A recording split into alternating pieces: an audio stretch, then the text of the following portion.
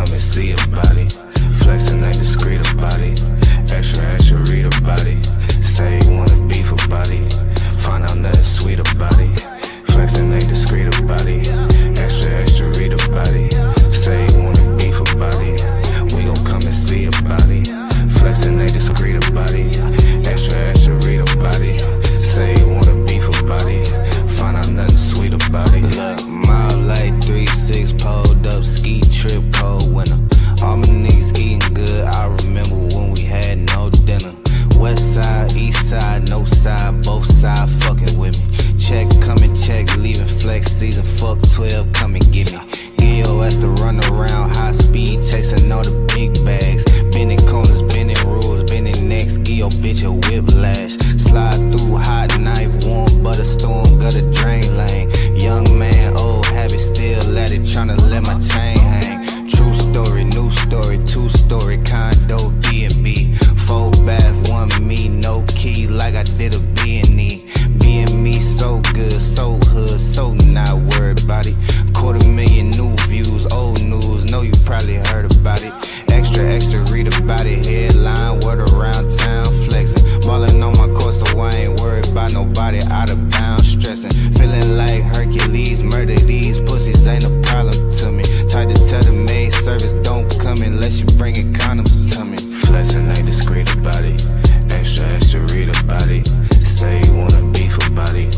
We gon' come and see about it. Flexing ain't discreet about it. Extra, extra, read about it. Say you wanna beef about it.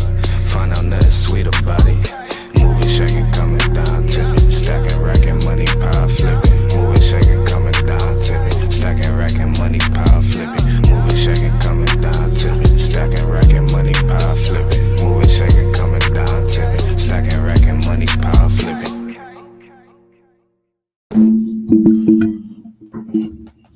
What's going on? What's going on? What's going on? What's going on? Get set up here. Still getting set up. Mike.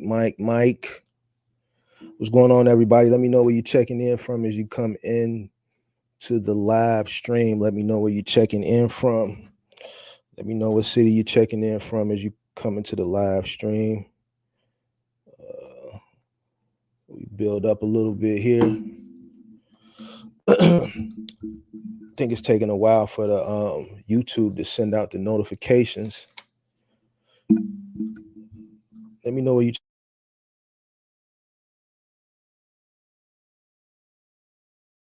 and tonight. Some good topics. This is episode 5 of the Mentors podcast. Every Tuesday night at 7:30 p.m. Central Standard Time. This is what we do. Let me know where you're checking in from as you come in. Let me know where you're checking in from as you come in. Hope everybody had a good Labor Day weekend. Every Tuesday, 7:30 p.m. Central Standard Time. We got Jersey in the building. We got Charlotte in the building. We got Pittsburgh in the building. Pittsburgh, PA in the building. Let me know where you're checking in from. Let me know where you're checking in from. Sending out notifications. YouTube is sending out its notifications. Let me send out some stuff on Instagrams. Newport News, VA. So we got a lot of East. Everybody East so far. Let me know where they're checking in. Jersey, Charlotte, Pittsburgh, Newport News, Virginia. Let me know where you're checking in from. Let me know where you're checking in from.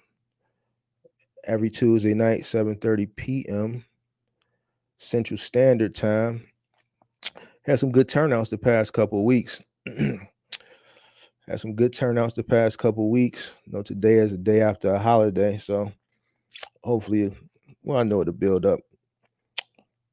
My lives always take about 30 minutes to build up strong. I don't know why. I don't know if that's a YouTube, the algorithm, or what. But in for a good show tonight. Got some good topics we're going to talk about.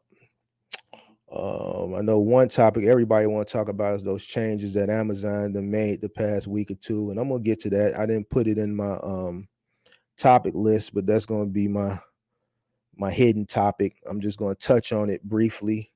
I'm not going to spend too much time on it because I know it's going to be a lot of Q&A. People going to ask me about it, so I'm just going to jump out the window and talk about it. My thoughts on it,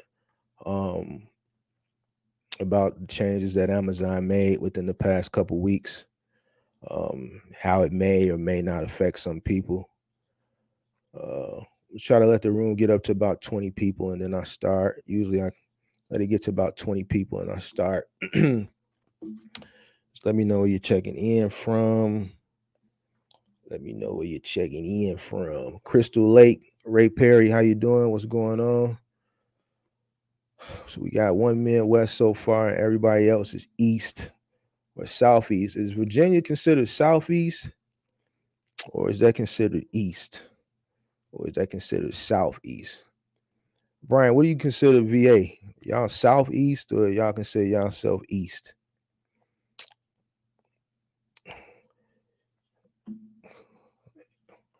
Let me know where you're checking in from as you come into the. Depends on who you ask. Okay, 10-4. 10-4. Depends on who you ask. Well, for me, it's just gonna be East for me. Since it's East to me. 1 second here. Inglewood, Florida. No, that's the Southeast. Pocket Deuces, what's going on? A lot of East Coast and Southeast. DC, Brian Watkins from DC. DMV area. DMV in the building. All right. Do me a favor. If you're in the live stream so far, go ahead. Do me a favor. I really appreciate if you hit that like button. That kind of helps get into the algorithm too. I think a lot of people are stuffed from yesterday eating all that ribs and potato salad and whatever greens and hot links and everything else. Room chat building up. Last week, as soon as I cut the thing on, it was like 20, 30 people. It's building up kind of slow tonight. Man, you know what? When it gets about 15, I'm gonna start since it's building up kind of slow tonight, and then everybody else can fall in.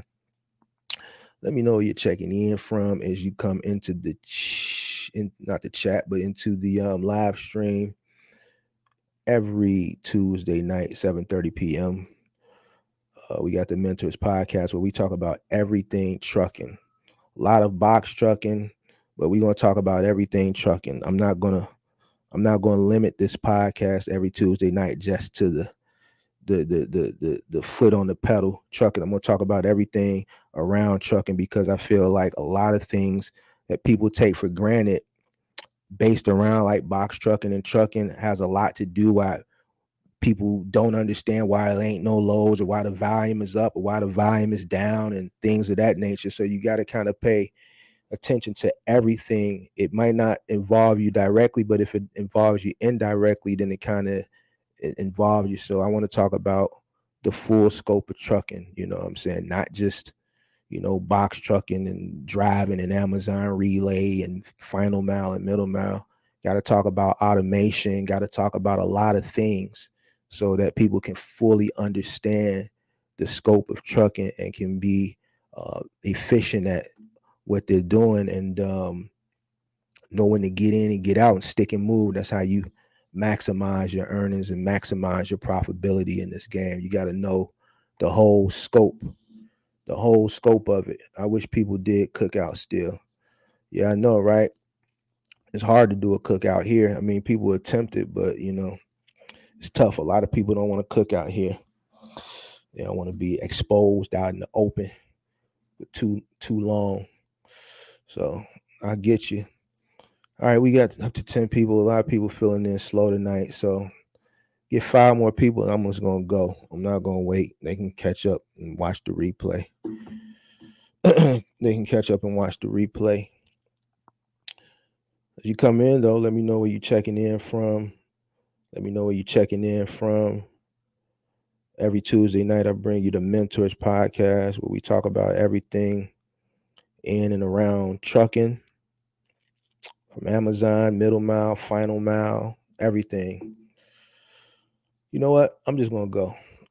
I'm gonna go. People can come in. All right, so tonight's episode is going to be sponsored by Arnold's Dispatch. All right, the banner right here, guys, right here, right there. Arnold Dispatch for all your dispatching needs. If you guys are looking for dispatch, there's a link down in the description. Go ahead and click that link and check out Arnold Dispatch. I know a lot of people ask me about dispatching and if I dispatch, if my company dispatch, we don't dispatch. But if you are looking for a dispatcher, check out Arnold Dispatch. The banner is right here under me, and there is a link in the description. So go ahead and check those guys out, Arnold Dispatch, if you are looking for dispatching. All right, so first topic I want to get into real quick. I'm not going to spend too much time on it. It's porch piracy.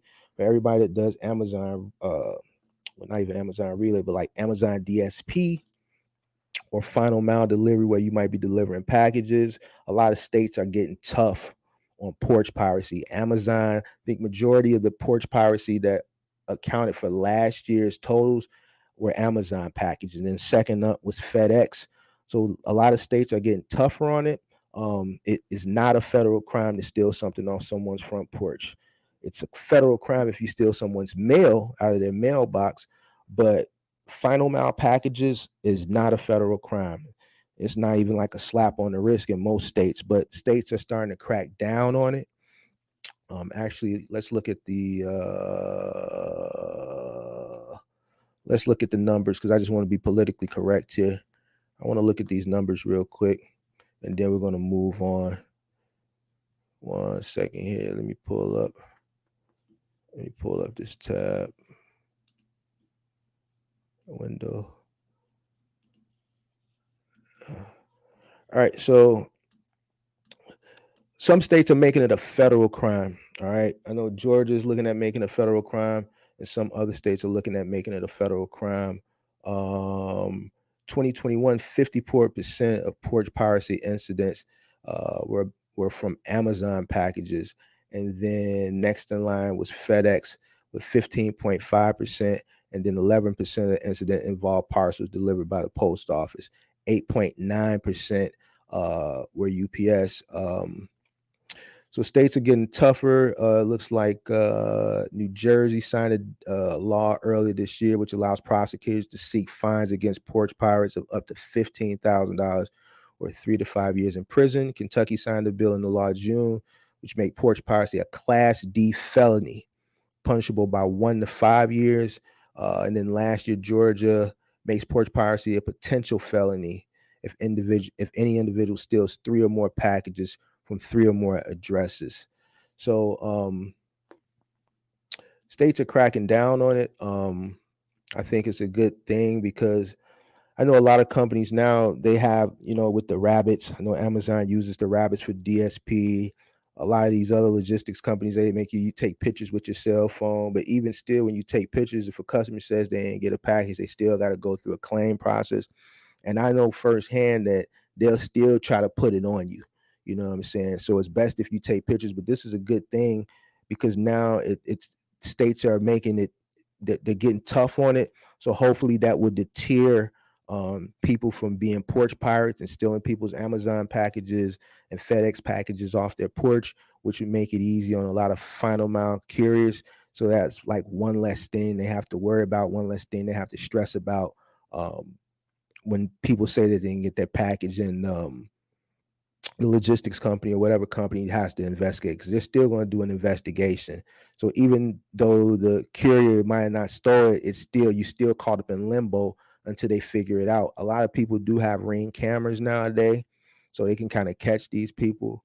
But we've seen Amazon drivers on people's Ring cameras like drop a package, scan it, and then pick it up and take it back to the truck. So even with people that's doing internal porch piracy, like companies or people that are working for these delivery companies that are doing it, hopefully they stop now since it's going to become a federal offense. And let's move on to the next topic: box truck benefits, investments, and retirement. All right, so this is a video that I made earlier this week, and I think this is very important.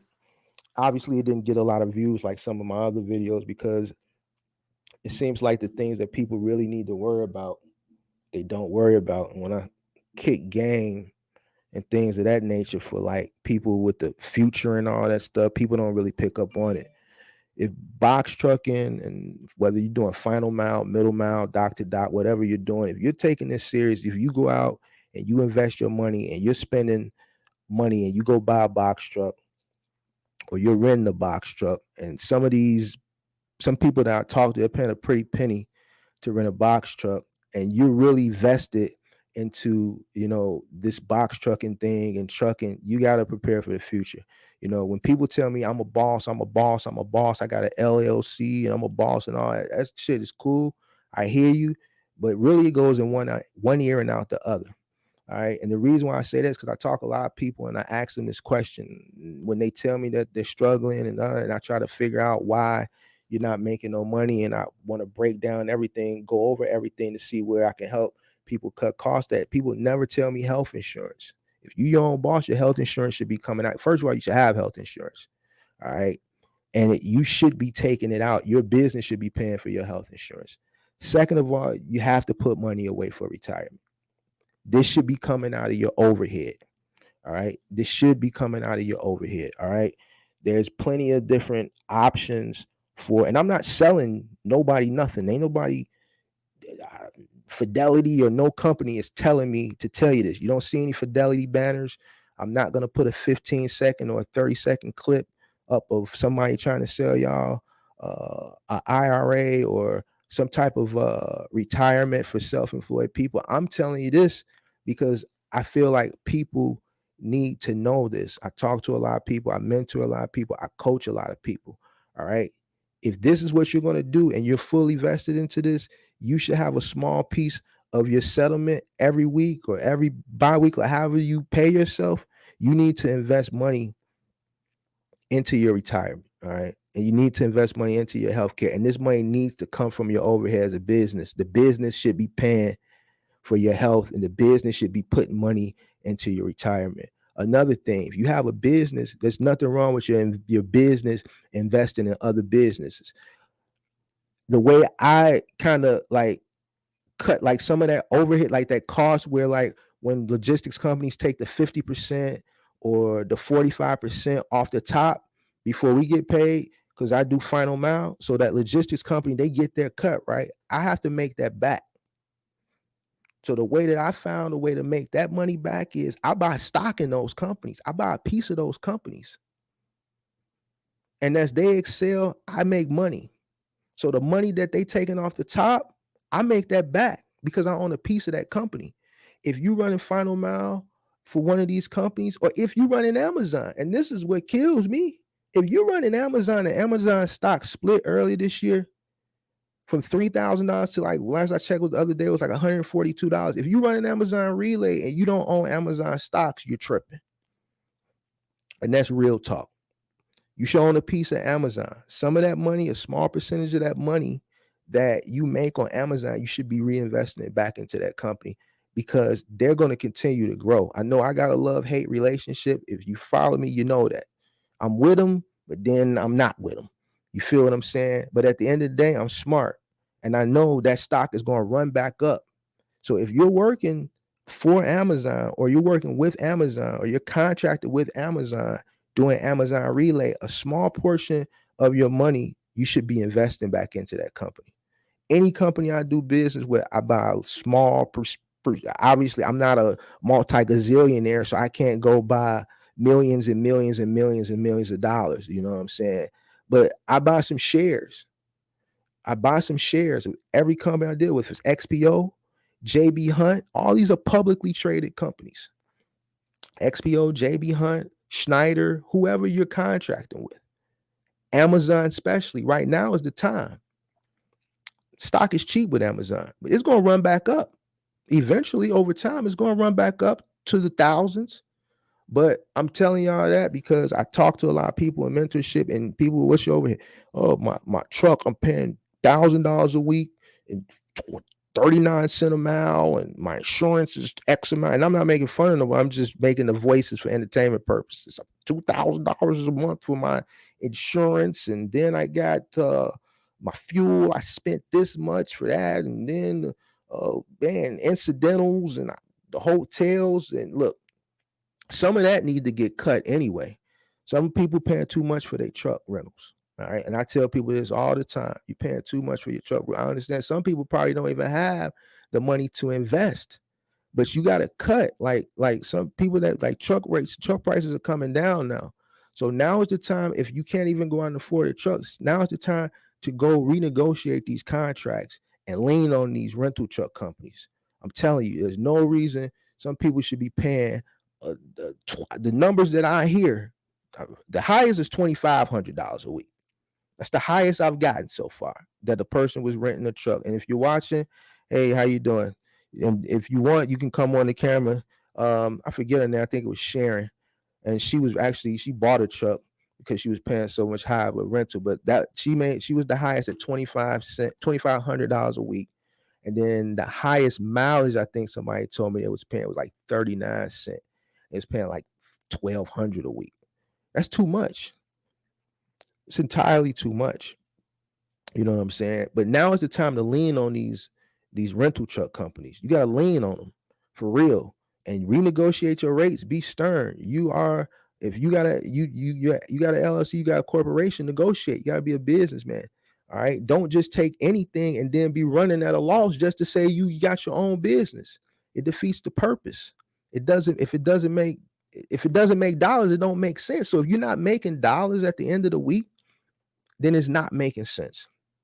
You know, it's just not making sense because you should have some money that you're putting aside for your retirement. If you're running for these public companies, especially you Amazon relay guys, there is no reason you shouldn't be investing into Amazon stock. And you'll thank me later if you do. I'm going to go ahead to the next one. And that's just real talk. A lot of people are not going to tell you about how to set yourself up running this game because you're an independent owner operator. You'll take that money and then you'll see some success and then you'll go out and spend it on frivolous things. And that's fine. It's okay to reward yourself. But at the end of the day, I know a lot of people that are subscribers to me. I may a little bit young. This may be their first touch with business. So you have to start preparing yourself for the future. Life insurance, get you some health care, put a little bit of money into some type of retirement. I like IRAs because I have employees, but that's not the only one you can get for self-employment. There's other options, and it's okay if your LLC or your corporation buys pieces of other companies. To me, it's a security. I look at it as a security. Any company I do business with, I want to own a piece of. All right, on to the next topic. Levels of box trucking. What's going on? Let me know as you come into the room. As you come into the live stream, I should say, man, do me a favor and just check in. Let me know where you're checking in from. And I appreciate if you hit the like button. It helps get into the algorithm. It helps get into the algorithm. So do me a favor if you like the content, do me a favor and hit the like button. Q&A is going to be at the end, like always, guys. So Q&A is going to be at the end. You're welcome to start putting your questions into the chat. And then when we get to that section of the podcast, I'll go ahead and scroll back up and start answering those questions. All right, so we talked about porch piracy. I had my spiel already about box truck benefits, investments, and retirements. If you're coming in to the podcast or the live stream right now, I'm going to post this back up. So if you missed the first two segments, the first two things we talked about, you're welcome to go back and watch the replay. This episode is sponsored by Arnold Dispatch. So if you guys are looking for Dispatch, check out Arnold Dispatch. There's a link in the description. All right, let's talk about levels of box trucking. All right, I did a video, yesterday, day before yesterday, about levels of box trucking.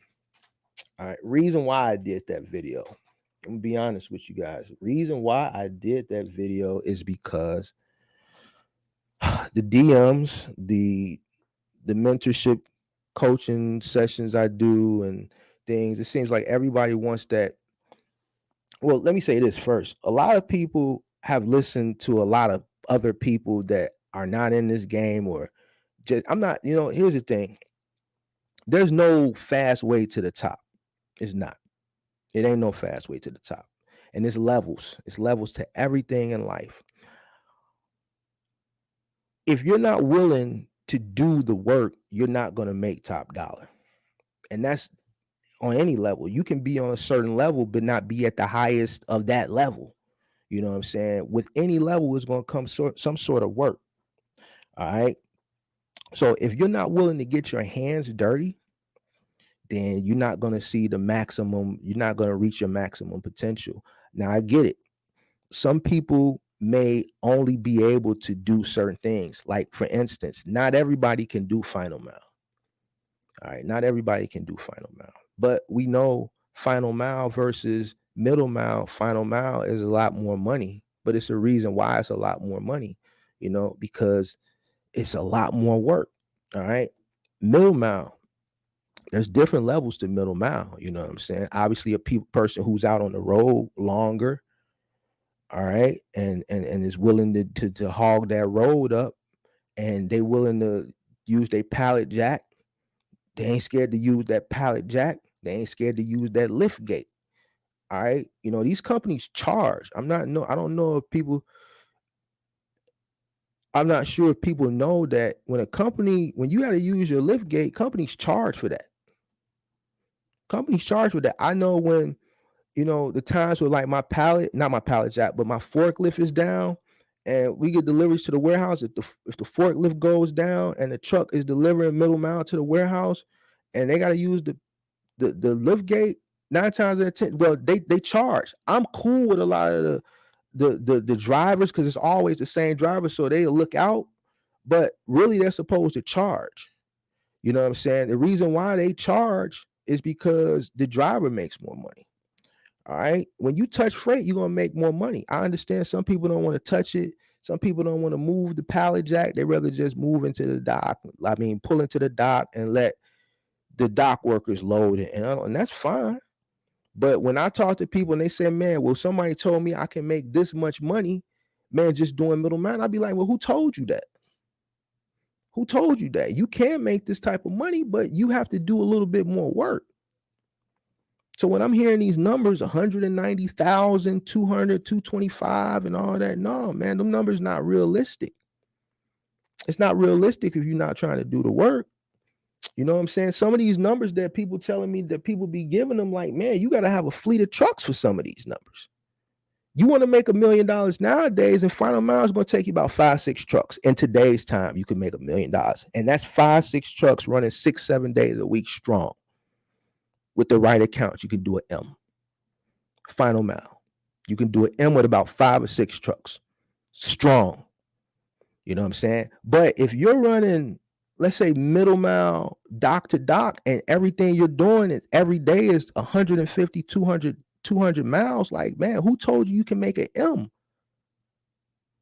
This shit doesn't make any sense. It doesn't.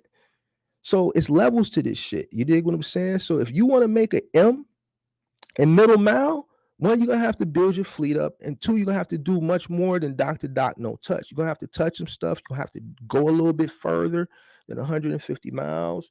You're going to have to do some work. You're going to have to do some work. You know what I'm saying?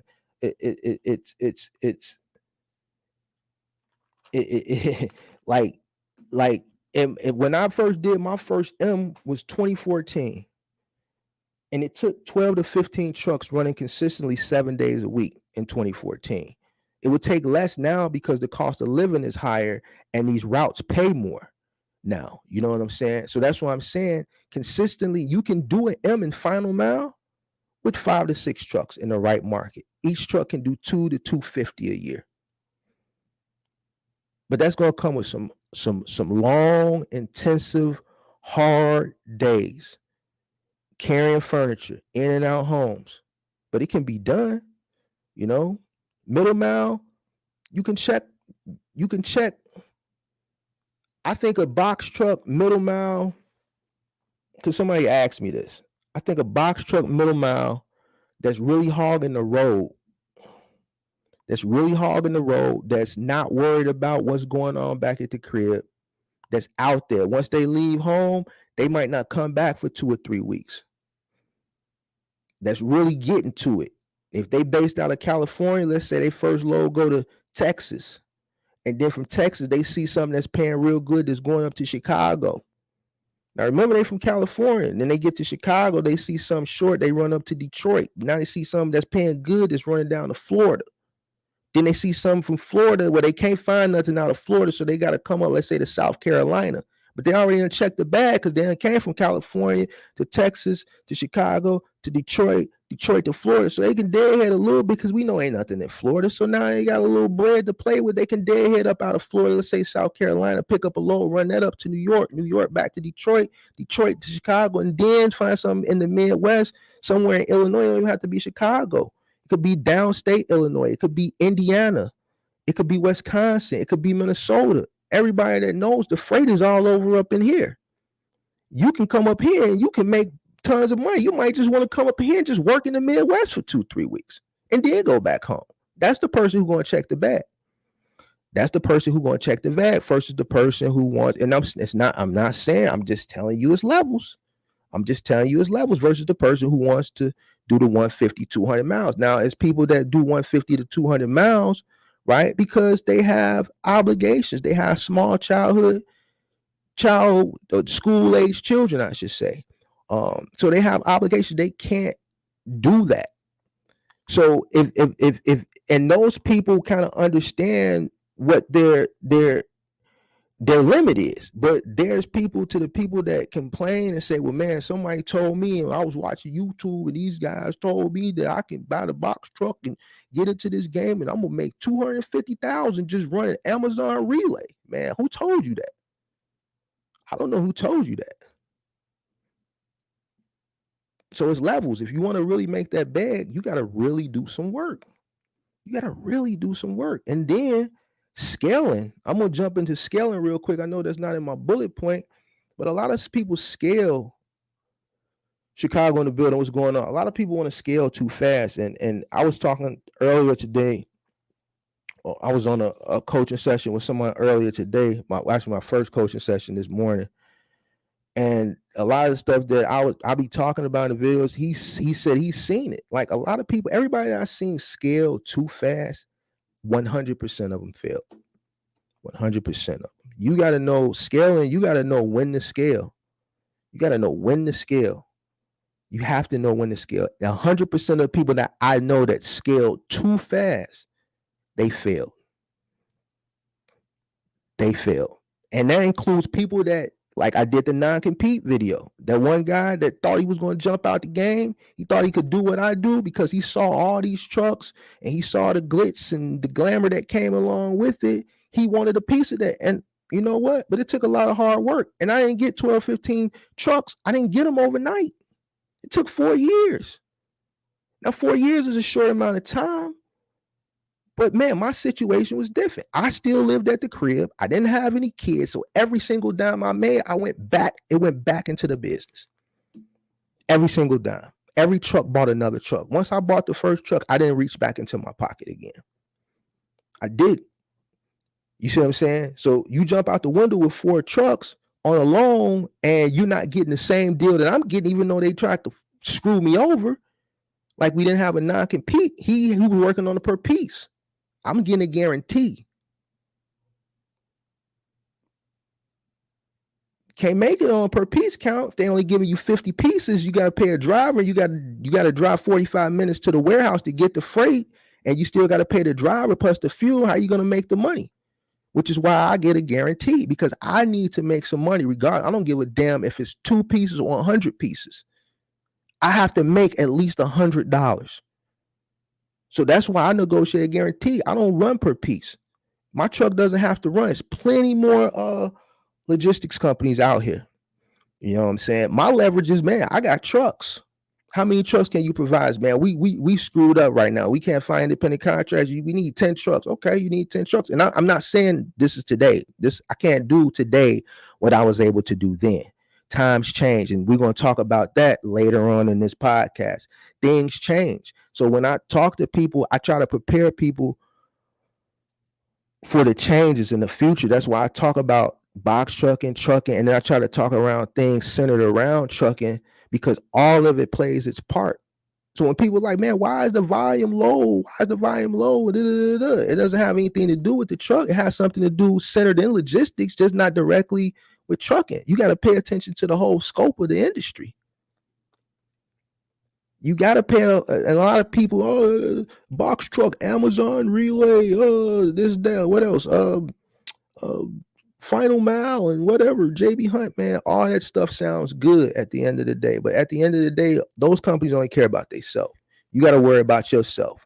Because guess what? Like I said in the video, if they lose that account, Final Mile, if a logistics company that you're running a contract with, you're only as good to them as they are good to the retailer. If they lose the account from the retailer, guess what? You lose the account by default. Then what? No one in front. And here's another thing. You can't get an account directly. And this is Final Mile. I'm gonna go back to Middle Mile. You can't get a contract. No, this is both actually. You can't get a contract directly with a retailer. So this is something else. People have been hitting me up, or they'll watch my videos, and some people will get confused. But most times than not, it's people look at a vast range of people, whether on YouTube, on Instagram, whatever. I don't know. I don't pay attention. I can only tell you what I know in my 13 years of experience. All right. You can't get a contract directly with the retailer. So Middle Mile, Final Mile, you're not going to go directly to Walmart and say, hello, Mr. Walton family. I'm ABC Trucking. I got one box truck out of, I don't know, Chicago, Illinois, and I want a contract. They're going to laugh at you. You know why? Because you can't satisfy them. You know what I'm saying? They deal with the big boys. You go to a DC for a Costco, Walmart, whoever, you're going to see 100 doors. For you guys that do Amazon Relay, say when you see Amazon Relay, 1 million dock doors, same thing at a Walmart DC. You're going to see 100 doors. You're going to see all 53 footers. You're going to see Schneider, JB Hunt, XPO. They deal with the big boys. Why? Because it's a 24-hour operation. They're running dry and cold goods. So they're running reefers and dry vans. And there's trucks coming in and there's trucks coming out. You got trucks doing dropping hooks. You got trucks picking up empties, taking them to another DC, taking them to the rail yard. You got trucks, you got them bagging in, pulling out, taking it to the rail yard. So they have to deal with a company that has thousands of drivers, company drivers, and thousands of owner operators running under their authority, because it's a 24-hour operation coming and going. They can't deal with one. They're not going to write 1 million checks to every little guy or every little woman that has a box truck, or 2 box trucks, or 3 box trucks, or 4 box trucks, or the sky's the limit. If you're not like JB Hunt, Schneider, XPO, Werner, Swift, Prime, those guys that can provide thousands, that's who they deal with. And then Final Mile, when you're running Final Mile, you deal with them. All right. When you're running like Final Mile to the home, you go through them. Middle Mile, when people say, well, man, I saw your video and man, I don't want to do, man, I'm struggling with the load boards, man. It's just not working out, or I can't make money with Amazon. A lot of markets, people just not making it with Amazon Relay. All right. A lot of markets, some people just can't figure it out, or maybe some markets just aren't good. All right, man, what's up with those contracts, man? I want to get a contract with Lowe's. You can't get it. All right. You can't get it. You got to have an infrastructure.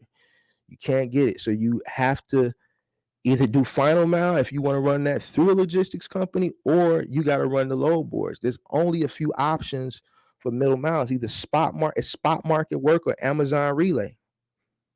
All right. There are small trucking companies that have small regional contracts. There are small trucking companies that have small regional contracts. And when I say small, guess how many trucks? Somebody just give me just a number in the chat. When I say small trucking companies that have small regional contracts, just give me a number. How many trucks you think these small companies got when I say small? Just somebody, the first person. I just want to see a number. Somebody just type a number in and hit enter.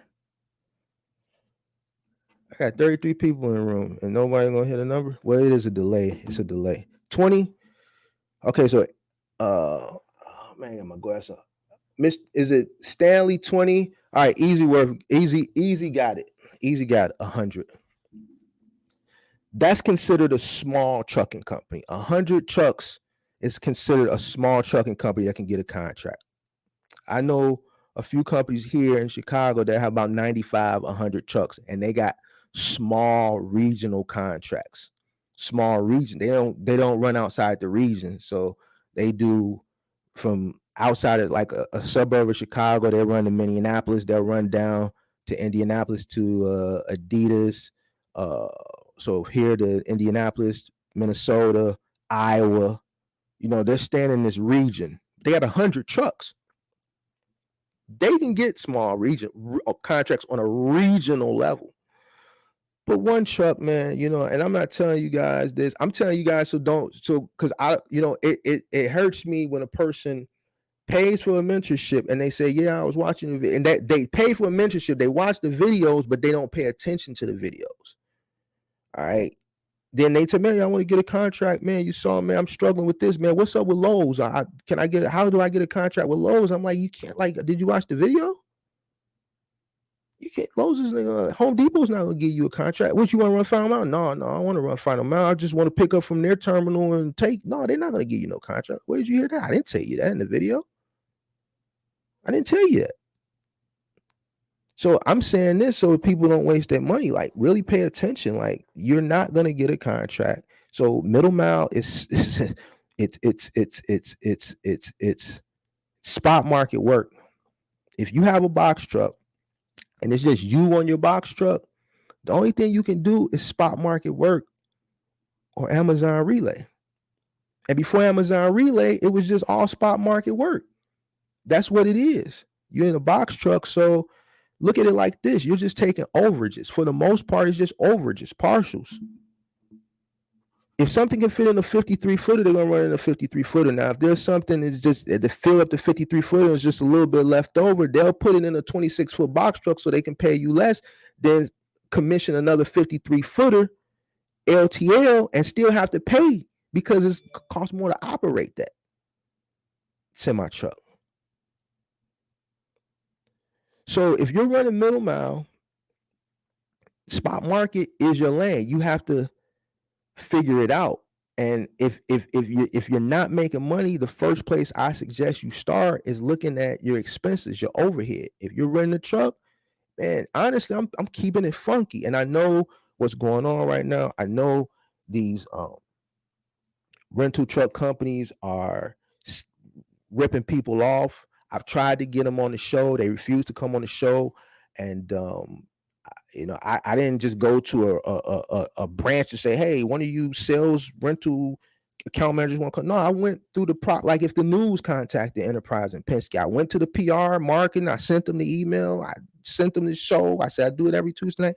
Can someone please come on from the PR department? They looked at it. They said no. I guess they thought I was going to bombard them with questions. I'm not going to. I just want to know why you guys are charging people $1,800 a week. It don't make sense. Charge people a fair rate. If you run out of trucks, okay, so be it. We get it. It's a pandemic. Manufacturing went down. But why are you charging people $1,500 a week and 40 cents a mile? Doesn't make sense. A person can't make money like that. And that's what's going on. It's a lot of people that's spending too much on their truck. All right, man. I'm moving on, bro. So that's levels of box trucking, man. I could get more deep, but it's going to drag on. I can go into the fleets, like some people want to make fleet money with one truck. Then that's going over to the final mile side. Like, man, $250,000 a year is good money. Now, after your expenses, if you're on a truck, you got one other guy. And this is something, I'm going to give you guys some sauce. I gave somebody some sauce earlier in the coaching session. The reason why a lot of people are having a hard time keeping drivers, and I'm keeping it funky with you, is because you're not paying them good enough. If you pay a driver good, you pay them handsomely. We call it handsomely. You pay someone handsomely. If you pay a driver handsomely, not only they're not going to leave you, they're not even going to consider leaving. You don't have to worry about, man, is he coming in next week, man? Any day I feel like he could let me know he quit. No. What Charleston? Why you say no, no, no, no, no, no, no, no, no, no, no, no, no, no, no, no. If you pay somebody good, they're gonna stick around. So let's do a quick little mock up real quick.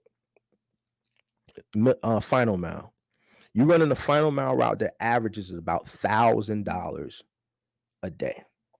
This is what they average here at my market. About $1,000 a day on average. All right. It's two guys. You're not on the truck, so you got your driver, you got your helper. $1,000 a day. In the comment section, what do you pay your driver and what do you pay your helper? Let me know, guys. I just want to get some engagement going on tonight. Just to let me know what you would pay. So if you got this route, right? Final mile route averages $1,000 a day. What would you pay your driver and what would you pay your helper? Let me know in the comment section. I'm gonna wait to the first three. I'm gonna look at the first three and then we're gonna dissect it. And I'm gonna tell you what I do, and then we're gonna talk about it a little more, and then we're gonna move on. Give me something in the comment section, guys. Let me see something in the comment section. You come into the live stream, do me a favor. Let me know where you're checking in from. Let me know where you're checking in from. If you're rocking with the content, man, do me a favor, hit the like button. It's 46 people in the room. I don't know how many likes I got because I'm streaming, so I'm not looking at the YouTube. But all right, so do me a favor, yeah, hit the like button, guys. Hit the like button. Hit the like button. I really appreciate it. Gets it into the algorithm. All right, so Ham Biz says $2,500 a week to the driver. Not that much, but man, that's very handsome. You know, if you pay that much to your driver, man, that's great. Trucking with Joker, what's going on, man? 300 and 200. I'm gonna tell you which one I'm doing. Who's the closest? Good question. I need to hear this. Okay, I'm just guessing. Yeah, that's too much, Ham. But you're not far off though. Southern Michigan in the building. 24 likes. Thanks, Dina. Man, come on, guys. Let's get those likes up. There's 47 people in the room. 25%. Trucking with Joker.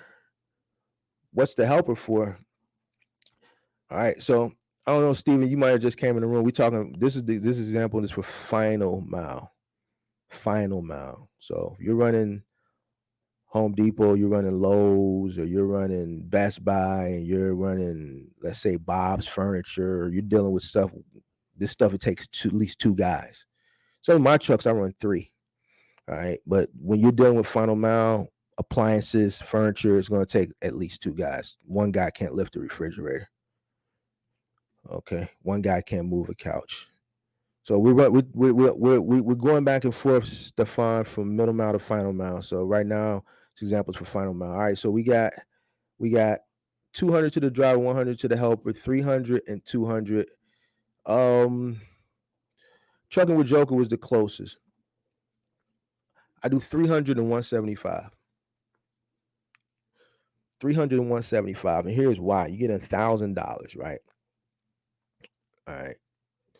Get a driver 300. All right. On a 6-day-a-week contract, he's making $1,800. You get a helper 175, right? All right. So boom, you're at about what? That leaves you at 425, right? Now times that. Let's do the math. Matter of fact, I could put the calculator up on the screen, but hold on, let's see something. So you got your driver making $1,800 a week. You got your helper making $1,050 a week. All right. Your truck is pulling 425. We talking about on a 6-day a week contract. All right. So that's $2,550 a week times 4 weeks. That's $10,000 a month, right? That's $10,000 a month that your truck is making. No, hold on. I said, hold on. I'm fucking up. I'm screwing up. Sorry, excuse my French. All right, so hold on. I forgot to tell you. I deduct another My truck cost.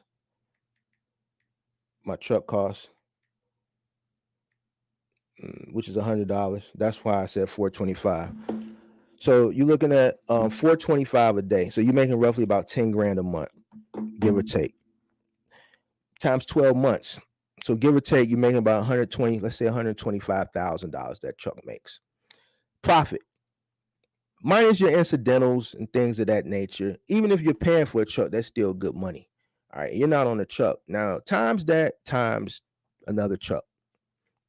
Times it times a third truck. Times it times a fourth truck. All right. That's final amount. The reason why I pay the driver that good is because I don't have to worry about if he's coming to work the next day. I don't care about, let me not say I don't care about the helper. I care about the helper. But the driver is the most important. And here's why the driver is important. Because without the driver, the truck don't move. The driver comes to work and the helper doesn't come to work. And I'm going to give you some sauce. You didn't hear this from me. I'm just telling you. Been doing this a long time. Once you're onboarded with these companies, with these final mile companies, they're desperate. If you go on Indeed, they're all hiring. It's to the point they put their number up for the recruiter. If you're already onboarded, right, and you've been running, let's say 2-3 months, and your helper doesn't come to work, man, you can just pick up any person that's going to help. They're not going to turn you away. You're already on board. You're in the system. If that truck shows up, they rather that freight leave off the dock. They don't want to have to answer to if it's XPO or UST. Lowe's is looking at it. They have a system where the people who are in logistics at Lowe's can look at all the terminals of the logistics companies they deal with and see why is this route didn't get picked up at the UST terminal in Chicago. There's 2 routes still on the dock. Why? Oh man, we had one route is down, the contractor's truck broke down, and the one contractor's truck helper didn't show up to work. You think the logistics company wants to tell them that your helper didn't show up? Nah, they don't care. They just want the freight off the dock. Why? Because they have more of an obligation to them than you do to the logistics company. Why? Because they're playing with a bigger dollar amount. They got contracts for millions of dollars. Why? Because they handling this on a national level. And this is why it goes back to why I'm saying you just can't go to these companies with your one truck. They not finna write a bunch of checks in every single city in every single state to a bunch of ICs. No, we're gonna deal with 5 big companies: XPO, JB Hunt, UST, Pilot. I'm just naming some. And I'm trying to think of another final mile company. I don't know. Let's say UST, XPO, JB Hunt, UST. Let's say Select Express. And through the whole country, we're dealing with these five logistics companies. We're going to write 5 checks every 3 months. See how easier that is?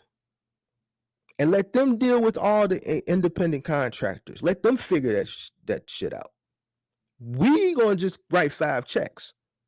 Then they can deal with paying all these ICs that it takes to get this freight out every single day.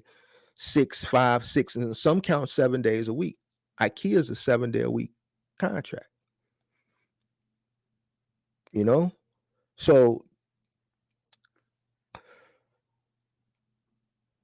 there it is, guys. Like I'm not going to continue to go on into that. I think you guys get it. So let's go to the next one. Amazon announces AWD. Now, this is good for you Amazon guys, Amazon Relay guys. You guys probably don't even know this. But before we do that, let's talk about this real quick because I know there's going to be a lot of questions. The changes that Amazon made. So I know people going to want to know my thoughts on it. I'm going to keep it funky with you. The changes that they made about the safety and the changes that they made about the double booking. I mean, me personally, I know I got like a love-hate relationship with Amazon, but I think those moves they made, I think that was for the best interest of their business. Yep. I'm gonna keep it funky. I'm gonna always keep it real. You know what I'm saying? I think those moves that they made were for the best interest of their business. And I'm gonna tell you why. And I say this all the time. I always say Amazon will switch up on you, but this ain't a situation where they switched up. And some people thinking it is, but I'm gonna keep it real with you. Amazon will switch up on people on, let's say, the AFP side, the DSP side, that have superior ratings. They'll get rated superior, no flaws, but still get kicked off the platform for whatever reason without notice. No non-compete. It says it in the termination letter, and I showed this in a video about 2 months ago. These people can't even trip. They have to allow their DSPs, once that company has 30 days to dissolve, once from the time that Amazon lets them know, like, yo, we shutting you down. Why you shutting me down? I just had a review. I got a superior rating. It was flawless. Hey, man, we shutting you down. Look, we need you to sign this NDA, and we'll give you a $10,000 severance package. But you got to sign the NDA. The NDA states that, hey, man, first of all, you can't tell your DSP drivers what we're talking about until 15 days from now.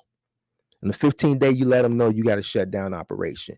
Once you let them know, you can't stop them. There's no non-compete that holds them back from going to apply at another DSP.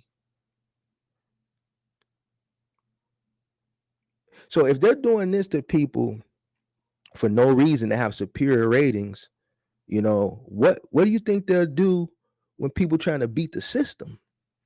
All right. And, I know, here's the thing, man. Amazon is a very, very, very, very efficient company. All right. Efficient. All right. Safety is safety, man.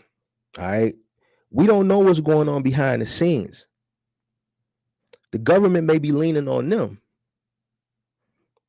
Look, man, y'all letting people in with unsatisfactory safety ratings. Y'all got to cut that out, man. We don't know. You know what I'm saying? But at the end of the day, they have a moral obligation to make sure that they got safe people. I already spoke of the lawsuits. It was a DSP driver here in Chicago that killed somebody on I-94. And the reason was, man, I'm under a lot of pressure to get these packages delivered. All right. The double booking thing, that was a hack. People was putting it on YouTube. You think Amazon not watching YouTube? They got people watching YouTube. You know what I'm saying? It was a hack. If it's something that they don't promote or they don't deem as right, then they're not going to allow it to continue to go on. You can't beat the system. They designed the system. They designed it to work a certain type of way. They're not gonna, Amazon ain't the company to fool around with and try to like beat them out. I'm telling you, they cut people off that are doing a good job. So if you try to beat them, they're gonna definitely cut you off. So if this is your lane and you really take Amazon serious, man, my advice is to run it the correct way. I'm telling you, run it the correct way. Amazon ain't nothing to play with. They will cut you off. And I'm being honest with you. So run Amazon the right way. I know people want to make more money and try to find ways to make more money, but if they didn't design it to do double bookings and all that stuff, these hacks, man, don't do it. And then if you find some type of hack, man, keep it to yourself. A lot of people mess up good stuff because they run their mouth too much. If I got something that's working good for me and I know, what, I'm smart and ain't nobody on this, I might have found something that can beat the system. I'm going to keep it to myself and I'm whispering. So, I mean business, keep that shit to yourself. Because the moment you spread it out and everybody get to talking about it, that's when the shit get fucked up. And that's what happened. Too many people, it was everywhere. And then now look, you got some people going to get hurt by it. You know what I'm saying? Some people just ain't, like, come on, man. Come on, man. Like, you gotta, man, like, I know, I don't know. I was just raised a certain way, man. Sometimes you gotta just keep your mouth shut, man. Keep your mouth shut, man. If I got some sauce and I know it might not be what I'm really supposed to be doing, but I know I can, beat the system, I'm gonna keep it to I might tell it to some of my close partners that I know can keep their mouth closed, but I'm not gonna go broadcast it because I don't know. This dude, he talk too much, or this person might talk too much, or this person might not be raised a certain type of way. He don't understand. Like, man, we keep our lips closed. What's the little emoji with the zipper? Man, I apply that to a lot of parts of life. I'm not gonna sit here and run my mouth because now I'm messing my bread up. And that's all I'm gonna say about that. That's all I'm gonna say about that, man. Yeah, man. Some people need to keep things to themselves. And that's it, man. So Amazon announced a AWD. All right, so Amazon warehousing and distribution. This is gonna be good for some of you Amazon.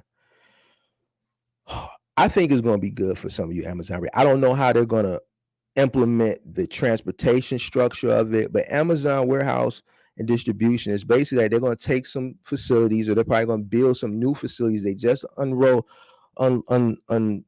this or unraveled it or whatever, released it. And basically what they're going to do is they're going to do warehouse storage for sellers. So people who have overflow storage, they're going to charge them a per monthly, a month to month rate to store like items. And if they want to upstream that stuff into fulfillment onto the Amazon sellers platform, they'll be able to do that. Matter of fact, let's take a look at it here. I'm going to share my screen with you guys. We're just going to take a brief look at it real quick just to get a full scope of it. Where is my Safari? All right, there you go. Amazon warehouse and distribution company latest foray into logistics. And I want to talk about something too. The pay-as-you-go offering called Amazon Warehouse and Distribution allows sellers to ship.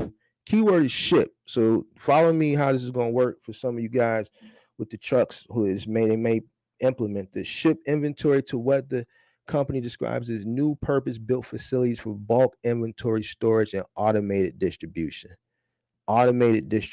Sellers will also have the option to integrate their upstream inventory storage into Amazon's fulfillment network. In doing so, they can essentially outsource inventory distribution to Amazon, which will ensure that the right products are in the right places at the right times. AWD is now live for sellers to store and distribute inventory within the Amazon fulfillment network. But the company said in a news release that customers will be able to send inventory to any location, including wholesale customers and brick and mortar stores beginning in 2023. All right, so they're going to ship, and I believe that Amazon is going to obviously handle the shipping because they have the infrastructure too. So to the warehouse, and then in most cases to outside wholesale sources and to brick and mortar stores. So that's going to require transportation. That's going to require some type of transportation, and 9 times out of 10, Amazon is going to use their own network of contractors. This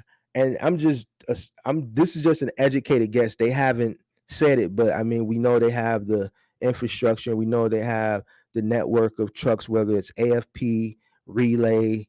They probably wouldn't use the DSP, but they have it on the middle mile to run that stuff back and forth. So I think this is going to be good. This may open up another lane, another opportunity for a lot of guys that do run Amazon Relay. So you may not have to rely solely on the post office and running dock to dock as far as packages that have like a time constraint on them. All right. And I want to say this, and this is just me making another educated guess. The way Amazon is moving in logistics, how they're buying and moving up, I wouldn't doubt that. I can't give a timeline if in the future they make a run at UPS and FedEx. I mean, if you think about it, they're building their network and their infrastructure up. They're already going to home. So, I mean, how hard it would be to go to home, drop off a package and pick one up. How hard would that be? How hard would that be to ship? They've been buying cargo jets, jumbo cargo jets. They have a plethora of vehicles. They have the network. They're steady building the network. I see in the future, and I could be wrong. This is just me making an educated guess. And with moves like this, I think eventually they're probably going to try to compete with UPS and FedEx. I mean, why not? You know what I'm saying? I could be wrong. Right. And then drones, I really, because they actually have a one up, because they're actually already going to the home. UPS goes to the home to do the drop off. UPS really only picks up from businesses. FedEx only really picks up from businesses. That's why they have the UPS store and the FedEx store for consumers to go to those places to drop off their packages for shipping. They don't really pick up from the home. They pick up from businesses. They drop off to the home. Amazon already goes to the home to do final mile package drop offs. So they can probably structure their routes to the point where, okay, we can do a 1-and-1 or a 1-and-2 or whatever. We're already going to this home. This home has a scheduled drop off and they also have a scheduled pickup. Or we got trucks doing drop offs in this area. And once they do all their drop offs, they can do their pickups or they can do it simultaneously. So I think Amazon eventually is probably going to make a stab at competing with UPS and FedEx. All right. So last topic before we get into this Q&A, logistics versus gig apps. All right. So this is just, I did this video about a week ago too. I got a lot of DMs and questions about it. And this is just me just staying ahead. As long as, since I've been doing this, the industry has changed a couple times. All right. First few times it caught me off guard. Amazon caught me off guard in 2015, 2016. It did. I saw freight drying up on docks and we didn't know where it was going. You gotta understand, this is when they were building on what you see now, the early stages of building with what we see now. And we really didn't know. No one knew. We weren't the consumers. We were the guys, doing what was considered early stages of final mile delivery. And 2015 is when we started seeing the numbers and the volume slowly come down. And then January 2016, those fiscal numbers came out. It was all over the news. I don't know, some of you guys that have been in the industry for a while or maybe a little bit older, I'll never forget it. January 2016 was all over the news. Amazon's fiscal numbers, they did 106 billion with this beta testing of Amazon moving from books to the everything seller. That's where all the freight is going. That's when you say, okay, so that's where everything is going. All right. So I've seen the industry change a few times in my time being in logistics, and it's going to continue to change. And this is the section, and this is why I say this for last, because everybody really needs to pay attention here. The demand for final mile e-commerce, I should say, it's so much, it's so big that logistics companies cannot keep up with the demand. They can't keep up with it. They cannot keep up with it. They never have been able to, but it's worse now. This is why a lot of retailers are moving to the gig apps. There's a few reasons why they're doing it. One is the demand. We know the logistics companies can't keep up. They're steady hiring. They're steady trying to figure out clever ways to attract applicants, right? Okay, we're not attracting applicants because none of the rental companies have trucks. All right, so look, we got to go out. We got to buy some trucks. All right, so now UST, you sign up for us. We're going to supply the truck. We're still going to give you that $5,000 a week to run this Lowe's contract. We're going to cover the gas. We're going to assume all the costs centered around the truck, but we're still going to pay you that $5,000. They're shrinking their margin down. Why? Because they have an obligation that they already signed up for Lowe's, that we have to do this hook or crook. We got the contract. We don't want to lose it. We still rather make some money than nothing. So now we're providing the trucks. Why? Because they see, man, ain't nobody applying. We got this many routes we got to satisfy in this market, and we just don't have enough people. Well, People applying, but they say they can't find no trucks. All right, so let's go buy some trucks. All right, we buy trucks. We got them there. You got some logistics company offering a sign-on bonus. No, the sign-on bonus isn't as much if you're an owner operating a semi truck. I see some companies up here giving 7,500 sign-on bonus. 1,500, I think JB Hunt I saw in one market was like 3,500. But this is unheard of in box trucking. Why do you think they're doing it? They have to attract applicants. All right. It's just not enough. E-commerce is steady growing. People are buying more and more things. But the contractors seem like they're getting smaller. So if e-commerce is getting bigger and the contractors aren't growing with e-commerce, they're actually getting smaller. They're not being steady. They're actually getting smaller due to everything that's going on. The logistics companies are just overwhelmed. They can't keep up with the demand. So now the retailers are going to the apps. Why? So that's one thing. The other thing is the competition as far as the turnaround time. Amazon has instilled it in the consumers' heads that the standard for delivery should be no more than 2 days. It's been conditioned in our mind because everybody orders something from Amazon. The more you order for something, at first it was a few days, then it was 2 days. Then it was the next day. And now in most cases, depending on where you're at and what time you order something during the day, you can get it that same day. I can order something right now. It may be too late for same day, but it'll be here 4 a.m. to 7 a.m. the next morning. So while I'm sleeping, somebody's in my building putting the package down in the mailroom. This has become the standard. So now every other retailer has to race to catch up to Amazon's standard. Amazon sets the bar. All right. So on demand has become the norm. Everybody wants everything now. 2 days is too long. Right? So they have to go to the gig app because the gigs can provide on-demand delivery. Why? Because they already got the guys on the app. They got the apps logged in. They got the times they're willing to work. They're already on the app logged in, just waiting for something to drop. And they're within the amount. Okay, boom, this drops at this big lots. All right, we got this many drivers in the area. The algorithm automatically sends it to a driver. He's already 10 minutes away. He starts heading that way to pick up something, and he's going to drop it off within an hour.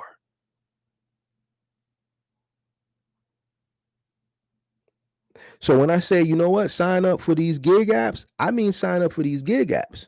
And the reason why is be ahead of the curve, just like everybody's saying right now, saturated. Amazon Relay is saturated. Middle mile is saturated. Final mile isn't saturated because don't nobody want to do that type of work. Let's just keep it 1,000. Don't nobody want to do that type of work. All right. I get it. I've been in the game 13 years, final mile. All right. Amazon is saturated. Middle mile is saturated, right? We know box trucking got popular the last 2 years, right? Eventually, it's going to happen over here. But guess who's going to get in and get the money good? The early adopters. Just like always. I talked about it last week. The people who get in early are going to be the people who check the bag. They're going to be the people who check the bag. I gave the example about Shopify last week. Shopify was popular. Look at all these Instagram models that built Shopify stores that made millions. Ja Nice and all those Instagram models, right? They've already moved on. She has a cookbook now. She really ain't focusing on Closet Envy or whatever, all these other Instagram models that was checking that bag in 2015, 2016, 2014, 2017 off Shopify. They moved on. Why do you think they moved on? Because that bag ain't like that no more. People ain't going to Shopify. Why? Because that drop shipping from Alibaba is 30 days. I can go get women can go get them same eyelashes or them same workout sweatpants and all this stuff that they was selling that was the most popular stuff on all these Shopify stores. You can go get that stuff on Amazon and have it the next day. That's why Shopify ain't popular no more. That's why they laying off 10% of their people. That's why their sales were down 28%. But the people who got in early, right? Those were the people that are the millionaires today. Right? I'm not saying you're gonna jump into a gig app and become a millionaire, but what I'm saying is you're gonna jump in like on Thumbtack. It's hard for people to get on Thumbtack now. My company's been on Thumbtack for some years now. My company's a top pro, tons and tons and tons of reviews. I turn Thumbtack on, we're gonna be at the top of the list. But a person coming in now, they want you to invest some money. You got to get all these reviews in order for you to even show up. Why? Because I've already spent tens of thousands, probably six figures in lead cost already from all the years I've been on. So you get onto these apps now, you're already in the system. You've been in the system. You've done tons and tons and tons and tons of these gig delivery jobs. So then when it becomes popular, everybody rushes over to it. They got to onboard. They have no reviews, right? They're not in the system. The algorithm that sends the loads and all that stuff, it's not really working for them. It's working for the people that have been in the system already. You know how to work the system. You know how to position yourself. So then when it becomes saturated, you already done made a ton of money from it. You in the system, you still getting the top dollar because you've been in the game, and you on to the next thing. That's just another stream of revenue. You already on to the next thing. These logistics companies are struggling. The more they struggle, the more they struggle to get this freight out, the more these companies are going to go more and more to gigs. I did Instacart. I got a video dropping on another company that just released some news. I wanted to talk about it here, but I think I'm just going to put it in a video. A lot of people are going to rush to that one because that has something to do with middle mile. That has something to do with middle mile. A lot of you guys, I'm finna drop a gem on some of you guys that's struggling with these load boards. They didn't figure that out already. It's a company that figured that out already. Like, nah, don't worry about the load board. Don't worry about finding it. We're going to find it for you and send it to you. We just going to keep sending you stuff. You like the rate? The rate is going to already be there. It's going to say, look, we need you to pick this up and take it to there. This is the rate. Accept it or don't accept it. Y'all, you don't want to accept that? Bing, ding, ding. 5 minutes later, you want this? Okay, you deny that. Ding, ding, ding, ding. You want this? Oh, yeah, I accept that. Boom, they're going to send it to you. Boom. All your information is going to be in the app. Boom, you go pick it up, drop it off. Simple. Simple. Companies are trying to make this, automate this, and make it. I'm telling you, Barnes and Nobles, Borders Bookstore, these dinosaurs, man, that didn't see the future coming. That's why they got pushed out the way. You gotta be ahead of the game, man. These logistics companies, these load boards, I'm telling you, these new technology companies are trying to get them out the way because they promise it on demand. On demand, even with the middle mile. I'm telling you, I'm finna drop something on you, middle mile. That's on demand. You ain't gotta go on a load board. I gotta pick this up tomorrow. All right, my appointment time is 8 a.m. and this, that, and the third. No, it's on demand. On demand middle mile. Gotta stay ahead of the game. So when I say sign up for these apps, sign up for these apps now before it becomes too saturated. Because I'm telling you, this happens. Everybody runs to the next big thing. And then when people run to it, gets oversaturated. And that money, the people, when it's less people onto something, that means you make more money. Everybody knows this. All right. So I think I'm gonna leave it at that. And man, we're gonna open up that Q&A, man. Let's open up that Q&A, man. This is a good live tonight, man. I think hopefully everybody got some value out of it. I know I think I was preaching for a little minute, but I think it was in a good way, hopefully. But yeah, Q&A is open, man. So let's get these Q&A questions going. Let's get these Q&A questions going. I'm gonna start scrolling up to the top. If you are checking in, let me know where you're checking in from. Just put your city and state, and go ahead and do me a favor if you don't mind. Hit that like button, man. I'm not monetized. The only thing the like button does is just let me know that you guys rocking with the content. Just gives me motivation to keep doing it. That's my pay. Just the motivation to keep doing this. So I appreciate if you just hit the like button. I'm already invested into this. I kind of like doing it, you know what I'm saying? I kind of like dispelling the myths and all that and just telling people what the real is. And I've been in the game a while. I learned a lot the 13 years I've been in it. So if I can pass that along to people, um, then so be it. You know what I'm saying? There's plenty of money out here for everybody, man. There's no reason to um like keep it or whatever, or hide it or whatever. You know what I'm saying? I wish, when I got into the game in 2010, YouTube existed, but YouTube was only 4 years old. The the the video on YouTube at that time with the most views was Charlie Bit My Finger. And I don't know how old people are on this live stream, but those people who OG like me who remember that Charlie Bit My Finger. Matter of fact, let's see if it's still up on YouTube. Hold on.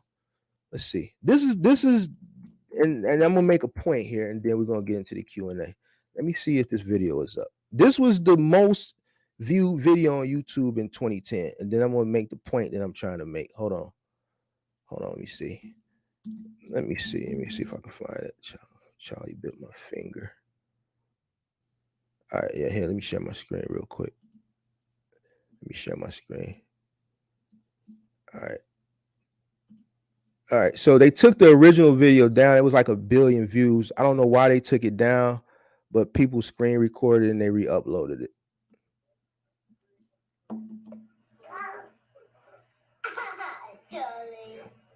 Charlie bit me.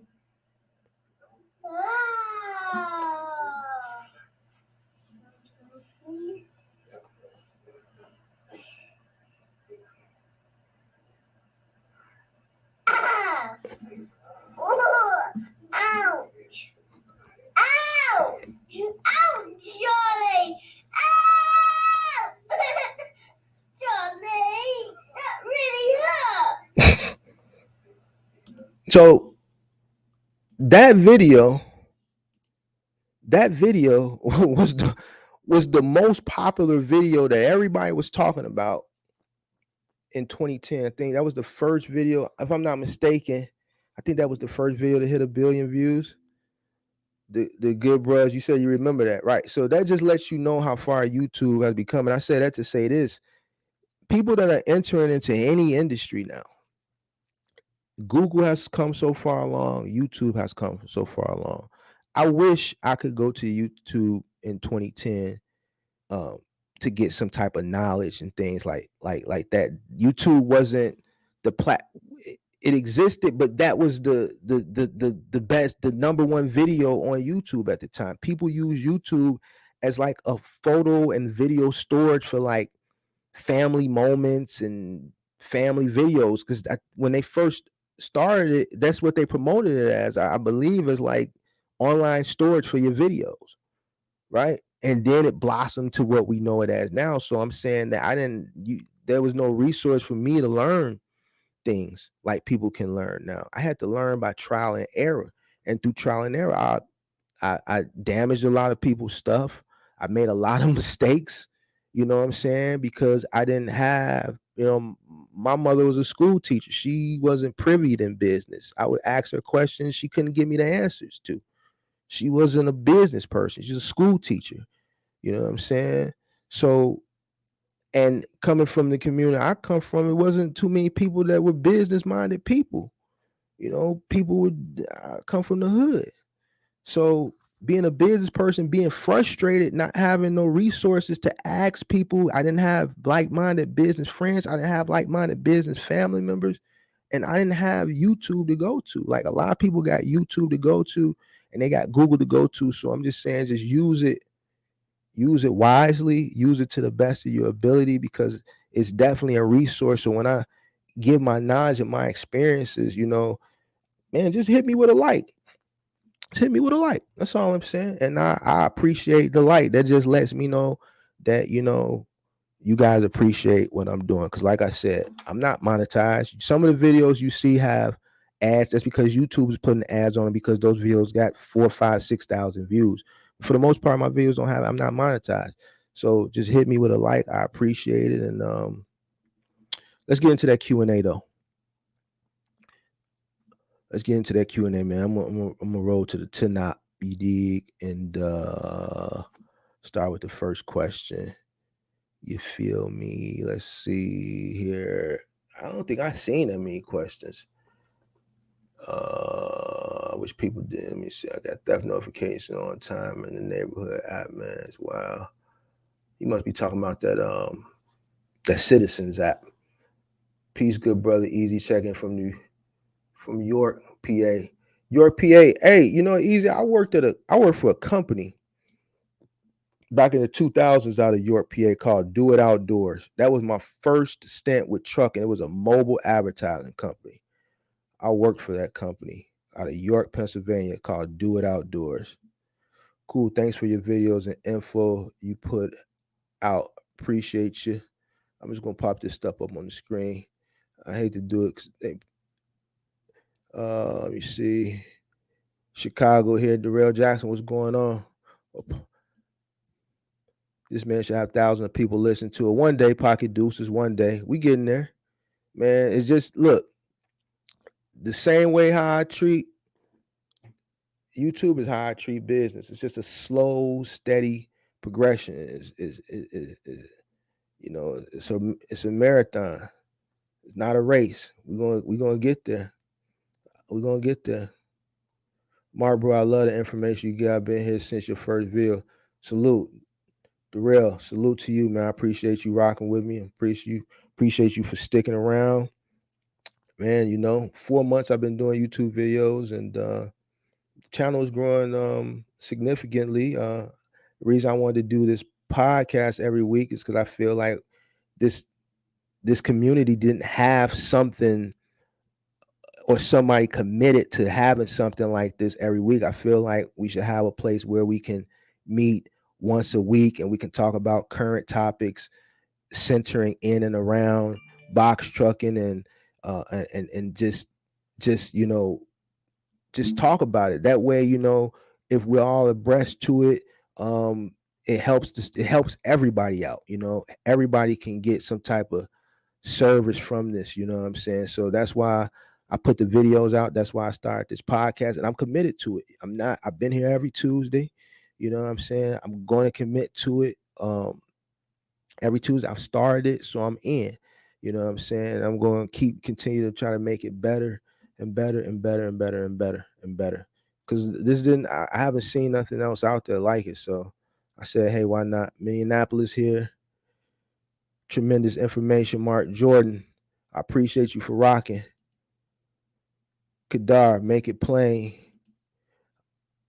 Who told you that? Are you talking about in the video? That's why I changed my mind on renting. You must be talking about the prices. $2,500 a week. Okay, when I was giving that, let me skip through. Okay, just guessing. Southern Michigan in the building. What's the helper for? I answered that question. This is my first time hearing Final Mile. Okay, so I answered his question. Hey, Stefan, you gotta watch some of my videos, man. Box trucking, man. It's two lanes, man. Middle mile and final mile.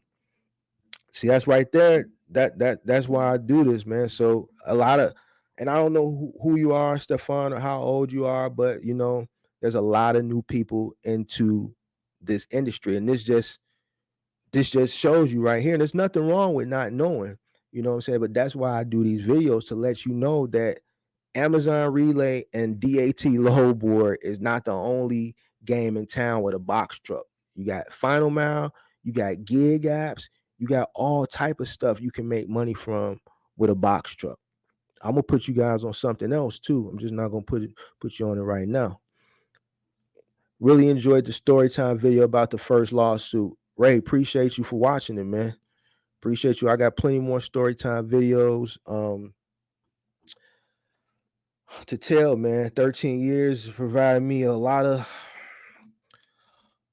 stories to tell. Some of them, man, I just dropped that link too. I always drop the link. Anybody want to come on the live stream and just chop it up with your boy? If you want to ask a question, you're welcome to come on the live stream. I just dropped the link, so just hit that link, and I'll bring you on. Hit that link, I'll bring you on. If you just want to come on and chop it up with your boy, ask a question, hit that link. I just dropped it down in the chat, and I'll bring you on. Let's see here. Q&A time. So go ahead and drop your questions. I'm just scrolling up from the top. Q&A. Drop your question. What about taxes? What about taxes? You gotta give me a specific question on taxes, Dina. Give me a specific question on taxes. I know I talked about healthcare earlier. I talked about self-employment benefits, retirement rather, for you box trucks. So box truck people that came in late, we talked about a lot of good things earlier. You guys want to probably go back and watch the replay. Health insurance, we talked about benefits, we talked about investments for people who are in box trucks. And I'll go back and recap that maybe in a minute. But you got to give me a specific question about taxes so I can answer it. Is that the same amount you would pay for middle mile? No, I wouldn't. You talking about that? No, middle mile. So here's how I run middle mile. 33%. Simple. And I never had problems. Whenever I do middle mile stuff, I give my driver 33%. Make it simple. And they know they get 33%. And it's a reason why I do that, because I'm not trying to check the whole bag. I understand the importance of keeping your driver. So my driver feels like a partner at 33%. The truck gets 33%, and I make sure that whatever it is that we take in, that 30%, 3% that the truck gets covers the cost, the truck cost to run that route. The driver gets 33%, the truck cost is 33%, and the company gets 33%. Now the driver feels like a partner. It's like I'm paying them handsomely, and it also it's like a psychological thing too. And that's just, you learn these little tricks just as you're in business. You learn little tricks to kind of keep people and keep people happy. It's like a little psychological trick. 33%, so they feel like their partner is split in a third. So that's how I run that. All right, let's see. I am an example of how to hustle and grind final mile solo. I deal with more so assembly and repairs, though. I don't even need a truck. I rock old Tahoe. Any questions, let me know. I don't know what you're running, but I mean, salute to you. I mean, I know a few accounts you can run Select Express by yourself, like baby cribs and stuff like that. But I mean, the stuff I'm talking about is, and I don't know who you are, so I mean, but this is my live, but I'm talking about like refrigerators, stoves, washers, dryers, sofas, armoires, dressers. I'm talking about accounts, big accounts. So I'm not talking about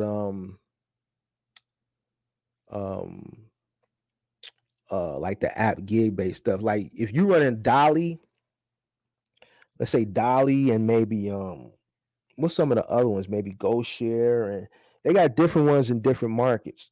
But I know Dolly allows you to use like pickup trucks and SUVs and stuff like that. But that's because they have a specific consumer base, and that's another thing. Those apps that you're speaking on, they have a certain consumer base. The people that on that use those apps, and I'm keeping it funky. Like one thing about me, I'm always keeping it funky. Those people, they're looking for I want to be politically correct here. Competitive rate. They're not gonna pay top dollar when people go to Dolly and stuff like that, and they got a guy coming in a pickup truck or SUV or a van or whatever. They're looking for a competitive rate. They're not spending top dollar. So you see like a y'all young urban professionals, people who have furniture, who don't worry about it getting, maybe it's some stuff that parents handing it down. But a person who, if you're moving professional athlete, or you're moving somebody like that has really good furniture, they're going to go the full scale top tier route. But there are apps out there like that look, hey, I just want to go cheap. I need this moved from here across town, and I don't want to spend no more than $75 or $60 or $80. And then they'll go to these apps like Dolly, and then some guy come pick it up by himself, and he'll probably have a Dolly, and 9 times out of 10, and I'm not saying this is you, I'm just being honest, this is what I see.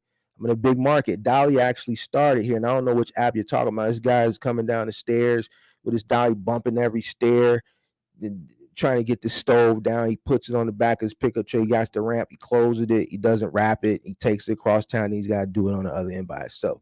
That's what you're getting with a lot of these apps. All right, running final mile, but that's the tier and what the customer want to pay for. So I'm not knocking it, because that lane actually exists, and he's absolutely right. There's people out here in their personal vehicles that do final mile of those in those apps. Go configure. Now, I run Select Express for years now. The only account that I ran one guy with for Select Express was Container Store. I'm not like a lot of those other Dick's Sporting Goods, Peloton, Bob's. A lot of those other Select Express accounts do require 2 people. I mean, me personally, I'm not going to send one person to do some of that stuff. But Bye Baby, one person. I got a guy that can do baby cribs all day long by itself. But some of those accounts, I can't send one guy to do. Go configure. That's a lot of fitness equipment, right? For the most part, you can do that by yourself, the assembly. But if you get into a situation where it was a curbside delivery, right, it's going to take 2 people to move a treadmill from the garage or the curb down to the basement. That's not a one-person job. So, I mean, there's the link, Swiftmatic. You're welcome to come on, and I like to hear how you can do some of this stuff by yourself. But there's the link. You're welcome to come on, hit the link. Let me know. Loose lip sync ships. We talking about that Amazon thing. Yeah. Walmart catching up, Amazon scrambling. Here's my thing about Walmart. They are working to catch up to Amazon, but I think they still got a ways to go. And I said this before, but it was probably like a couple months ago when I was first starting on YouTube. I feel like Walmart should be number 1, and Amazon should be number 2. Why? Because Walmart was here before Amazon. They already had the footprint. They had the footprint already. They've had it for decades now, right? And this is where I talk about R&D. And for those that don't know what R&D stands for, it stands for research and development. All right. When you're dealing with these big billion-dollar companies like Walmart and Amazon and whatever other big company you got, they have what's called R&D department, research and development. And their main purpose is to do research and development on things into the future so that Amazon can't put people out of business like how Borders got put out of business, like Barnes and Noble. We have to stay ahead of the curve. So what I'm saying is Walmart pushed all these people out through decades. All your other retailers, oh man, my light went out. All your other retailers, yeah, it went out. Oh well. All right, so all your other retailers. So for those of you guys that are a little bit older, your Venture, your Zayre, Ames, Montgomery Wards, all those old retailers from back in the day, Walmart came and just pushed them out. Target hung in there. They had a lane that they couldn't get pushed out. But all the other ones are gone. Kmart, I think the last Kmart finally closed maybe like end of last year. Walmart killed them all. All right, boom. Walmart's R&D department should have saw that when the internet was invented in the early 1990s, that eventually technology, people would buy things online and ship it. Bezos came in and started with books. He started small. He started with one product. One product, books. But I know back in 96, 97, he had a plan to do what he did now. But he started with one product. And this kind of goes off into like what I tell people, don't try to scale too fast. Everybody that scales too fast, they end up killing themselves. They end up shooting themselves in the foot. He started with one product. He perfected that. He took all the big guys out the way. Got rid of Barnes and Noble. got rid of Borders and every other little bookstore in between. He mastered it. Then he said, I'm going to take over the world. Once he pushed them out the way, he knew he had the system now. Now he knew what to do with all the other industries. But he said, I'm not going to compete with Walmart on a brick and mortar level. They got that footprint already. They've been doing this for too many decades. They all over the place. Sam Walton's whole infrastructure was designed perfectly. For every Walmart, there's a DC. I forget the mile range, but he makes sure there's a DC within so many miles of every single Walmart in a radius. Right? He knew and said, we're not going to beat that. We're going to use the internet. And that's what he did in the 90s with the books. Walmart should have been doing that. Their R&D department dropped the ball there. They should be Amazon, and Amazon should be Walmart number 2 as far as the internet. There's no reason that Walmart is the number 1 store, general merchandise store, but they're lagging behind on online. They should have been number 1. They had the money in the 90s. They had the money in the early 2000s to build everything that they're trying to do now.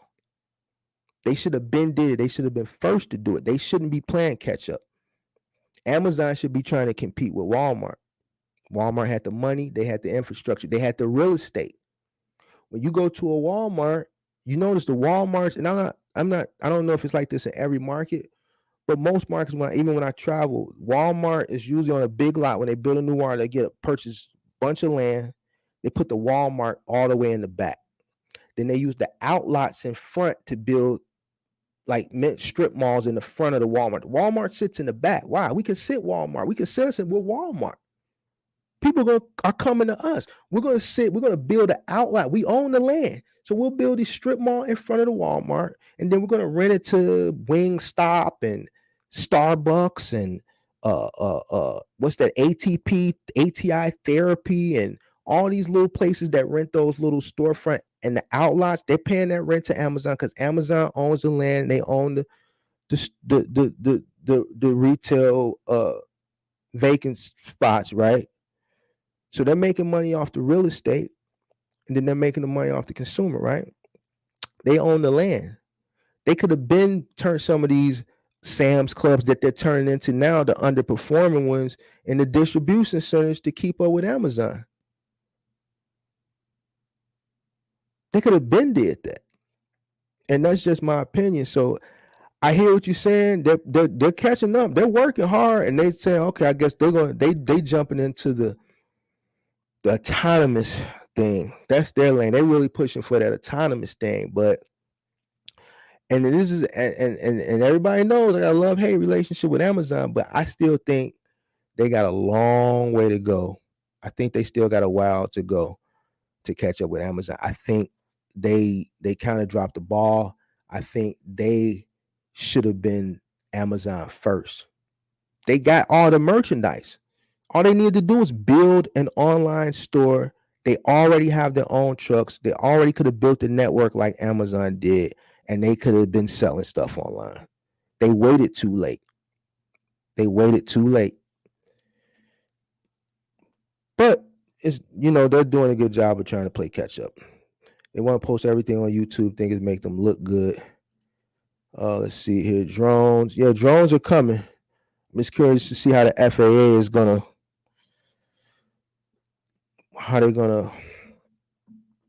Walmart started doing deliveries and put in your fridge. Yeah, I saw that commercial. And to me, man, that's just weird, man. Like, I don't want no person coming in my crib just stocking my refrigerator. Now, I've never, I did Instacart one time. No, it wasn't even Instacart. It was Amazon Fresh, Whole Foods. I did it one time last year. I was sick when everybody else was sick with COVID around last Christmas, so I couldn't leave out the house. So I did it that one time, had them drop it at my door, and it was cool. But dropping it at my door is one thing, but coming in my crib and putting it in my refrigerator, that's another thing. I don't know why Walmart is doing it. I think that's just a gimmick to buy them some time. And I like Walmart. I love Walmart. I go to Walmart 2-3 times a week. I like Walmart more than I like Amazon. like Walmart more than I like Amazon because Walmart treats its people better. Walmart treats its people better than Amazon. I still feel like Walmart. I think Walmart dropped the ball. They're late to the party, and they had the money, the resources, and an R&D department that should have seen all this coming and been on top of their game. They move quick with that too. Microwave Society. What are some gig apps I need to so look at Go Share. Go Share, and then I'm gonna give y'all the sauce for everybody that's on the live right now. Look at Mothership. Mothership they're just and I'm gonna do a video on it. But since y'all on the live, I'm gonna drop something. Go look at Mothership. Mothership just released some new. Matter of fact, since y'all on the live, let's take a look at it real quick, man. We rocking out, so let's take a look at it, man. Hold on. Let's look at it together. Then I might not even drop the video. I might just move on to something else. All right. Give me 1 second, guys. Let me pull it up because I wasn't going to talk about it, but all right, well. Let's see. Oh, here it is. Hold on. I think I clicked on the wrong one. Hold on. Here it go. Bet. All right, let me share this real quick with y'all. Let me share my screen real quick. Share screen. Window right there. Share. All right. Let me put myself, no, I'm not gonna put myself right there. Let me move over here. You dig? All right, so boom, leveraging technology to build reliability and same-day delivery at scale. Mothership supercharges local delivery of high-volume shipments across the country. Just gonna read through it real quick. Changes in consumer demand paired with global supply chain disruptions present a unique challenge for businesses. Consumers expect increasingly faster delivery, and companies of all sizes must compete for their attention. I said this earlier in the live stream. Same-day delivery, on-demand delivery is becoming the norm. Amazon has set the standards very high, and every other retailer has to catch up now. Businesses often struggle to create ultra-reliable final-mile solutions without stringing together regional partners or managing a fleet of their own, both costly in time and overhead. Let's stop there. For a second, guys. I'm gonna bring it back up. Like I said, hold on. I gotta share it. Hold on. I'm getting excited. I love talking about this shit. All right, so businesses often struggle to create ultra-reliable final mile solutions without stringing together regional partners. Regional partners are the logistics companies. They're the logistics companies, stringing them along, multiple logistics companies. All right. Retailers never put their eggs in one basket. They don't just deal with one logistics company. They deal with multiple logistics companies, stringing along regional partners, or managing a fleet of their own. Companies don't do that no more. Some companies do, but for the most part, they run logistics companies. Both costly in time and overhead. Time. All right. Amazon's recent growth of its same-day delivery services, Walmart's expansion of its online order fulfillment centers enable same-day delivery to millions of Americans. These logistical powerhouses are focused on scaling up their own supply chains in response to increasingly stringent consumer demand. Which leaves companies scrambling to keep up. I said this earlier. Consumers want things now. Logistics companies can't keep up for many reasons. Truck shortage, contractor shortage, all right? There's plenty of opportunities for people. People come and go as they please. No one has loyalty to anybody nowadays, right? If they don't have their own internal supply chain, companies must find and patch together partnerships with desperate regional carriers. Y'all hear that? Desperate regional carriers across the country, which offer varying delivery speeds, degrees of reliability, and transparency. lacking degrees of reliability, lacking transparency. These conventional routes of building a shipping business takes years and require heavy investment in transportation infrastructure. All right, let's skip to the what we came here to see. All right. There's a new offering that solves for reliability, scale, and speed. Mothership's same day freight market injects modern software into an industry still lagging behind technology adoption, opening doors for shippers that will directly allow them to break into new markets and build consistent and dependable service with low overhead overall damage rates. All right, what we're able to do is help customers build out a reliable transportation network with low damage rates and costs. All right. They don't need to buy their own fleet of trucks and they don't need to maintain an adequate carrier pool, which is logistics companies. Through the tech platform, customers are able to leverage the reliability of nationwide same day network while reducing the risk associated with managing a fleet of traditional less than truckload LTL carrier partnerships. Hodge's previous experience in the industry made him hyper aware of the many inefficiencies in the freight market and that mothership, and he's working on bringing the final mile into the future. All right, let me forward pass. All right, booking and delivery locally the same as possible across 37 U.S. areas, including Los Angeles, Dallas, New York, Chicago, Miami. Companies are able to pair same day delivery with choice resources that enable them to provide consignees with a seamless and convenient delivery experience. All right. All right. So whether it be a warehouse with loading docks, middle mile, or residences, each delivery location has its unique challenges. Equipping all mothership box trucks with lift gates, ensuring consistency and ability to overcome those delivery challenges and lower damage risks. All right. So once a shipper tenders a load, all right, here's the good stuff. Once a shipper tenders a load, the system aggregates routes automatically, and trucks are instantly dispatched to carriers without the need for rate negotiation.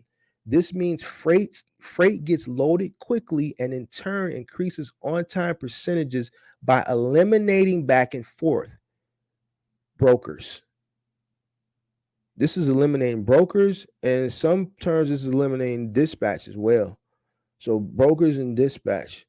Advances in real-time location data and smartphone adoption have made live tracking possible for all same-day shipments. This gives shippers and customers the ability to reliably know the location of their freight in real time. Carrier shippers and consignees are all kept up to date. So you guys get the point. I'm not going to read through all this. They just cut out the middleman and they're just doing it on a larger level. And it's an app. Mothership has been around, but they're cutting that middleman, all that middleman back and forth for rates and all that. They said, nah, here you go. We're going to do all that on the back end. We just going to send you down. You can accept it or deny it. And this goes back to what I said earlier with the apps. I think the apps are going to, I can't say they're going to replace logistics companies or brokers or dispatchers overnight, but here's the thing, guys, and I'm being 100% honest, and I keep reiterating this. Logistics companies can't keep up with e-commerce. They can't. These companies they want, and on top of that, they want on demand. They want on demand. Like they want on demand. Like these retailers lose sales when people can't get it because everybody's guilty of it. You'll go to one place, right, and see something, and then you'll run to Amazon and see if Amazon has it. And if Amazon has it cheaper, or even if it's a little bit more, you want it quicker, you'll just pay to get it on Amazon, right? So the turnover is what people are chasing right now, and retailers are trying to catch up to Amazon's same day, and now Walmart in some cases same day, because retailers, they don't want to wait. They have to keep up with what's going on, all right, in the industry. So there you go, man. You got Mothership, you got GoShare. I say check out those two. I can't go down the laundry list right now, but just stay tuned. I'll be dropping some more. But I would definitely sign up with GoShare and Mothership. All right. Yep, just like Uber and DoorDash, right? So Uber, I think Uber, DoorDash, one of them is trying to get into grocery delivery. I think it might have been Uber. Uber's trying to get into grocery delivery. Can't wait to get my trucking company going. Tremaine, that's what's up, man. Get it going, man. Facts, Tremaine Edwards from Milwaukee, Wisconsin. Are you from Milwaukee? Okay, you ain't too far from me. I had so many doubts at first, thinking I won't be making the money because it might not be much. But these gems I'm here for. Appreciate you for checking in. Appreciate you for checking in tonight. All right, do me a favor, guys. Hit that like button, please. Hit that like button for me. I don't know how many likes because I'm streaming and I'm not streaming from streaming platform, so I can't see the likes. But I appreciate if everybody hit the like button for the kid. Blessings, blessings. I was told I can't obtain my MBE certification until I'm 1 year in business. Is this true? And every state is different. So MBE is federal, and they submit those funds to the state to different states to manage, different cities to manage. So each state, each city, each municipality has their own um, stipulations on what they accept and what they don't accept. So it varies from one location to the next. So um if they tell you 1 year is not a long time. So um to wait. So go get in business and take care of your business, and then I say in 1 year, go back. Here, check this out. That's not even bad. A bank won't even look at your business for money until you've been in business 2 years. So 1 year for an MBE ain't bad. Because the bank ain't gonna even they don't even want to talk to you until you've been in business of 2 years. So 1 year ain't bad, my friend. 1 year is not bad. That 1 year gonna go by real quick. EMR Express from Milwaukee, Wisconsin, checking in. Edgar, how you doing, man? Thank you for checking in. What do you think about the box truck hype that's going on with YouTube and saturating the market? I think it's here's what I'm saying, because I don't like kicking up dust and bullshit and starting shit, and because I just don't want to do that, because I know how I am, and I don't do this internet shit because I'll be on a flight. Um, I think people need to. I think people need to use their own judgment, right? If you got multiple channels and you're watching these people's channels, you got to be able to decipher bullshit and non-bullshit. What sounds good versus what is good. I mean, it may be easy for me to say because I've been in the industry a while to decipher it, but I understand a person coming into the industry may not know. You got to use your better judgment. So I've been in the industry 13 years. When I talk, I know what I'm talking about, and I'm not tooting my own horn. I know what I'm talking about. All right. So you should be able to tell once, and I can't say you should be able to tell. I think you should check people's resumes. I think if you're going to invest in somebody, let's say for mentorship, before you just spend your money, man, ask them a question. How long have you been doing this? Send them a DM. How long have you been doing this? Can you send me a resume? Can you tell me a little bit about yourself before you invest into the money? Before you invest your money into that person, if you're going to purchase a session or coaching session or mentorship, you know what I'm saying? I think the hype is bullshit. I know it's a lot of fake gurus out there, but everybody got to use their better judgment. You know what I'm saying? Everybody got to use their better judgment. It's some channels. I don't watch people's channels. Every now and then I catch some people's channels. I know it's a lot of people that ain't been in the game maybe a year and a half, 2 years, that focus a lot on Amazon. Like, I'm one of the only Final Mile dudes. If you type in Final Mile on YouTube and search, pretty much I'm the only one who coming up. But if you type in Amazon Relay, it's a ton of people, right? So you gotta use your better judgment, and you gotta be able to weed through the bullshit, and just kind of you like I said, just kind of use your better. I don't want to really talk too much on it because I don't know who be watching, and I don't want people to think I'm downing them and I'm shitting on them and I'm trying to take money out their pocket and all that shit, because I don't want to hear that shit. I don't need people in my DMs talking crazy, because I know how I am. And I don't really play them type of games. So I just like to be peaceful, stay in my lane, do what my little content and my business. So you got to use your own better judgment.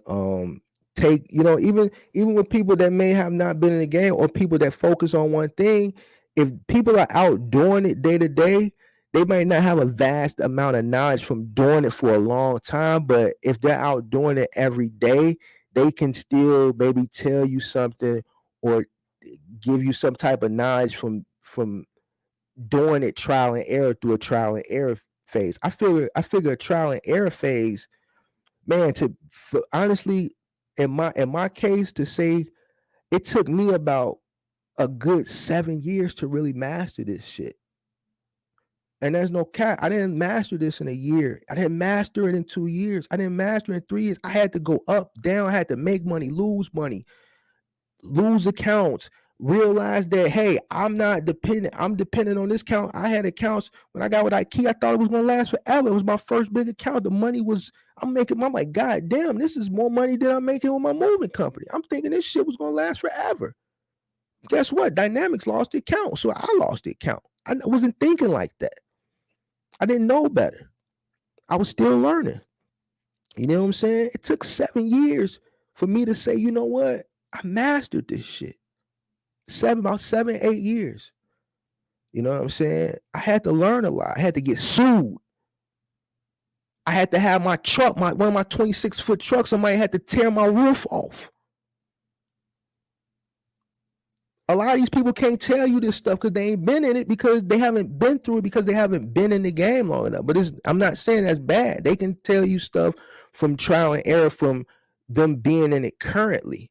But from an overall scope or perspective of a timeline of years and years experience, I have that. So I can tell you about the wins, I can tell you about the losses, I can tell you about the pitfalls, I can tell you about the comeback, the come down, the roller coaster.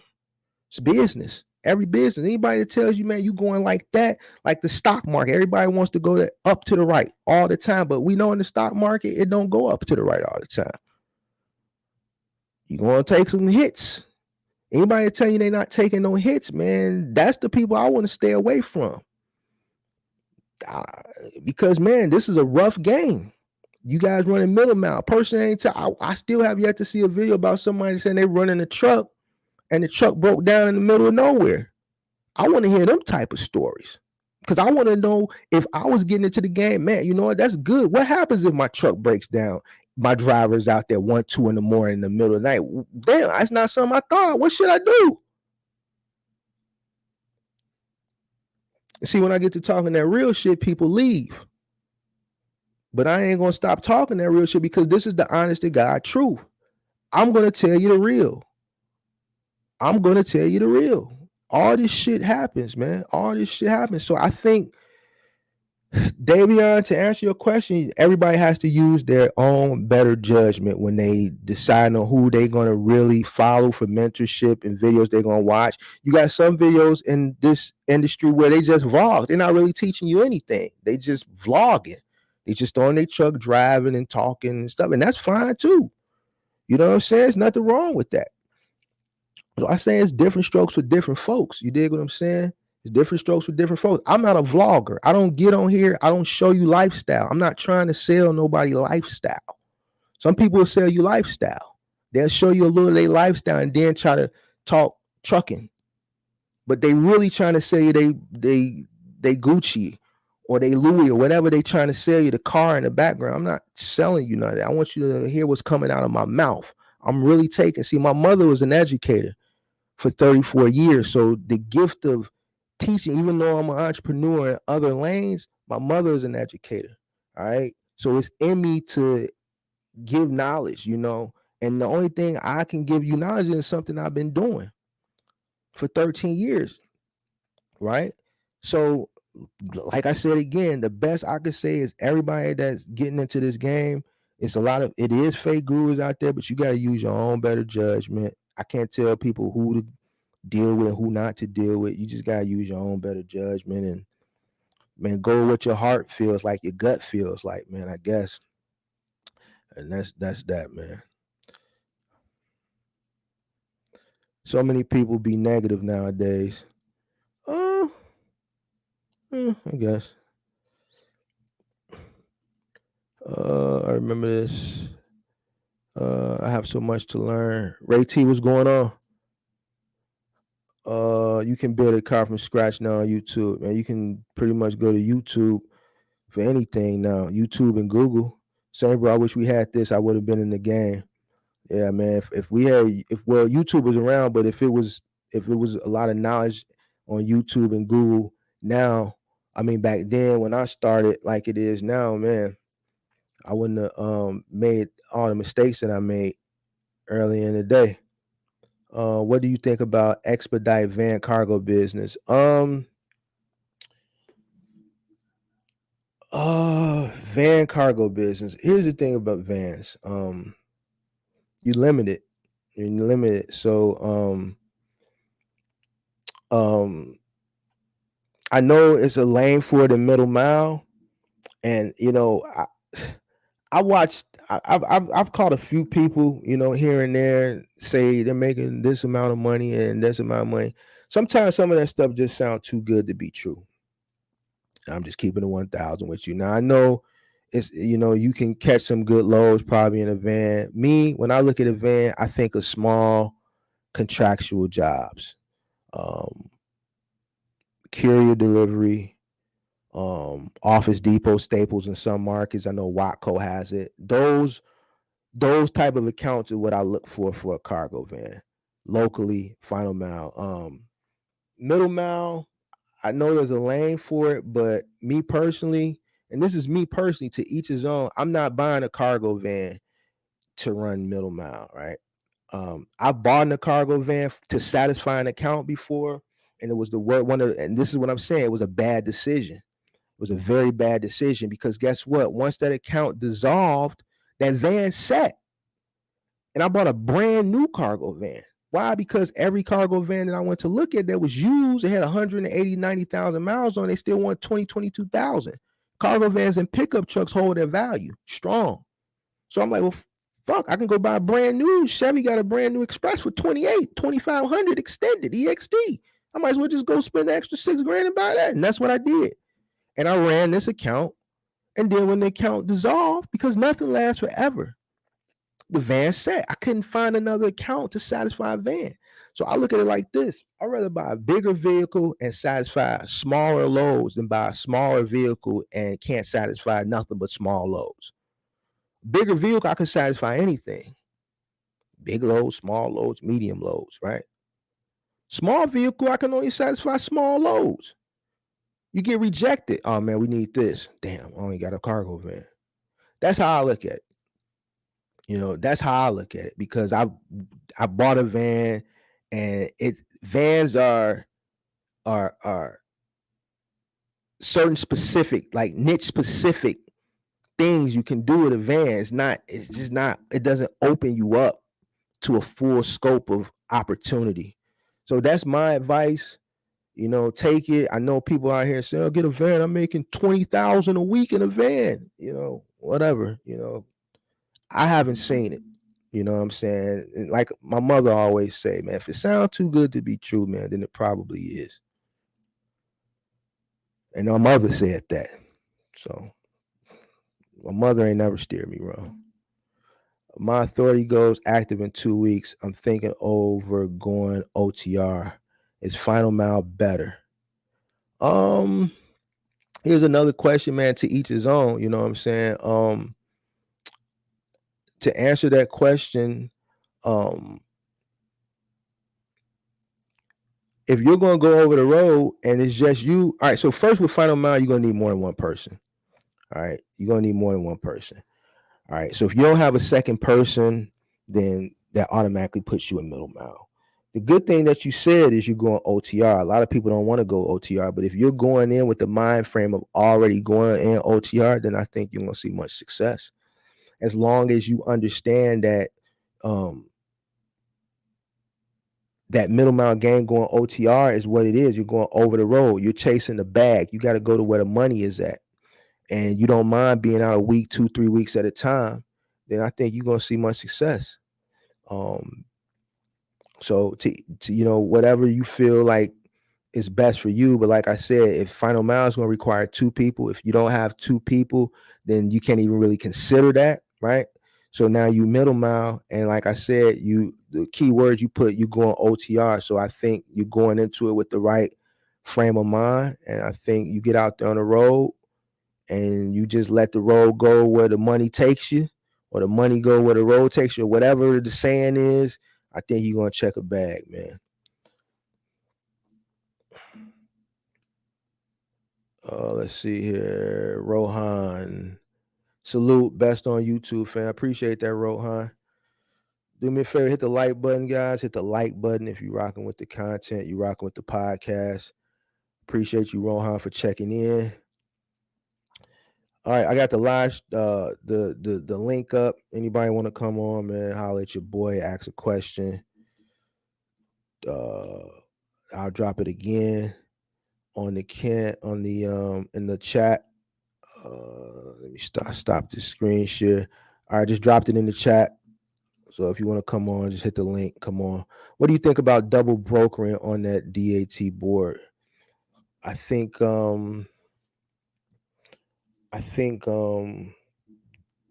mean, if it works for you, you making money from it. I mean, I know you can't.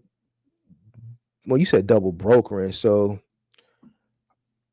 I really don't know how to answer that, man. If it works for you, then I say go for it. As long as you making money, if it's a way where you can increase your earning, then and it's not like something that you're gonna get in trouble for, then I say, man, go for it.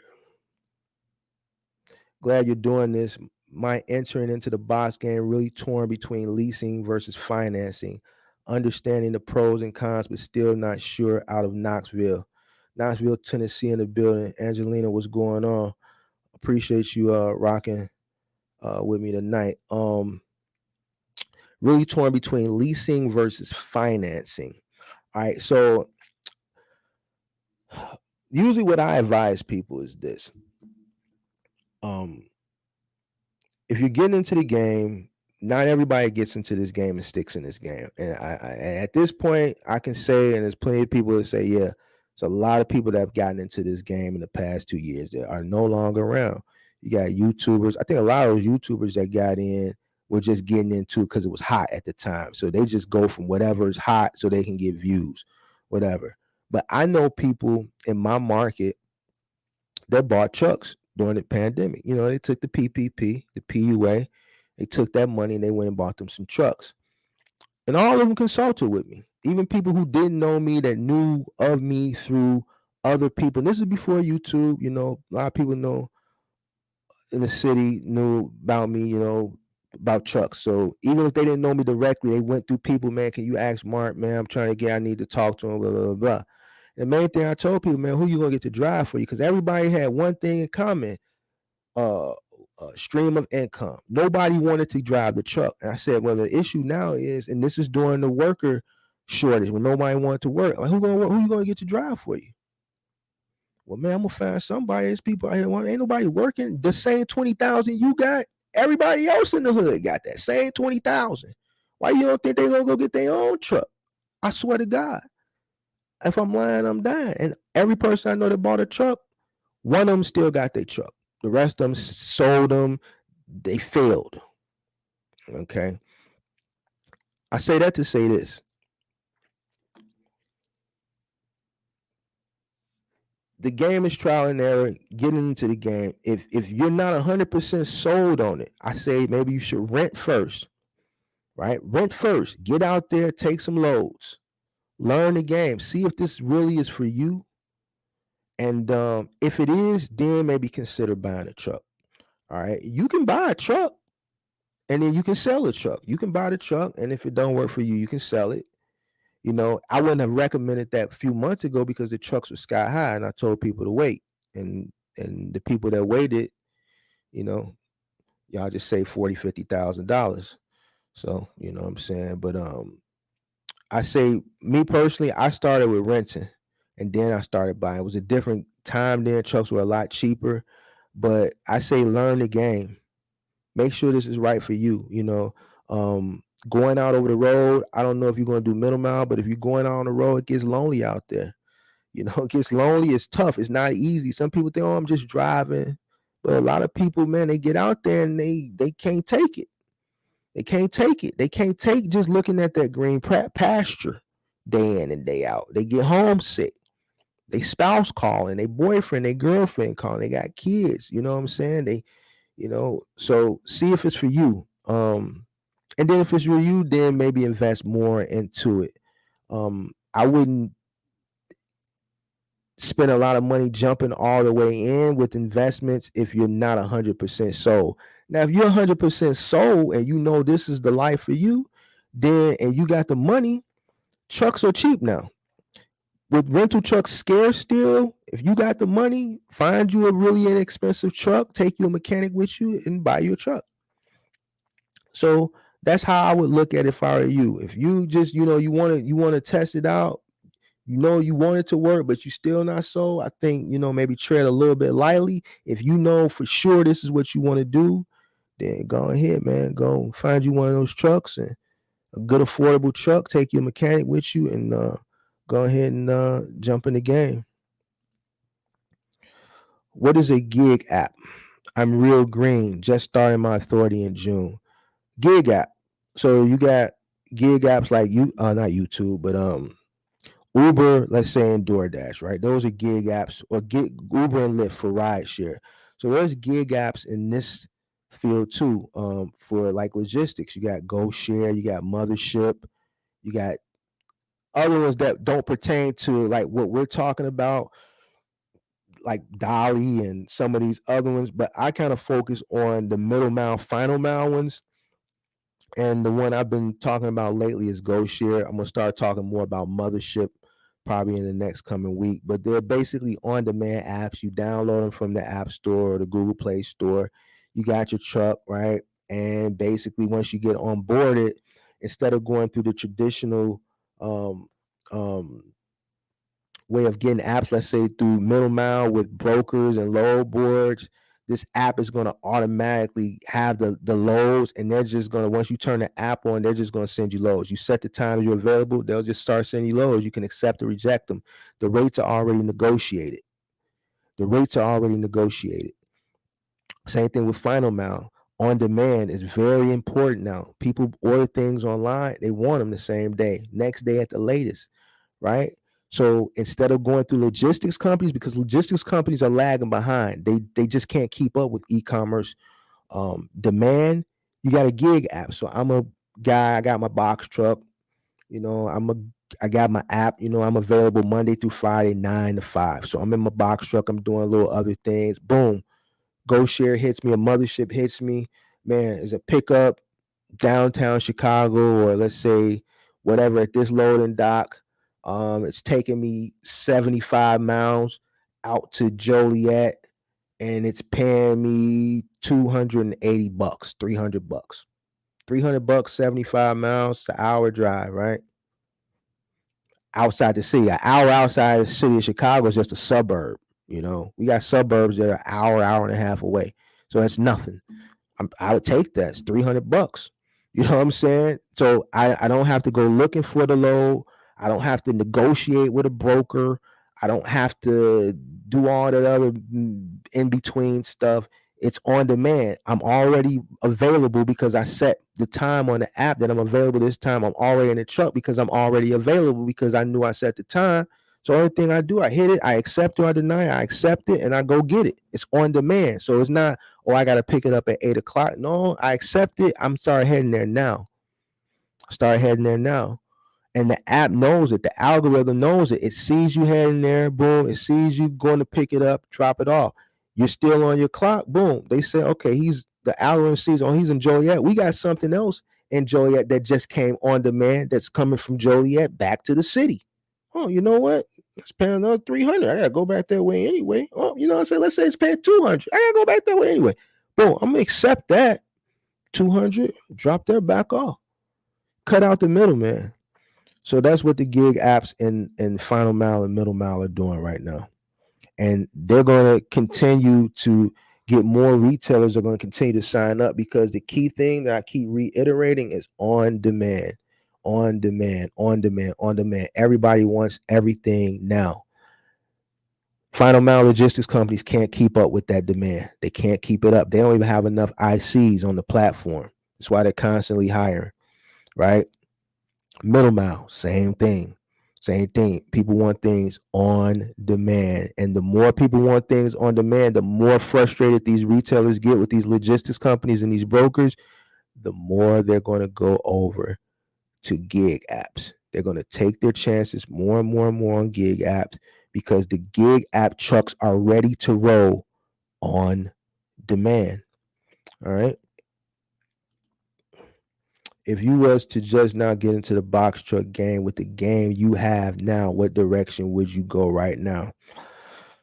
With the knowledge that I have, if I was getting into the game right now, one, I wouldn't try to scale. The way I scaled back in 2010, I knew I wouldn't be able to do that now. One, because I wouldn't be able to find 30, 40 people to work for me like how I found then, right? So I wouldn't try to scale. I would definitely try to find, I would go final mile first, because I know there's more money over there, right? I go final mile first. If I can find me 1, 2 solid guys, I'm running 2 guys on my truck. I'm running 3, me and 2 other guys. I don't care about paying another guy. Why? Because it's gonna make my job easier, right? But we working 6 days a week. I understand if I'm working 6 days a week, I got to take some pressure off me, because I got to stand the test of time. So I'm gonna add another guy in the mix to make it more efficient. This is how I think. I'm running final mile, and I'm gonna get it like that. If I can recruit and network while I'm out on the move, then I'll maybe worry about scaling. But that's going to be maybe not. That may not be so in today's time, because everybody wants to be their own boss. Nobody want to come work, you know what I'm saying, for somebody else. Or if they do come work, they gonna see what you doing. Like, man, I could do that myself, man. I'm gonna get this money. My girl get her taxes. As soon as my girl get her taxes, man, she gonna run me 10 bucks, and I'm gonna go get me a truck. I'm just joking, y'all, but I hear people saying that, you know what I'm saying? So, and then that's what they do, you know what I'm saying? And that's what I would do. Now, if I wasn't able to find nobody, then I would run middle mile. And if I run middle mile, I'm gonna hog that road. I'm gonna do what I gotta do. The way I would run it, I'll probably work like a week out and take a week off. I'll run strong maybe for like a week, week and a half, and then take like a week off, maybe come home and chill, take a break, do some laundry, you know, hang out, man, take a breather, and get back out on that road. You know what I'm saying? I understand, like, you got to take a break. You can't just kill yourself out there on the road. I stay out on the road as long as I could. I had like dollar amount goals. All right, man. When I gross 15,000, I start heading back home. Or I try to get to 15, and I know 15, getting close to that 15 will bring me back home, or 20, or whatever the number is. And I play it like that. And then once I hit my goal, I come back home. I chill out for maybe 4 or 5 days, take a break, relax, get my thoughts together, hang out, do some laundry, just, get a peace of mind. Then I go out there and hit it again. I understand that the money out there on the road, me personally, I don't have anything holding me back. Ain't nothing holding me back. I don't have, the only thing that will hold me back is a child, and I don't have any children. Everything else can see me when I get back, because I'm trying to check a bag. You know what I'm saying? So that's me personally. I would do that the way I explained final mile. I would do it that way. Middle mile, I would get out there and get on the road. You know what I'm saying? And try to burn up that road. Especially if you're young. If you're young, like in your 20s, man, you might as well get out there and get all that money while you're young. And burn that road up and check that bag. Well, that's how I would do it now. Scaling would be something that if the opportunity presented itself, I wouldn't go into it.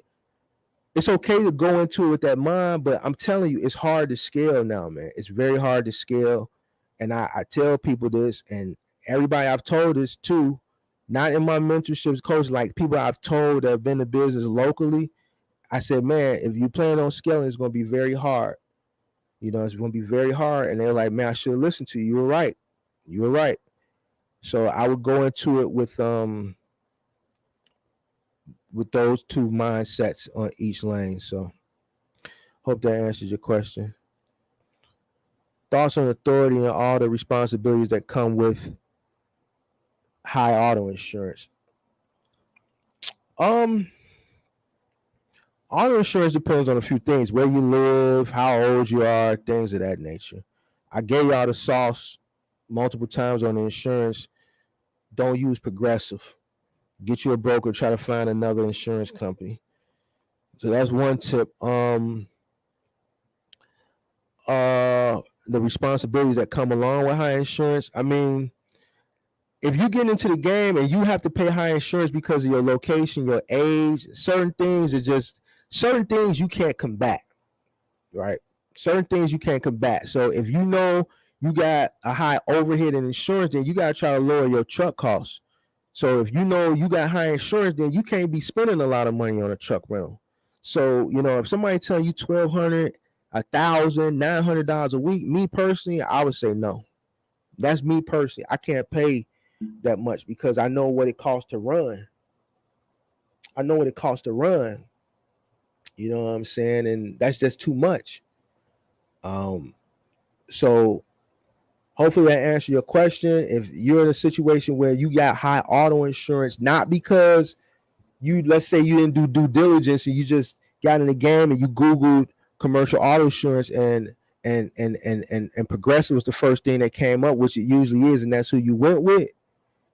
If it's not that, it's because your insurance is high because let's say you're young, let's say your location is rough and just insurance is high or whatever, things that you can't really combat, then you got to try to bring your costs down in other avenues like your truck costs. If you're renting, you can't spend too much on a truck run. You got to pay an average rate. You know what I'm saying? If you're going out to finance a truck, you can't go buy one of these $90,000 trucks. And that's another thing. I wouldn't jump in the game with a new truck. I had somebody a few weeks ago who was just hell bent on buying a new truck to get in the game. And I'm like, why? It's just like I didn't want to go back and forth with this person, but to each his own. Me personally, I'm not buying a new truck. I've only bought 2 new vehicles in my whole trucking career. And the only reason I bought that van and I bought a brand new truck. And the only reason I bought that new truck because that truck serviced the road. That was my road truck. My trucks are all final mile. I had one truck that was running the road. And I just wanted that peace of mind for that one truck. I didn't want to put an older truck out on the road. But I was already 4 trucks deep before I bought that first truck. You know what I'm saying? So when I bought that truck, and then at this time, 2014, the truck was only $30,000. So shit, ain't nothing. My note was $666 a month. That was nothing. So, you know what I'm saying? I bought that truck to run the road because I wanted that peace of mind. I don't want my driver calling me when I'm asleep at night. See, when you're running OTR and you got trucks out and you got a driver and he's working at night, I like to sleep at night. I can't sleep if I got a truck out. You know what I'm saying? Even though that's the nature of the business, anything can happen. So mentally, my brain doesn't go into a deep sleep. It sleeps light. And this happens when we doing like long distance moves and stuff. If I know I got a truck that's moving somebody from Chicago to Arizona, and usually I run my trucks for moving at night because the roads are clear, it's hard for me to sleep. I remember one night my driver was running from Chicago to Arizona, right? And here's the thing, and I'm keeping it funky. I like to, talk, you know what I'm saying? And he couldn't get a hotel room. I had already booked his route. I mapped out his route. I said, man, stop here. This is where you're going to stop. I forget what city. I think it was in, I don't know, New Mexico, Oklahoma, somewhere. I can't remember. This was years ago. And even though I booked the room, when he got there, they wouldn't give him the room. It was somewhere. I can't remember. It might have been, I don't know. They wouldn't give him a room. Even though they had rooms available, they wouldn't give him a room. He called me. Man, they won't give me a room. I had to find him somewhere to sleep. I had to wake up out of my sleep and find him somewhere. And I felt his pain because I ran a route one time from Chicago to Houston, and I stopped in Arkansas. Like, I'm not finna be driving. Well, I stopped in Arkansas. I routed myself to stop in Arkansas. I said, I'm stopping in Arkansas. I'll take it to Houston tomorrow. I'm tired. And I booked it, and they didn't give me a room. She said, no vacancies. I'm like, well, the no vacancy sign ain't on. There's no vacancies. She wouldn't give me a room. I could tell you why they wouldn't give me a room. I'm in the middle of somewhere in Arkansas. Drove a little bit further. My eyes are burning. Couldn't get a room. I damn drive from somewhere in Arkansas. I got to Texarkana. Couldn't get a room at the border. Nobody would give me a room. And it was vacancies. I knew it was vacancies. So they didn't have the no vacancy light on. And just nobody would give me a room. I finally got to some little town, maybe about 30, 40 miles in. It's somewhere that I wouldn't have slept on any normal day. And I was tired, man. I was stealing stuff in the road, and just, man, it was a day where I knew I was running to run this because I don't remember why I had to do it. Somebody bailed on me at the last minute, had to get done. So I had to do it myself to prove a point. This is one that I got to prove a point. Like, man, I'm going to get out here and do this shit myself. All right. That's one of them things. So I was up all day and still had to run this low. I didn't prepare myself to sleep. So I get to this spot and they finally give me a room. It's a shady place. I wouldn't have slept there. I'm checking the mattresses. The thing probably had bed bugs. I don't know. I'm tired. I said, man, God, just let me get 4 hours. Give me 4 hours. I got to get to Houston so I can get me a good hotel room. I got them 4 hours. I slept in a ball. I didn't even take my clothes off. I slept in a ball. I put it all in. Man, I slept in a ball and I prayed to God this place didn't have bed bugs. And I took it in. I slept in 4 hours. I got that power nap in. I didn't even take a shot. I got the hell up out of there because I was scared to death. I was in the middle of nowhere, and this lady gave me a room. She seen it in my face, and I got the hell up out of there. And so I believed him, but I knew he wasn't lying. So I had to get up and find this dude a room. And basically, he went through the same shit I went through. I couldn't find him a room. Nowhere he went, nobody would give him a room. And you just get to some markets where some people just won't give you a room. And he had to go through that. And that was a situation where I spent half my night up trying to give him a room. I can't sleep at night when I got a truck out. So I bought that new truck to basically satisfy the road so I wouldn't have to worry about mechanical failures. And I didn't have to worry about mechanical failures, but I had to deal with racial issues in the middle of some of these towns, in the middle of some of these states where they're not used to seeing certain types of people. That's what that was. So there's a story time for you. There's another story time. Brooklyn, New York in the building. I'm finna jump in the game. I'm going to hit you up for mentorship in a minute, bro. Appreciate it. Just let me know. You from Chicago, right? Darrell, you from Chicago, right? Swift Matt, basically there's an aspect of Final Mile where the items are already delivered and the assembly example is backyard discovery. Right. IKEA does that. They have, when I had IKEA, they had the Final Mile delivery, which was companies like mine that did the IC, and then they had an assembly crew that would come and do the assembly. Yeah, I know that exists. Go Configure does that. You can, even other apps like Thumbtack and TaskRabbit. So even if you don't go through a third-party company that has the contracts that do the delivery, and then they have crews come out and do the assembly, they got third-party apps like Thumbtack and TaskRabbit. So yeah, you're right. You're right. Playsets. We just did a playset. I did a video of a playset we did. It took 2 days, and I underbid the damn thing.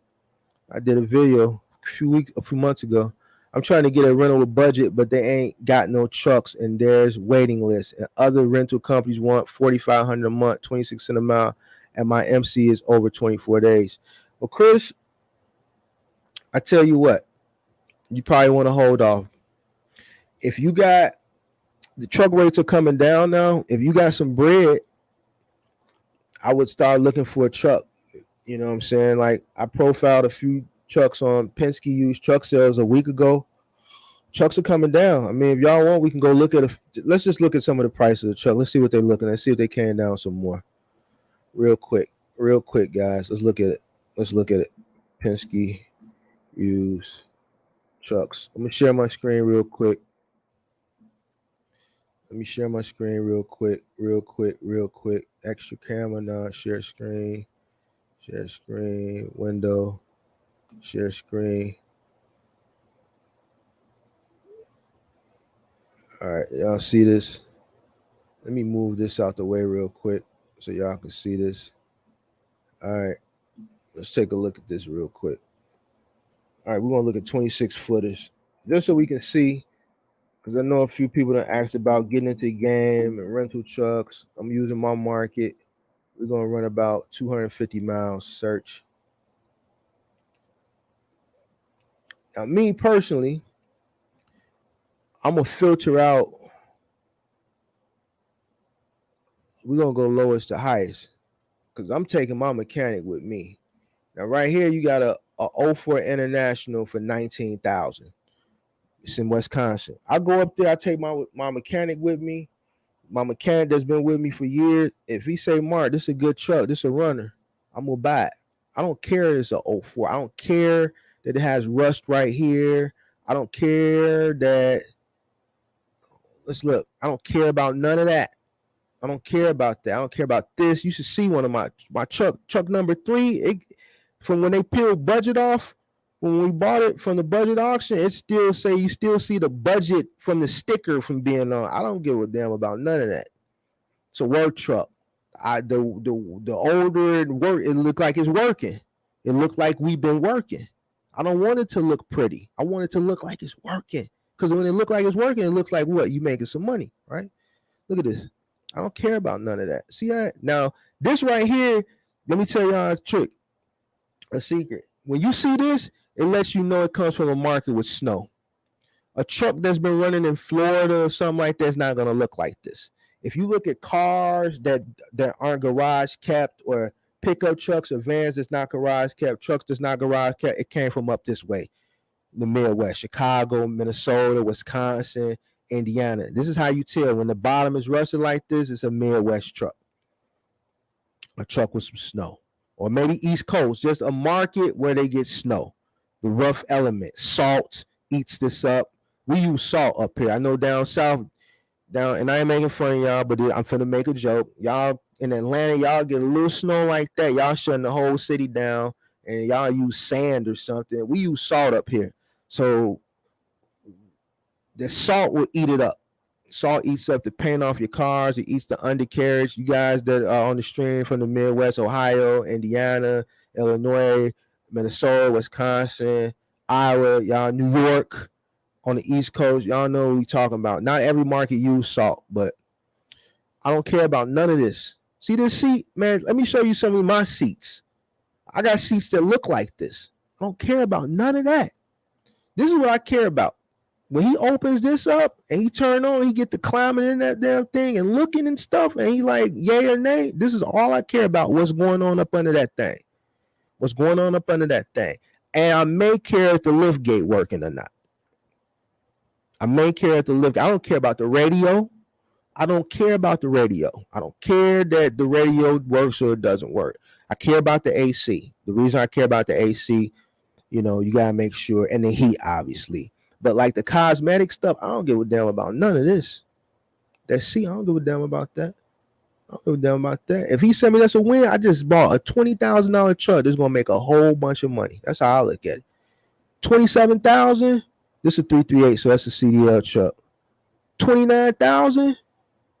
That's a double axle. That's a CDL truck. That's another thing. Y'all got to know how to look at these trucks and tell. I don't even have to click on the spec to know it's a CDL. See that double wheelbase? That's a CDL truck. I didn't have to click on that to know. CDL, huh? It's little CDL required? Yes. Y'all got to know that. Y'all should be able to just look at the truck and tell if it's CDA. See how I knew that this Hino is a 338, it's a CDL. 268, that's a non-CDL. 37,000, 2007, 272,000 miles. Let's take a look. I get this. If I take my mechanic with me, 37,000 right now is a good rate compared to what these trucks are going for. It's a 07. I don't care the fact that it's a 07. Let's look at it. See all that? I don't care about that. The grill is different now. This is an older grill. Who cares? The lift gate, does the lift gate work? That concerns me a little bit. It's rusted. I don't care that it's rusted. It does work. See that? It works. What matters is what's here. What matters is what's here. Even like this stuff under the wheel, tie rods, these are cheap fixes. Those cheap fixes. Oh, the tie rods is I can get that's cheap. I don't worry about that. I worry about what's under that hood. That's what I worry about. May look at one or two more, and then we're gonna get back to the Q&A. 37,000. You got some M2s for 40,000. Some of these M2s are CDL, some of them are non-CDL. For 40,000 was 46. They steady dropping them. I wouldn't buy this one because it got that tarp shit. I don't like that. I think that's a CDL one. You got some internationals for 42, 42. These are good rates compared to 3, 4, 5 months ago. It was 85,000. So you get the point. So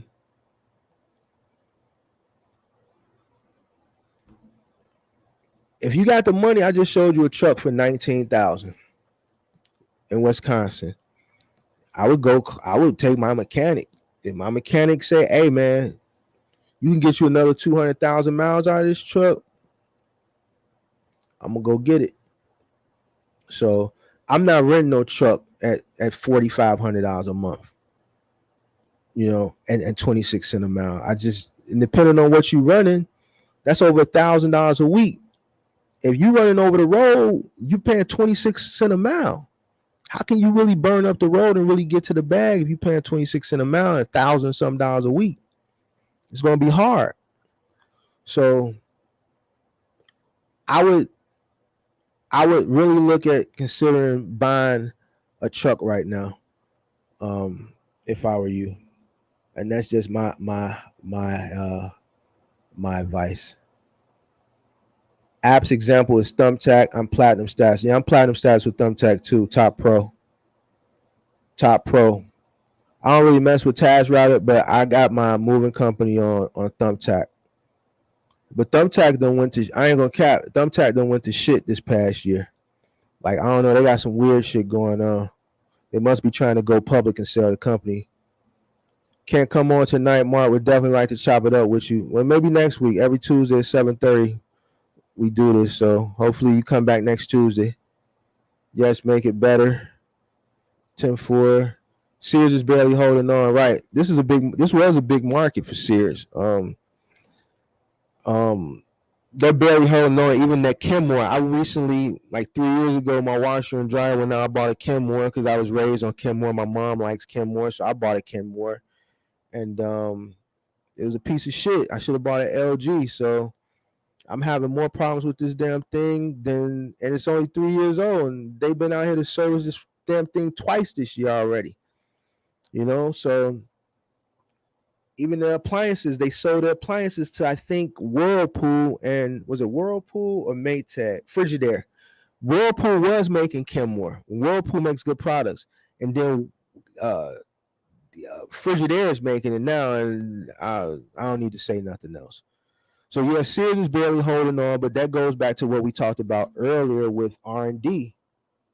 Sears, there aren't and see, the thing was, you got a lot of these old companies like Sears and Montgomery. Sears held on longer than a lot of other companies, but the thing was, all these companies that were created in the 40s and the 50s, they had a long run and they thought it would last forever. But what changed the game was the internet. And I'm 42. I know I don't look it, guys. I'm 42 years old.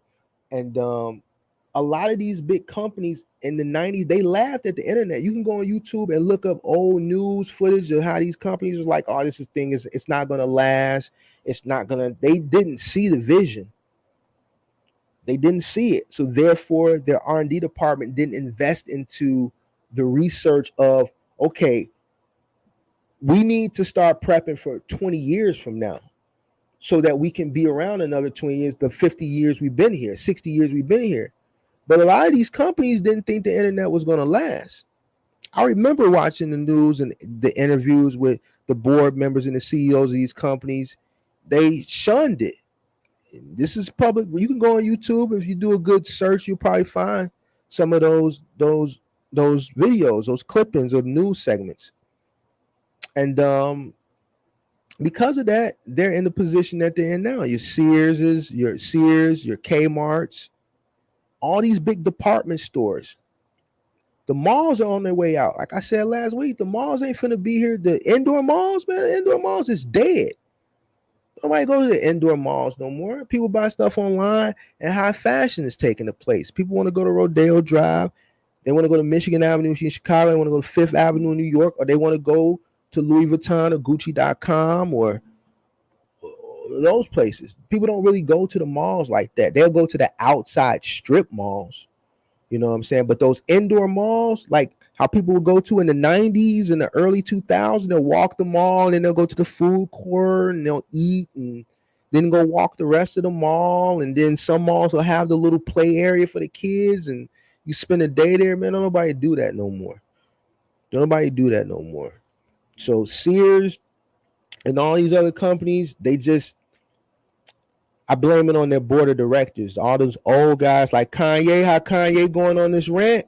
And this is one thing I agree with Kanye, not because he's from Chicago, but I agree with him about the way he looks at things. He said he gets inspiration from kids and the homeless. It took me a while to figure out the homeless thing, but the kids is because, man, the kids set the culture. Technology sets the culture. You got to be innovative and you got to be ahead of the game. So that's why I'm telling people to sign up with these gig apps. I'm telling you, these gig apps are going to take the place, and they're going to take a large stake of these logistics companies because, like I keep saying, logistics companies can't keep up with the demand. They can't keep up with the demand, and they can't keep up with the turnaround because Amazon has set the precedence of same-day delivery. Retailers are trying to catch up to same-day delivery. They have to satisfy the consumer. So if the logistics company say, there's no way we can do same-day delivery. It's impossible. Guess what? GoShare can. Well, you know what? Don't do it like that. Don't worry about start shipping overabundance to the store. And Mr. CEO, your new stores that you're building, these new markets, buy about about 1 million more square feet because you need to build out enough storage in the back because now we can run on demand and we can just have the carrier once he gets the hit for his phone to just pick up from the store. He can pull it to the back of the store and pick up. So right now they're shopping it off the floor, right? But then it's going to start making these stores bigger so that they can have these on-demand carriers just pick up from the store and all that overflow will just be there in the store. Or they're going to start building what we call micro fulfillment centers, not big as Amazon, but small micro fulfillment centers just to satisfy and serve on-demand orders. The game is changing. The game is changing. The box truck money isn't consistent OTR. The saturation drove the rates. It's good if you can even get $250 a mile. Sometimes for a box truck, brokers got no respect for box truck. All right, man, let's talk about that. You said it. You said it, so I'll talk about it. I agree with you and I disagree with you. And here's why. You would get mad at me if I got into the OTR game, middle mile. You know why people would get mad at me? Because I can take those cheap rates. You know why I can take those cheap rates? Because my trucks are paid for. I'm not renting a truck for $1,200 a week. So, and my truck's been paid for years. You see what I'm saying? So I can take $1.85, $2 a mile because my operation cost ain't here, which goes back to what we talked about levels of box trucking. And I didn't go into full detail, but I just want you to understand this and don't get upset, but just learn. I'm trying to give people some sauce here. A lot of people that got into the box truck game within the past year or two, they bought in at a high cost of entry because that's just what it was. The rental truck companies is ripping people off. The trucks was ripping people off. And I don't know if say they ripping people off, but just because of the economy, it was scarce. They drove the market up. Trucks was going too high, 3 times the cost of what they really cost. And the rental companies is still high. But people still bought in. Right? You had people saying, like me saying, man, hold on, wait. But then you had other people saying, man, don't listen to them guys, man. They bitter. They bitter. They don't know what they talking about. You can still make money. But when I was saying it, people was like, man, don't listen to them guys. They bitter. I said, wait, man, the market going to come down. It has nothing to do with box trucking. It has nothing to do with box trucking. It's economics. What goes up must come down. Inflation, like the housing market. Those rates couldn't stay. The rates couldn't stay what they were forever. Now look, people who bought cribs 4 or 5 months ago, they crying. Man, I just lost $50,000. I was a guy on the news, man. I just lost $100,000. I bought the house with $500,000. Now you telling me my house is worth $400,000? Yeah, because the market is going back down. It was inflated. Has nothing to do with box trucking. I said, don't buy a truck for $85,000. But then you had other people saying, no, buy the truck. Yeah, the cost of entry is higher, but man, you can still make money. Don't listen to those guys. But guess what now? The trucks are down. So now you got some poor guys that bought a truck 4 or 5 months ago for $85,000. And if they would have waited, they could have saved $40,000, $50,000. If I run OTR, I can run OTR at a way cheaper cost than a person who bought an $85,000 truck, or a person who's paying $1,200 a week for a rental truck. And that's just real. That's real. If I gave a person a truck, here's a truck, Mark the Mentor is giving you a truck, go start your box trucking journey. This is my gift from me to you. Here's a truck. You don't have to pay for a truck. No rental, no overhead. All you got to do is pay for the cost to operate and your fuel, your insurance. You just cut a big expense. Guess what? You will take cheaper rates too, because you can afford to take cheaper rates because you can make money with a cheaper rate. It's levels. It's levels. It's different levels. It's different levels. You see what I'm saying? So in some situations, yeah, you got some people. Now, hold on. I'm not done yet. I'm just getting started. It's some people that are in these situations where they bought in too high and they taking cheap rates that they shouldn't be taking. And some people that want to take these $2.50, $3 and what have you nots, but they taking small rates because now they not even trying to make a profit. They just trying to pay that rental, or they just trying to pay that note. So they not even making money. They just trying to make the money for the cost. See, now it's different. If you taking $1.85, $2, and you just trying to make money just to pay your rental, pay your truck fee or whatever, then no. If you own your truck, yeah, why not? You making money. You ain't taking a loss. Man, I know people in the big rig game, they running at $1.25. They got old Peterbilts, 88 Peterbilts. Them old Peterbilts, them that you see the old trucking guys with the long beards and the guys that you know, the middle America guys with them old trucks that's probably 30, 40 years old. Man, how much you think they running for? They can take cheap loads because they trucks is paid for. They owe, they insurance, they running OIDA insurance. They're not paying that much. The guy said, man, I can operate my truck on 75 cents a mile.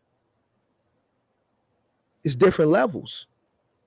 So I don't really get mad. I get deterred by the people who bought in at a high cost because somebody sold them a dream.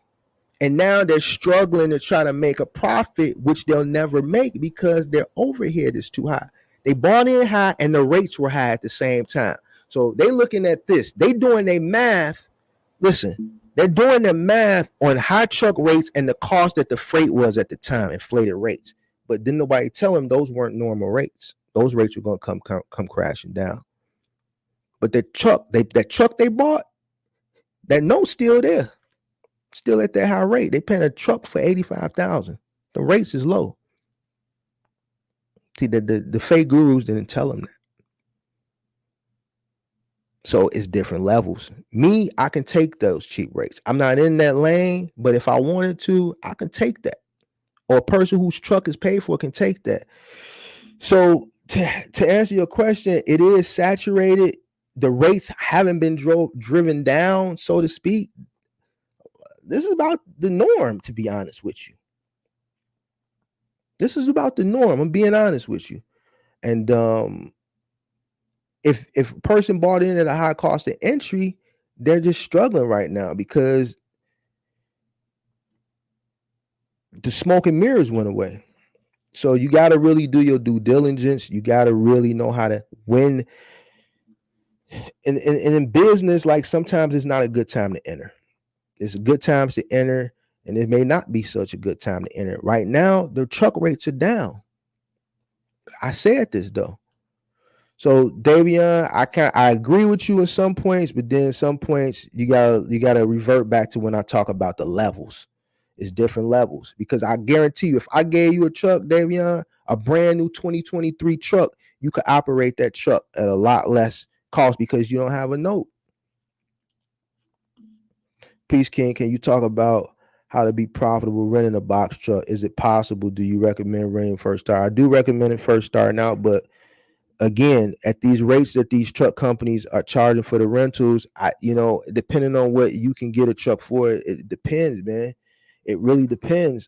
Some of these truck rates, the highest somebody told me was $2,500 they were paying a week. The average that I paid when we rented trucks, when we needed extra trucks for like the summer and things like that, I would pay $450 a week, and that would include 1,000 miles, $10 a day for insurance. I always take the rental company's insurance.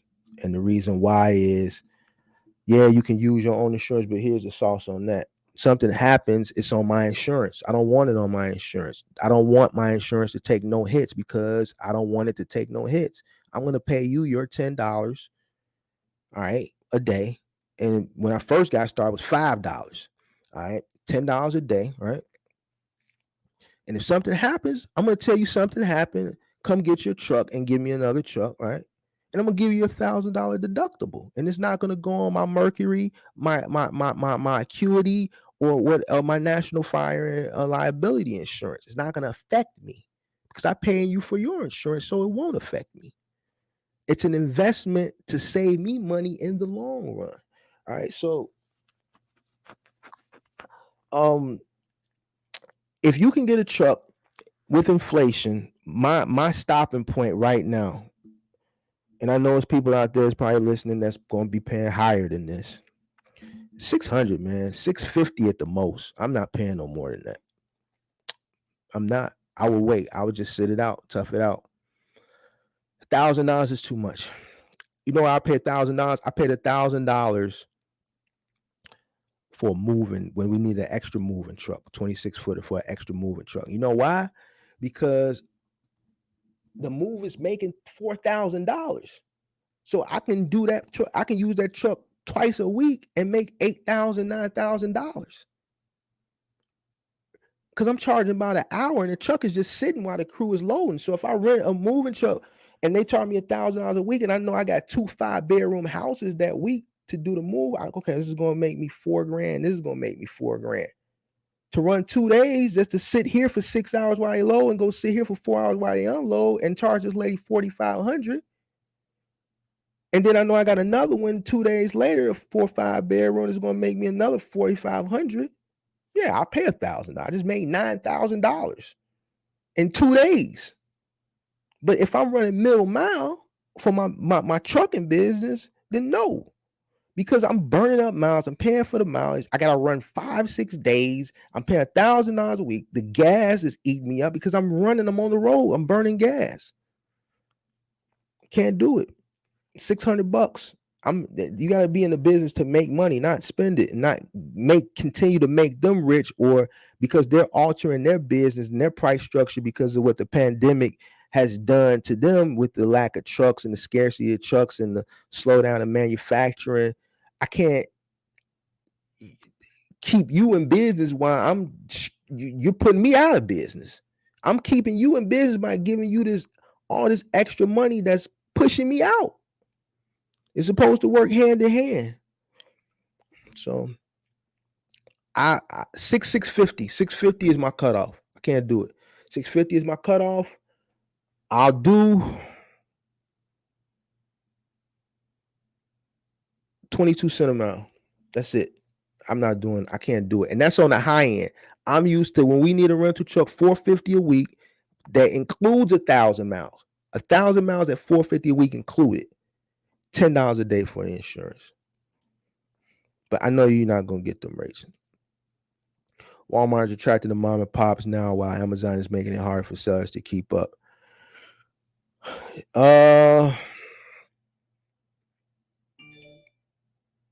Yeah, I agree. Had to think about it for a second. Walmart, Amazon, two companies I do no business with. Chris, I'm like I say all the time, everybody that follows my channel knows how I am about Amazon. I'm love and hate, love and hate. Man, Jeff Bezos, what he did, hats off to him, genius. I just don't like the way Amazon treats people. I like Walmart treats their people way better than Amazon. That's the only issue I have with Amazon, how they treat people. How they treat people. I have nothing against Amazon as far as their business model. You know what? They did put a lot of people out of business, but Walmart put a lot of people out of business too. And in my years in business, I just learned that that's just the nature of business. You got to keep up and you got to stay ahead. All right. So I don't get upset. I used to get upset at that years ago, but I do care about how large companies treat people. I'm a small business and I treat my people good. I treat people good. And I've seen Amazon put so many people, sell people dreams. People invest into these DSP programs. People invest into these AFP programs. They invest their money and they think they're a partner and they think it's going to last forever. And then at the drop of a dime, they get somebody calling from Seattle and tell them, man, you got to shut down in 30 days. And they give them no notice without notice. And they don't even give them a reason why. And they say, oh, we need you to sign this NDA and we'll give you $10,000. But I've already invested 6 figures into this business. So now what? Now you got all these people that you read about that go to the news that are losing their homes, that are filing for bankruptcy. And I did a video on this 3 months ago. I would have been one of them people if I would have did the DSP when I was going through the onboard. By the grace of God, I kept crunching them numbers. I kept crunching the numbers, and I said, no, I can't do it. I can't do it. So that's my only issue with Amazon. I do business with them. I mean, I have no choice. You know what I'm saying? Like I need stuff. So my whole thing with Amazon, I just wish that in some situations they treat people better. And I'm not talking about the changes that they made last week. The changes that they made last week with the safety and the double booking, I feel like those was good calls. And I'm just being honest with you. I feel like safety is safety. All right. If people running unsafe, then man, they can't run unsafe. It's other people out here on the road, right? Amazon, I'm 99% sure that the app, when they run a relay, has some type of algorithm or something built in where they're looking at the people's driving patterns. All right. Double booking, I already know why they cut that double booking out, because that's not the way they want you to run it. That's not the way they want you to run it. They want you to run it the way that they designed it to be ran. And when people get in and try to beat the system, and that's what's going on, going back to he's talking about saturation. Some people get in and I got cuss, fuck a good thing up. They'll fuck a good thing up. All right. And that's what's going on. And then people talk too much. You can't make certain things you can't put out there for the public. And that's just keeping it real. Certain things you got to keep on the low. Because once it becomes mainstream, if it's not right, then they're going to go ahead and shut that shit down. And that's what they did. Those are 2 decisions I think they made that they needed to make. I don't disagree with those decisions. They had to make them decisions. It was 2 good business decisions. They didn't design that platform to run with that double booking shit. And that safety score shit, man, you should have a good safety score anyway. So man, the DOT may be leaning on them. Like, hey man, y'all got all these people with these low safety scores. Y'all gotta do something about it. Or we gonna find y'all. Amazon is a big company on a national scale. All right. They have to play ball too. Just like y'all gotta play ball with the DOT. And the FMCSA, they playing ball too, but guess what? They playing ball with them on a bigger level. So man, they gotta do what they gotta do, man, to keep keep good. So I also run FBA. What's FBA?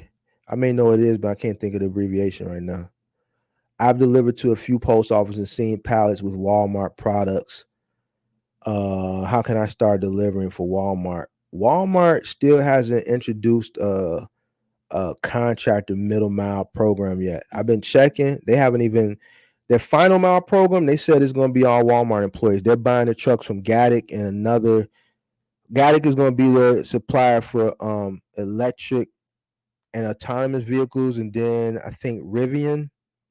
Did they buy a bunch from Rivian? They bought another one from one electric company, but they're buying a bunch of electric vehicles, and they're going to all their final mile is going to all be employee based. They said that, so they're not going to run like a relay or a Amazon Flex type of thing. They're going to be all employee based. Um, and as far as middle mile, they haven't announced anything yet. I think that's all company drivers running middle mile for Walmart too. You gotta remember, Walmart owns their own trucks. Even though Amazon owns trucks that they lease to AFPs and they have trailers, Amazon has trucks and trailers that are company drivers. Walmart still believes in that family company employee model. So they're not getting away from it, and clearly not getting away from it because they clearly stated in this article I read that their final mile is going to be all employee based. They ordered a bunch of vans, and it's going to be all employee based. So Spark is like it's like comparable to Amazon Flex, but their final mile as far as going to the home from a company base, they're doing that employee based. Is that an app? Spark is an app.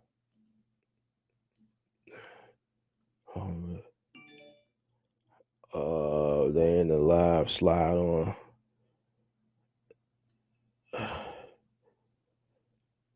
Shipley always has pallets of water. Man, Shipley, man, is like what's that other app we used to use? Ship, man. The rates just don't never look like shit. Like U-Ship, man, I did one run for U-Ship maybe like in 2015, and it just wasn't worth it. Wasn't worth it. I looked at Shipley. I look at Shipley every now and again just to see, man. I don't know, man. Let's see. Shipley is okay. I've done that a few times. I don't like the rates for Shipley. Yeah, thank you, Marie Rose. Same. I don't know. Let's see. Mothership is a good one. Yeah, we talked about Mothership earlier. Box Truck TV, what's going on? Appreciate everybody checking in tonight. Make sure you hit that like button. Flock Freight was good. Thank you. This is very helpful. This is what I'm talking about, bro. You stay on top of the need to know. Salute, bro. Great information, bro. Appreciate you. The real appreciate you, everybody, for checking in. You got 45 likes and 45 in the chat, 100. Appreciate everybody for hitting the like button. If you rocking out, we've been on for about 10 to 3 hours now, so I'll stay on as long as the questions coming in. I have no problem staying on. I committed Tuesday nights to do this podcast. So every Tuesday night, 7:30 Central Standard Time, I'm here. We're gonna do 1, 2, 3, 4, 5 topics, and the infamous Q&A that sometimes can go to the wee hours in the morning. But like I said, I've committed Tuesday nights. So no Taco Tuesdays for me no more. Anything that I did on Tuesday nights, when the season starts, the Bulls game, if it's a Bulls game on Tuesday night, I've committed. I can't see DeMar DeRozan dunk on whoever y'all home team's best player is. So I'm committed to Tuesday nights. Let's see. People are spending $2,500 for a box truck course. Sometimes it's false hope. like a get rich scheme with one truck.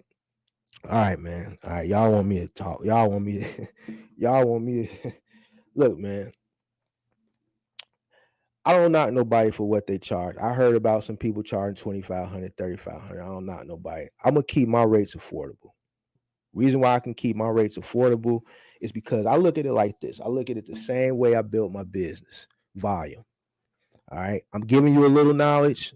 You buy the course, fine. You don't buy, I don't care. I'm okay. I'm blessed.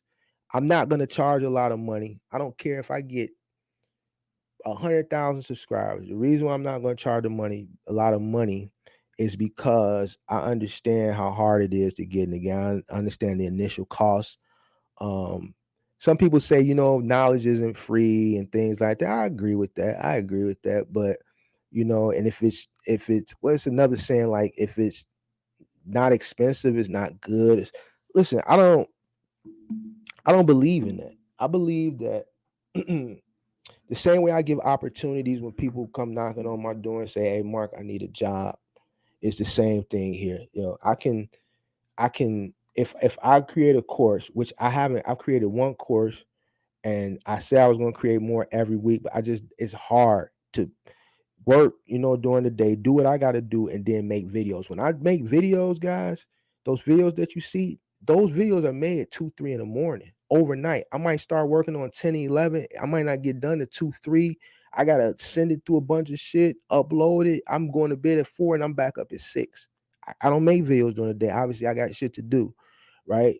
So building courses is kind of hard for me. I sell a lot of mentorships. A lot of people come to me for mentorship, right? And even though my price for mentorship ain't high. Why? Because I understand volume. If I got knowledge, I can sell you something for a small cost and sell a lot of it. I can sell you something for a small cost and sell a lot of it. I think like Amazon. I think like Walmart. I don't think like, let me make a lot of money off one person and then don't make no money for another 3 months. Nah, I don't look at it like that. And not only that, I know what it costs to get into this game. I know the frustration. I know the long. When I book most of my mentorships in the middle of the night. Why do people book mentorships in the middle of the night?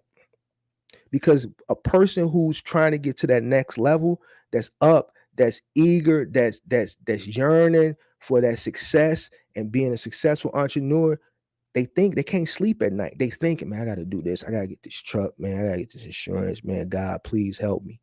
Please find a way for me, Lord. You know what I'm saying? Please help me, God. I got to get this. An entrepreneur that's trying to get into the game, all they thoughts coming, you can't sleep.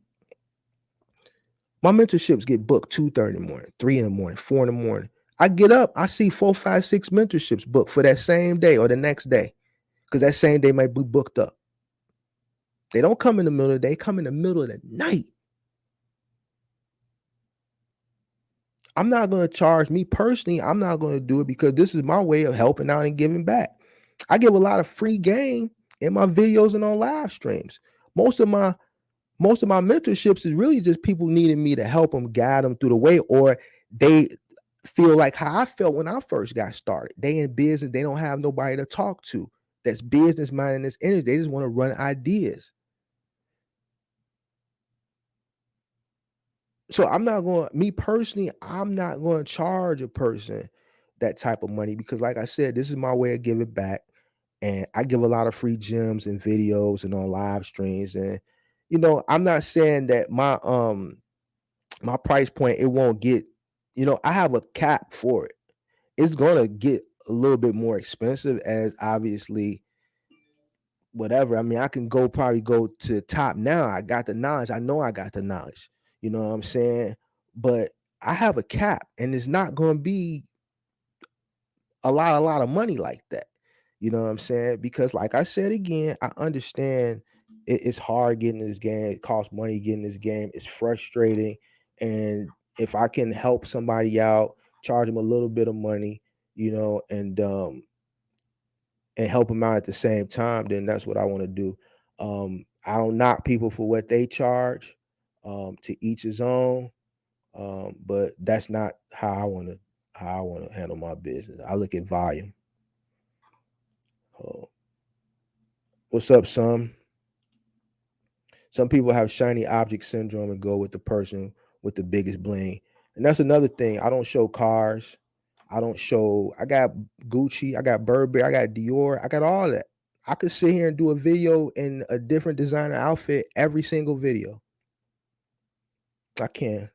You might have called me in a Burberry shirt once, or maybe a Como de Garçon once in a few videos because I just dropped a video and I didn't want to put on a black t-shirt. Most of my videos in black t-shirts because I purposely don't want to promote designers, and two, I don't want to promote. I want you to pay attention to what's coming out my mouth. I don't want you to pay attention to the shiny objects and the designer to sell you something. I purposely wear a black V-neck every video and on every thumbnail for a reason. For a reason. I thought about when I first started shooting videos, I thought about showing cars, showing this, showing that, doing designer. But then I thought about it. I said, how is that helping people out that I'm trying to teach the game to? How is me showing them what I got in my closet going to help them learn about box trucking? It's not. So I keep a simple background. I wear a black shirt, and you listen to what comes out my mouth. The people that watch the videos all the way through, the only thing they have is what's coming out my mouth. So you're right. Some people, they sell you everything around them. They show you the fancy stuff or whatever, and the glitz and the glamour or whatever. I don't know. And then they really ain't talking about shit. But it is what it is. But those gurus, your Ty Lopez's and your Grant Cardones, and I'm not saying these guys are successful. They are successful guys, but they know how to sell you into buying into them. And I see a lot of people mimicking that. I want to change that. I know I might not get 100,000 subscribers. I don't care. I'm here to teach, and the people who want to learn, they're welcome to learn. I see a lot of box trucks that run for big companies like Coca-Cola. Is it possible for an independent contractor to get a contract with Coke, Pepsi? I did hear a YouTuber say he could, but I don't know. I'm gonna be honest with you, I never heard that. I've never seen a Coca-Cola box truck. So I don't see how when Coca-Cola has their own employees, Coca-Cola is an employee-based business. It's an employee-based business on a national scale.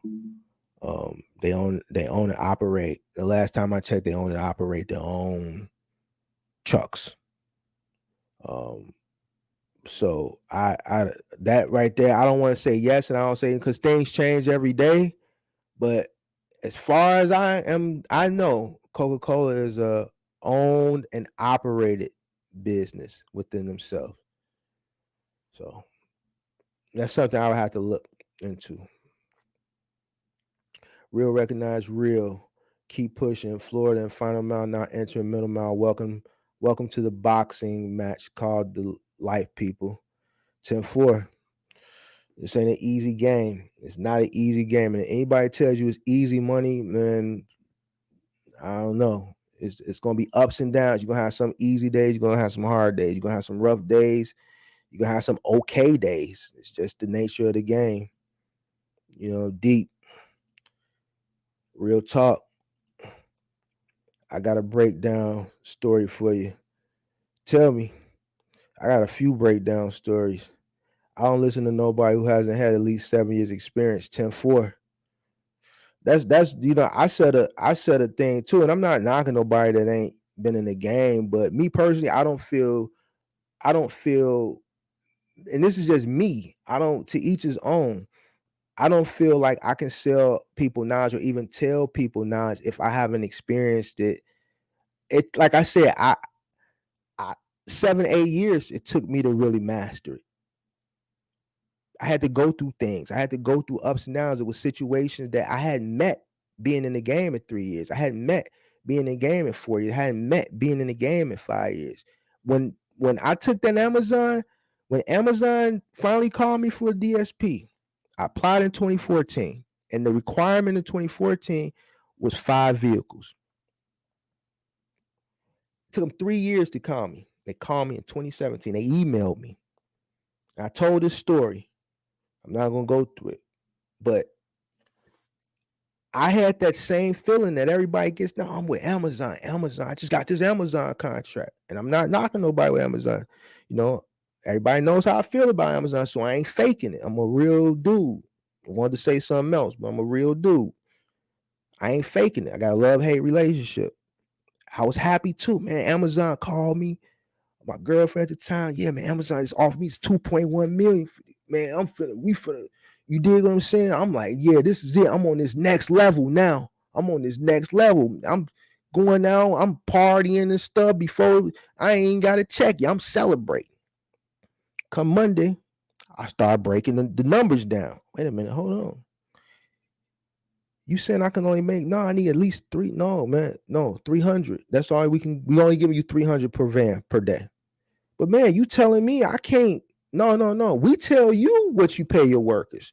Open the PDF, we sent you an email. Wait a minute. I got to pay them. I forget what the number was, like 1422 at that time. Wait a minute, I'm not paying. How am I going to make money? And man, you're going to operate. They told me, they said, you're going to operate on a 10 to 12% margin. I said, this is not 10 to 12%. No, we're going to give you $1,500 for each dispatcher. Don't worry about the dispatcher. We're going to give you $3,000. You need 2 dispatchers, so make sure you hire 2 dispatchers. We're going to cover the cost of the dispatchers. This is what he's telling me. This is what the recruiter do. I forget his name. I got to go through my email. We're going to give you $1,500. Give the whole $1,500 to them.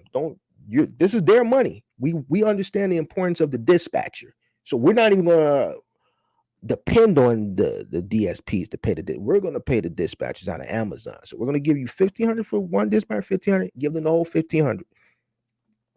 Man, they controlled everything. But I'm like, the number's still not adding up. Numbers still ain't adding up. Welcome to Amazon. That's all he could tell me. Welcome to Amazon. I still remember that. So I'm running these numbers. I'm crunching these numbers.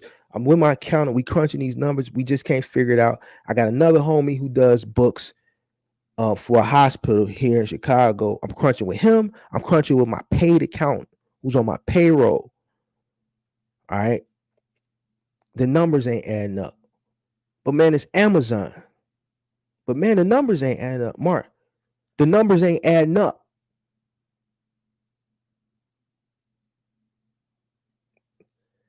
I had to make that hard decision no matter how I felt about getting this contract. And it sounded good. The big number, Amazon coming in with 20 vans and just having my company saying, man, my company got an Amazon contract, DSP. When I walked away from that contract, that's when I knew I was a master at it. And my homie, I felt bad. My homie said, man, that's probably the best decision you ever made. A year later, they changed the DSP model to the model that you see now, and they cut all those people on the old platform off. They left them hanging. They just dropped them. A lot of those people had to file bankruptcy. A lot of those people is going through it now. Still, I would have been caught up in that because guess what? The cost that I had to enter into that program, I wouldn't have recouped it back. I would have still been upside down. They wanted me to come in the door with 20 vans. I went to Enterprise. Enterprise said it's going to be $53,000 up front. It's going to be $1,300 per van per month plus a $1,300 a month escrow. Why? Man, because all the other Amazon DSPs are fucking up our equipment. Have you seen some of these fucking Amazon vans? This is what they told me at Enterprise. Julie, my rep. Have you seen? I'm like, yeah, these motherfuckers do look raggedy as hell. Yeah, they're fucking our shit up. So this come down from corporate. $1,300 escrow. You got to put it up front. So it was like 50-something thousand. I had to come up with that. Then I had to hire 20 vans 7 days a week. That's 40 drivers. Why? Because these dudes is running 10, 14 hours a day. That's why so many lawsuits now for the labor shit with Amazon. So man, after 3.5 days, I got to rotate those 20 drivers to another 20 drivers to finish the rest of the week out because they hitting 40 hours in 3.5 days. So really, I had to hire 50 drivers. So I had to have a massive hiring event. I had to book a hotel banquet to do a massive Amazon DSP hiring event. I got all this stuff in the works while we still crunching the numbers. We crunching them. Then I'm running the net. Amazon, man, we ain't paying you the 45 days. Now, this is a story. I told it, but I'm getting deeper. We're not going to pay you the 45 days. So now I'm like, okay, boom. Well, what they paying me, what I'm costing, it's costing me 100 G's to run it a month. I got to run it for 45 days before I get paid. Well, man, you're going to have to factor. I ain't never factored before in my life. To that point, I might factor.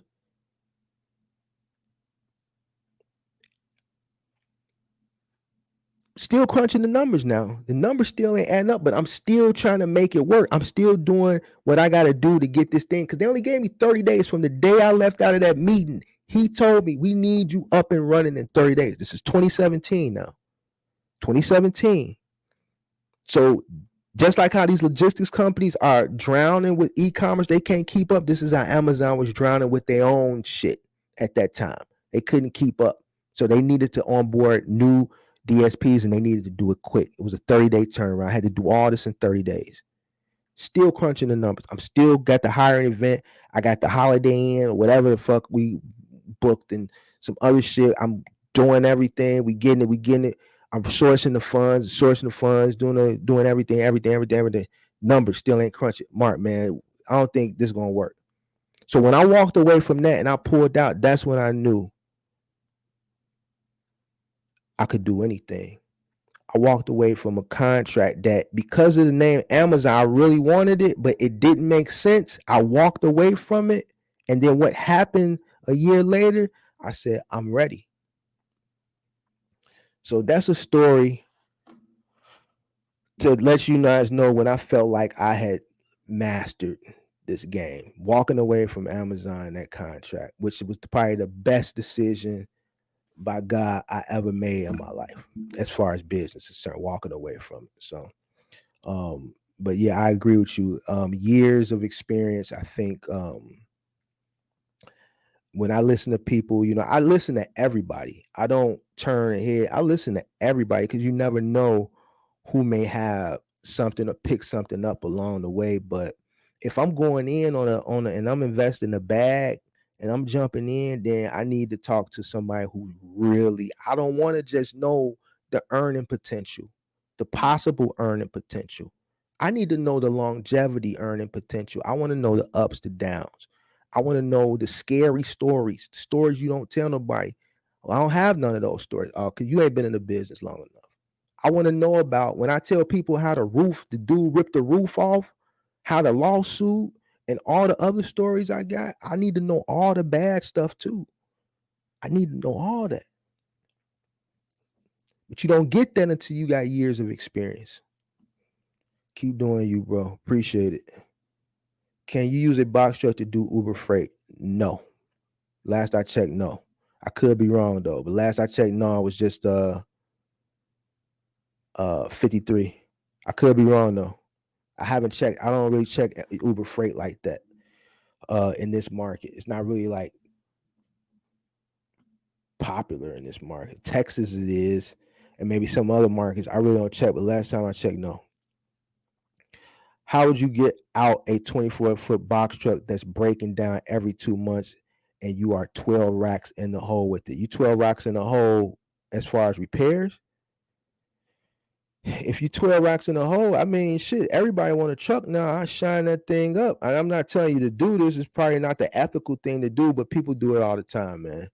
If you feel like you got the best out of it, you feel like it's not a win, then, man, shine that thing up, man, and rig it and try to sell it.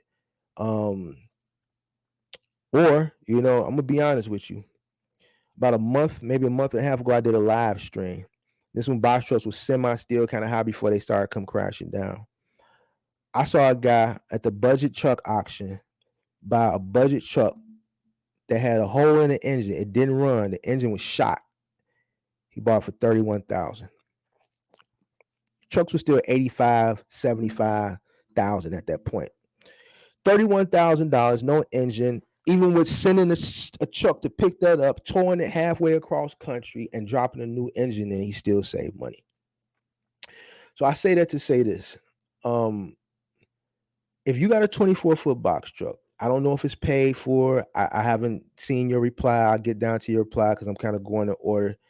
If it's paid for, I would see how much it costs to get it fixed. It may be a whole heck of a lot cheaper than buying a new truck. Depending on where you are, if you in my market, I could send you to the truck repair place to do my trucks. If it's a truck that you're financing and you feel like you don't want to continue to pay on it, then try to sell it. But depending on what the problem is, I would say if it's not major, you might just drop a few bucks into it to fix it. Do it need a transmission? Do it need an engine?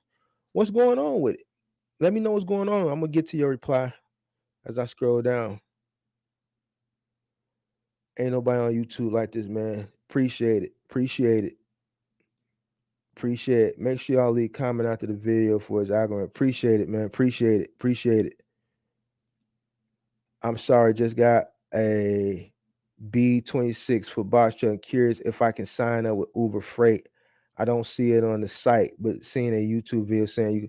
So this is going back to, I don't know if that was you. So like I said, as far as my knowledge was, no, you couldn't do Uber Freight. And like you said, you didn't see it on the site, but you said a YouTuber. Look,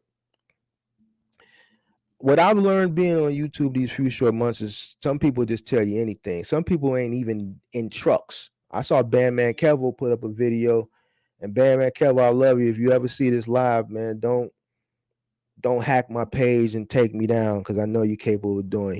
He from Chicago, so I know he capable.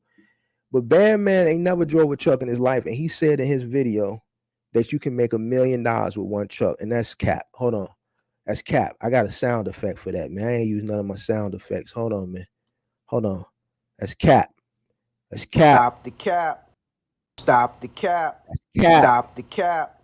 Yeah, man, Kelvin was capping. All right. You can't make $1 million in a box truck. He also said, man, you could do 10 moves a day. You could start a moving company and do 10 moves a day. That's also a lie. That's cap.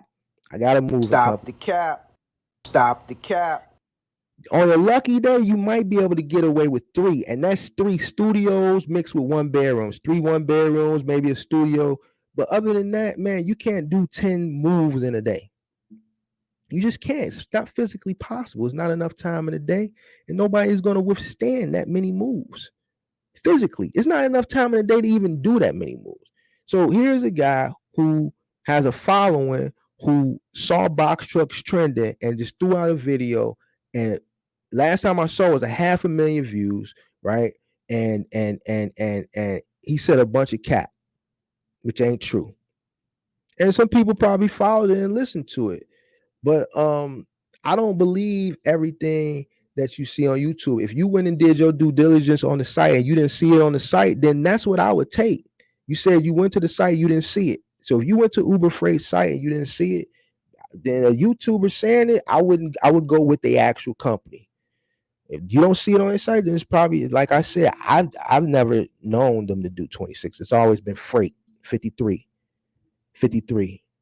reefer dry, 53. Not 26, because I guarantee you, with the popularity of box trucking in the past 2 years, you would have seen a lot more than one YouTuber talking about it. You gotta look at it from the bigger picture. So no, your answer lied right where you went to their website. A YouTuber is just selling the dream to get clicks. 12,000 a hole from repairs.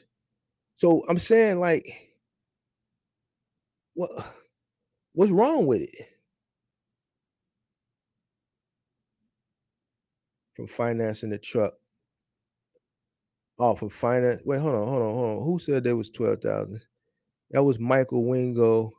All right, so from financing the truck, you 12,000 a hole from finance. Well, what's wrong with the truck? Interest rates. What are you repairing? What's wrong with it? Because if you financing the truck, what's your note? Break everything down. How much are you paying for the truck a month? And what's been breaking down on it? If he going OTR with the new authority, going to be tough. Get with TQL though right now. Sign up before you hit the road. There you go. Some sauce from Box Truck TV. Appreciate it, bro. I'm chasing chicken. LOL. Okay, probably got to sell it unless you making the profit to fix it and pay note. That's why I'm trying to figure out what is the note. If I sell it, I'll lose 50K. Well, how much do you owe on it? Oh man, I paid 22K. Now I owe 34K after all said and done. 34. Oh man, so you bought your truck earlier this year, man. I gotta. You paid too much, man. You paid too much for your truck. No, God, please, no, No, no, you paid too much. no. You paid too much for your truck. No! No, bro, man. You paid too much, man. At this point, man, I feel like I need to know what's wrong with the truck, man. I need to know what's wrong with it. What issues are you having? It's 21 days, the maximum amount of time I have to get insurance and go active. I just got my BOC3 filing done. Damn, I forgot. 21 days, the maximum amount of time. No, I think it's a little bit longer. It's a little bit longer. Damn, man, I ain't did that shit in a long time. Hold on, man. Let me see something. It's getting late.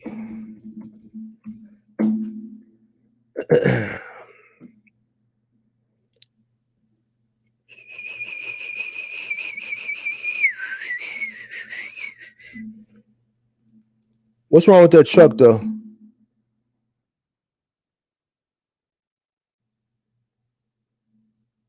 Mike, let me know what's wrong with that. 2 to 4 weeks.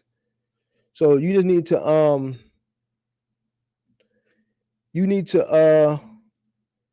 where's he at? Hold on, let me pull my comments back up.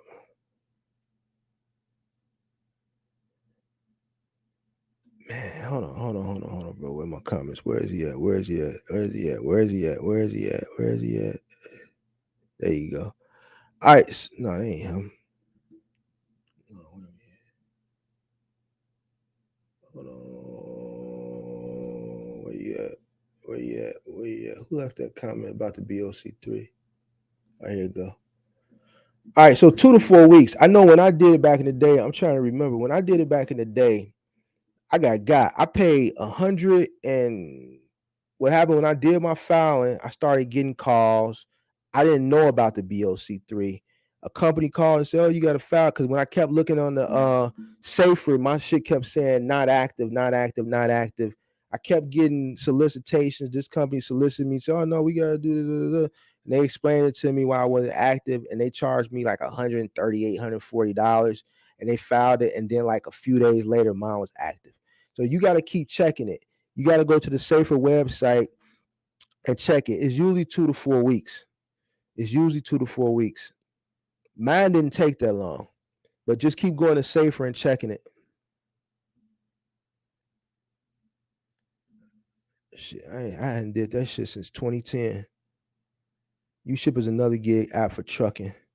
Yeah, but U-Ship don't really pay good, man. I mean, to each his own. I don't mess with it, but man, the rates don't be low. Michael Winger, you could rent it out on Fluid or similar apps, charge $150 a day, or you can rent it out on Coop. Coop is another website you can rent it out on. I don't know how much commission they take, but that's a website you can try. I did a video on it. Hey Mark, how long do the final amount contracts usually run? And when you say 5 or 6K weekly, is that 6 or 7 days a week? It depends. Some contracts are 5, some contracts are 6, some contracts are 7. The only 7-day contract I ever ran was IKEA, 7 days a week. So now for 5 or 6 days, the contracts run as long as the logistics company has the contract, and as long as you're in good standing with the logistics company. If you're rocking with the logistics company and they don't have a reason to get rid of you, or you don't have a reason to walk away, then cool. And then if the logistics company, how long the logistics company keeps the contract, like I said in the video, if if if if if the retailer decides to part ways with the logistics company, you have a contract with the logistics company, it means they parted ways with you too indirectly. So that goes back to why I say you can't put all your eggs in one basket, and nothing lasts forever. Especially now, we'll keep talking about, and I'm gonna keep reiterating that with the retailers, not with the logistics companies not being able to keep up with the demand. They can't keep up with demand because they're short resources as far as trucks and independent contractors, and they can't keep up with the on demand as far as the turnaround time, as far as being on demand. You know, I'm gonna do a video on a few things coming up, but I want you guys one day just research, go look at a lot of these logistics companies reviews on BBB and Yelp. Most of them are due to missed windows and missed days, and it's gotten really really bad in the last year. You know, you go into Ashley Furniture, you go into Bob's Furniture, you buy something at the checkout, that's when you're paying for it, and they're setting up the delivery window. Okay, we can deliver it a week next Wednesday from 8 to noon. And everybody's had this story. Everybody's went through it. They know somebody went through. Okay, next Wednesday, you can't do it soon. No, it's a week out. Next Wednesday comes around. You got this living room set. You just moved into your new home. You wait a week. Next Wednesday comes. 8 to 12. You're waiting. 8, 9, 10, 12 comes. You call. Oh, yeah, truck's running behind. 12 to 4 now. 4 o'clock comes. Oh, it's running behind. 4 to 8. 8 o'clock comes. You know what? It's going to be next Wednesday. Well, how come it can't be tomorrow? Y'all missed the day. Well, tomorrow's full. We gotta push you back to next Wednesday. We don't service your area. We only service your area on Wednesdays. Everybody's had a story like that of knowing somebody like that, right? So what's going on now is, like I said earlier, the gig apps are they're saying, no, we can do it today. So like I said, you can keep those contracts as long as the logistics company has the contract with the retailer. But I've had accounts where I've had the account with, and I use Dynamics a lot because that was my first big account with IKEA, and they lost it. They lost it. So when they lost it, I lost. I had to go chase that contract. I chased it to Urban Express, right? Urban Express said, "Man, we don't care what Dynamics was paying you. We can't pay you that much. We'll pay you $450 a route." I had to take it. 4 or 5 months later, guess what happened? XPO bought Urban Express. I didn't have to chase it, right?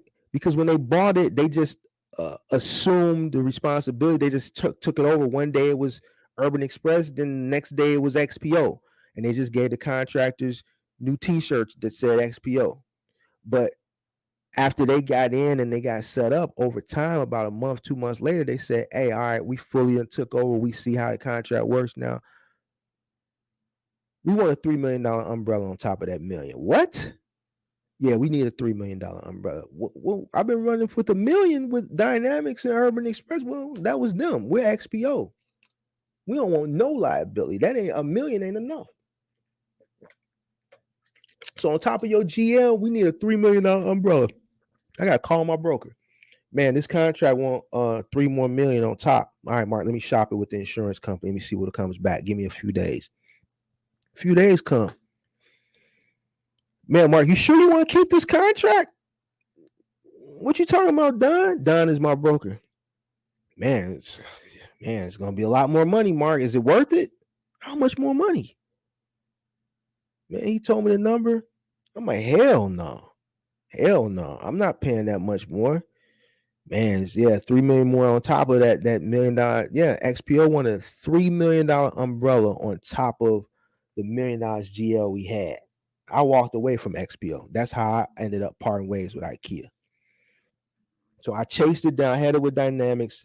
Dynamics lost it. I chased it down with Urban Express. I had to take a $50 hit per route guarantee. They gave me a guarantee because I had the leverage. I had trucks.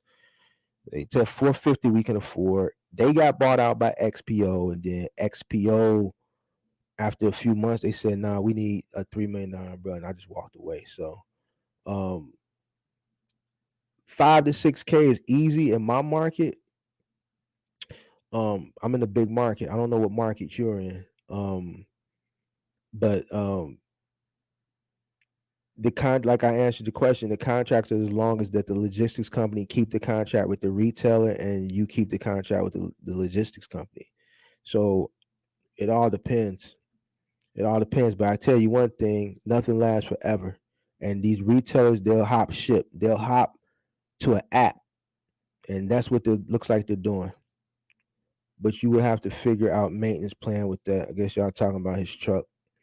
Michael Wingo, maybe try to refi if your credit is good. I'm gonna use my grandpa VA. Man, Progressive charged me $32,000. Another what? Wait a minute, hold on. What are y'all talking about? I got. Wait, hold on. 32 for what? 32,000 a year for insurance?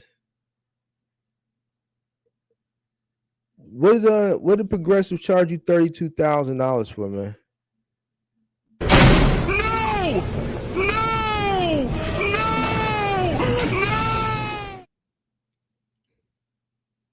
Would you do hotel for OTR every night or sleep in truck? If you're in a box truck, a hotel. I can't tell you to sleep in your truck because technically that's illegal.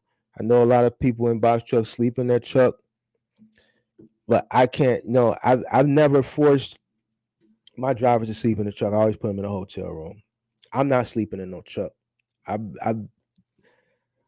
been in the moving and trucking industry since 2010. I started my moving company being on the truck. So let's just say my back ain't all that great. I can't sleep in no truck. I gotta sleep in a bed. And I'm not gonna make nobody else. Me personally, I'm not making nobody else sleep in the truck when I know I wouldn't sleep in the truck. So, to each his own. I don't tell people how to run and operate their business, but legally, you can't sleep in anything that doesn't have a sleeper. So the right way to run it would be to sleep in a hotel room.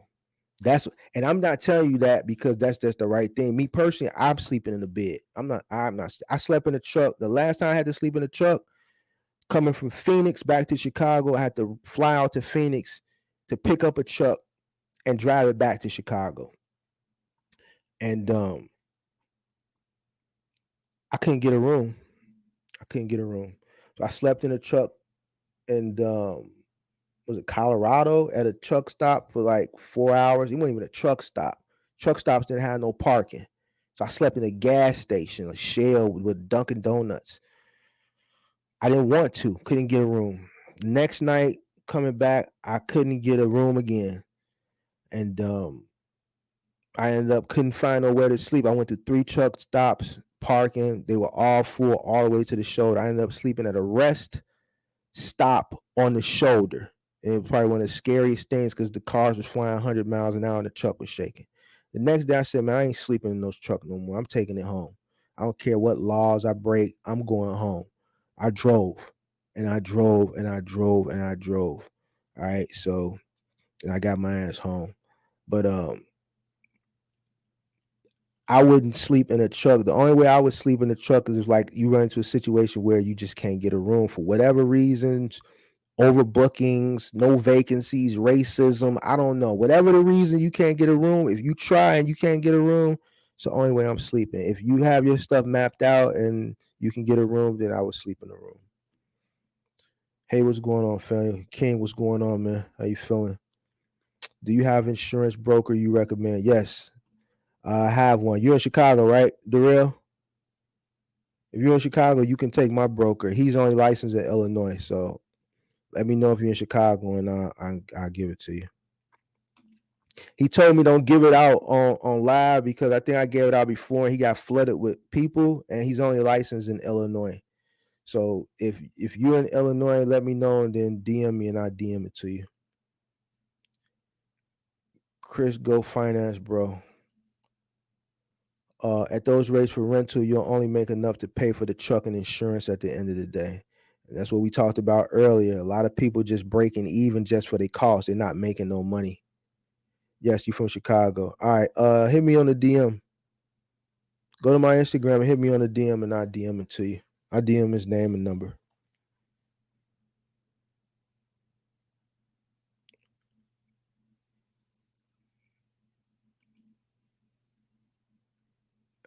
Hey Mark, how the DMV market, more specifically, do you think it's an environment conducive for a new trucking company? I'm a military vet looking to be in control of my own income and time. I think every market is. It don't matter where you're at. What matters is where you're willing to go. If your market, the thing about trucking is, if your market is not great, then you can always go to a market that is great. Everybody knows the you want the Midwest is where it's at. That's what I'm trying to get out. And if you're in DMV, you're not close, but you're not that far. So if your market isn't working out, you can always hop on I-80 and head west to through the Midwest. You're gonna hit Ohio. You're gonna hit Indiana. You're gonna hit Illinois coming up 80. You know what I'm saying? And you get freight in the Midwest. You're not that far. You just Pennsylvania and then DMV. So as long as if you're looking to really make the most out of this, then you're in a truck. You're gonna go where the wind takes. You're gonna go where the money at. So yes, I don't think your market DMV. I don't think it has anything. You can go where the money at, bro. Great info. Appreciate it. Thanks for checking in. Don't forget to hit that like button, guys, on your way in, on your way out, man. Hit the like button for me. Once again, this today's podcast is sponsored by. I know it was rolling for the first half, but I started doing the Q&A. It's kind of covering up Arnold Dispatch. So anybody looking for Dispatch, Arnold Dispatch, the link is in the description. Arnold Dispatch sponsored this podcast. So guys, go check out Arnold Dispatch for your dispatching needs. And there's a link in the description. You guys see the advertising banner right under me. And there's also a link in the description. So go check out Arnold Dispatch if you're looking for dispatch. All right. If you buy a truck, what would you say is a good amount to put away each month for maintenance, routine expenses, worst case scenario? If you buy a truck, what would you say is a good amount to put away each month for maintenance? So you're running middle mile, right? So if you're running middle mile, you're driving a truck yourself. This is how I do it. A third. Each route, the truck eats a third. So whatever third is, so whatever's left over from your gas, then that's what the truck got to eat. I treat the truck like an employee. Truck is an employee. All right. So if I'm driving my own truck, it's just me. I got to pay myself, right? The truck got to get paid. The company got to get paid, right? Myself, the truck, the company. The company got to get paid because you got to stash money for a rainy day. Like we talked about earlier, the bullet points, retirement, right? Benefits, health insurance, a lot of things that other YouTubers don't talk about. All right.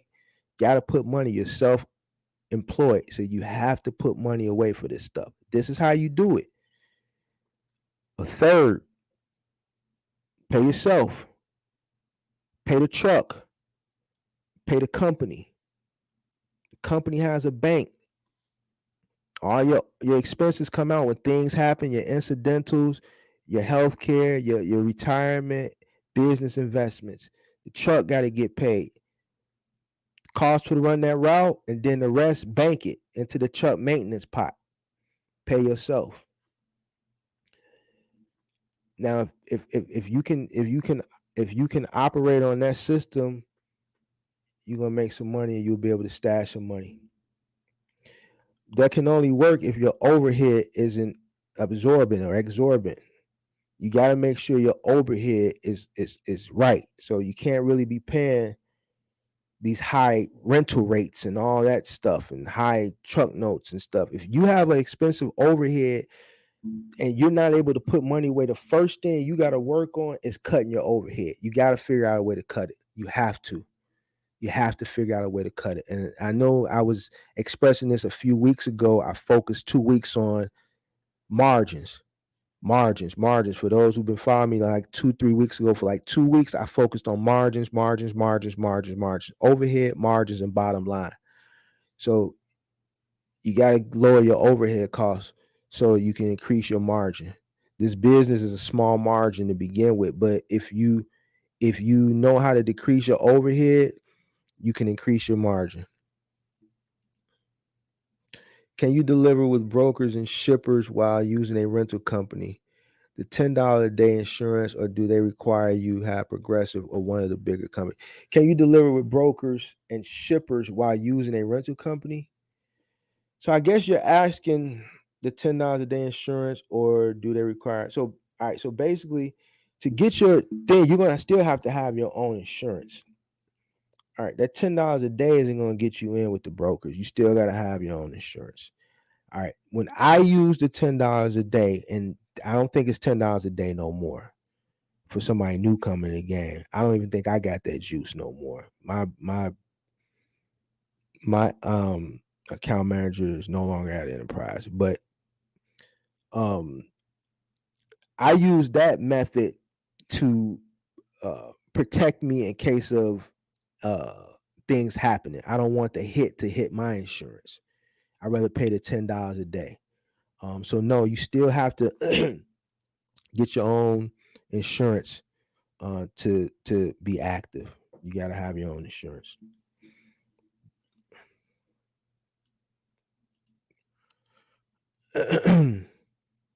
Amazon on its way out, they had an all-time low of sales. They spent a lot of building new facilities they can fill, so they're definitely downside right now.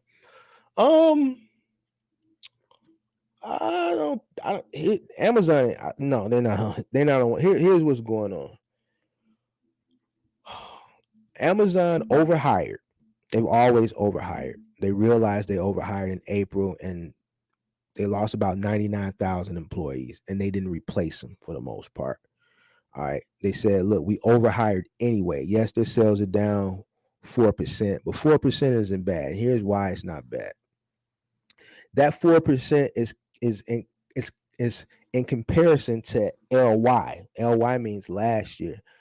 All right. So that 4% is in comparison to last year. And we know why sales increased last year, right? Because there was money circulating last year. A lot more people were buying. If PPP, PUA, Idle, and all the money that was given out last year wasn't given out, Amazon would actually be up this year. Amazon would actually be up. So for them to be down 4% from last year, and last year I don't know, I would have to go look what they were up, but I think it was in the double digits. You know what I'm saying? They would definitely probably be up. The money that they're spending building facilities, I think, man, that's that's just like you going to the store buying a newspaper, bro. You know, I don't think that's really hitting them. What I can say is we're in a recession right now. People are a little bit mindful of how they spend their money. They're not spending it as frivolously as they spent it last year. Amazon owns Whole Foods, and we know that grocers and essentials are up this year. So I don't think Amazon going nowhere, bro. They'll be up next year. Once we get out through this recession and people start back making money, and I think it'll be back on the up and up, bro. Amazon ain't going nowhere. They got too much capital, too much buying power, they got their footprint too big. Like here's another thing. And it's just some companies that are just too big to fail. Always remember that in business. Some companies are just too big to fail. Amazon is one of those companies. If Amazon ever gets into a crunch where they on the brink of failing, guess what's going to happen? The government going to come bail them out.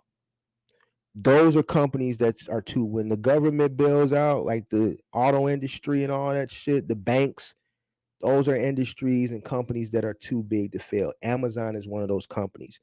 If they ever got to that point, they'd get bailed out. They're too big to fail.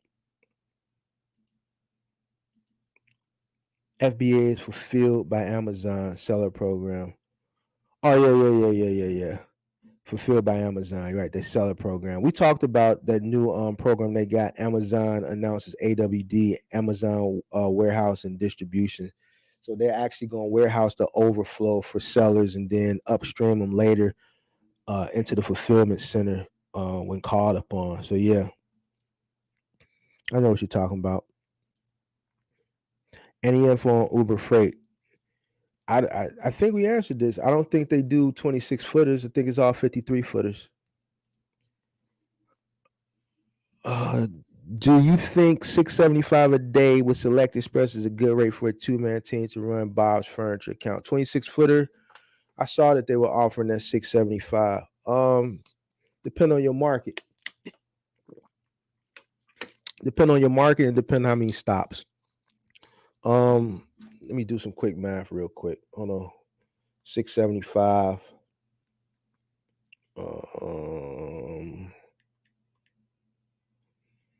So if you did 10 stops at 675, that'd be 6750 a stop. 6750 a stop. So 675.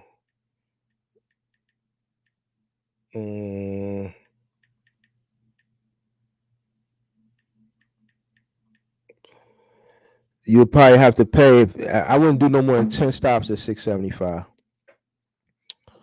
I pay my driver 200. I pay my helper 150. 100 for the truck. Company make 225. And that's what I would start at. If I get a little pushback from the driver, I get a driver another 25, and maybe the helper another 25. I take 175. 175 times 6. That might be a 6-7 day a week contract. If it's a 6 day a week contract, the truck making 1,050. I try to cut it off at 200. So if you're making 675, I try to take 200. So however I need to negotiate with my driver and helper, 100 to the truck, try to take 200. 5 days you're looking at 1,000. 6 days you're looking at 1,200.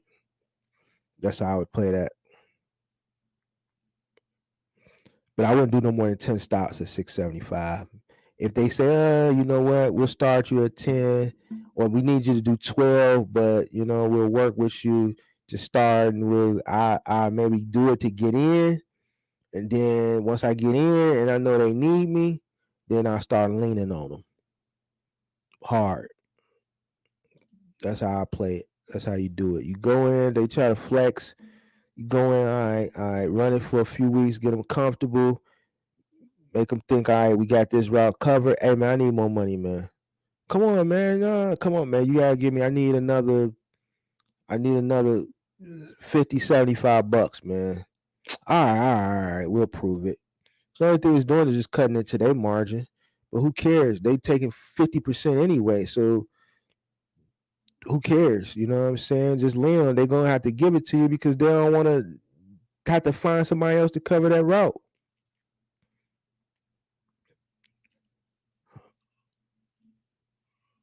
Your story reminds me of how Master P turned down Interscope $1 million deal and made his own label. Yeah, I mean, it was a rough decision, you know what I'm saying? But, sometimes everything that glitters ain't gold. The sound effects. Yeah, man, I be forgetting I got sound effects, man. I got to start dropping my sound effects. I'm in New Jersey. BOC3 is about $40 and it goes through same day, I think. Right. Mine went through I think mine went through the same day or the next day. I don't remember, man. It was so long ago, but I paid one, man, this is back in the day. I got. I ain't finna even cap to you. I paid 130 something, 150, some shit like that. I had a company give me, it was called Oklahoma something, man. Oklahoma something. Yeah, they got my goofy ass. Let's see. Progressive quoted me $32K for annual policy, and my credit is good and no accidents in 10 years. Berkshire quoted me $18,000 per year. You got one truck? 32,000 one truck? Let me see something.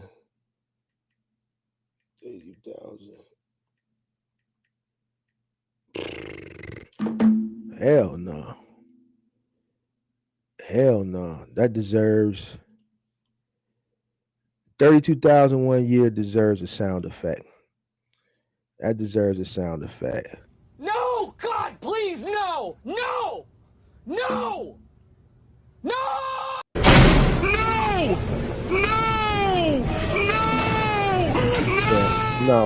No! No! No. No. Yeah, man. Nah, man. That's too much. I had Progressive 1 year. I think I told this story is because I got Grange didn't renew us, and they didn't renew us at the last minute. Broker didn't have enough time to shop me, and he's like, "Man, Mark, you're gonna have to go Progressive for a year. It's gonna be more expensive. I just don't have enough time." Grange fucked us. That's exactly what he said. I said, "Well, how much?" He's like, "I get the quote, but I know I'm not gonna be able to shop you. We don't have enough time." I spent 50 grand, and this is with a fleet of trucks. I know it's a different in years. I think I had Progressive, man. That was 2016, maybe 2017. I think it was 2016. So I know it's a 6-year difference, but we talking about a fleet of trucks, and I paid 50. So 32,000 is a lot of money if you got one truck, man. And the insurance companies are they're gouging right too now too, just like how the trucks were, the truck companies, and how the rental companies um have been gouging. But I think the reason why the insurance companies are gouging is because the popularity of the space. And I know you guys are worried about yourself, but I look at the whole industry from a scope. A lot of people got into the game, and I'm being honest with you guys. When the game got popular, the claims went up. Claims went up. I can tell you stories of things I heard being in the industry, research I've done, people running off with loads, accidents, all type of stuff. You know, there's no barrier to entry to get into box trucking. It became very popular. You got 20 something, 22-year-olds in the game. You got people falling asleep behind the wheel. You got people sleeping in the truck. You got people doing all type of things that are high liability driven. And because of the popularity and because of the increase of claims, the insurance has gone up.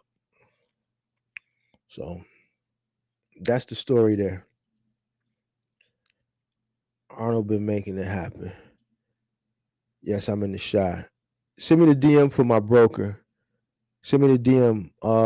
Here goes my Instagram at the top. Mark underscore the mentor. Wait, Mark underscore the underscore mentor underscore. That's my Instagram at the top. So hit me there, send a friend request, and send me the DM, and now I'll send you the my broker info. I gotta make a G in the morning, bro. No, I don't got Facebook. Hold on. How can you message this shit to me? Give me a second. Let me think. So let me answer these questions. Just check my saver account. I have everything done, but insurance and my operating status is not authorized. Yeah, you gotta get the insurance, bro. Should I get insurance on a cheap old 16-foot just to get active? Thanks for the game. I mean, if you got a 16-foot truck, yeah, but once you start operating in that 26-foot, you need to add it. Or you could add the 26-foot truck now. I mean, you're gonna have to pay it anyway. Once you add it, and you go active, you're gonna start taking loads, right?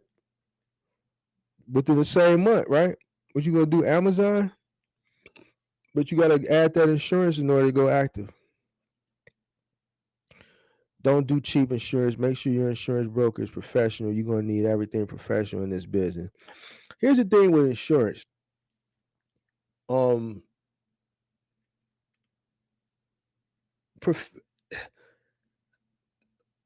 I think there's a different level, like on cheap insurance with And this is just my thoughts. Cheap insurance, commercial, and cheap insurance on your personal. Now you can go one of those rinky-dink personal insurance companies for your personal vehicle is going to be different from like I don't think there's like a such thing as a rinky-dink commercial insurance company. Now, when I had Progressive, I had Mercury, I've had Grange. They're cheaper than Progressive, but they're also good.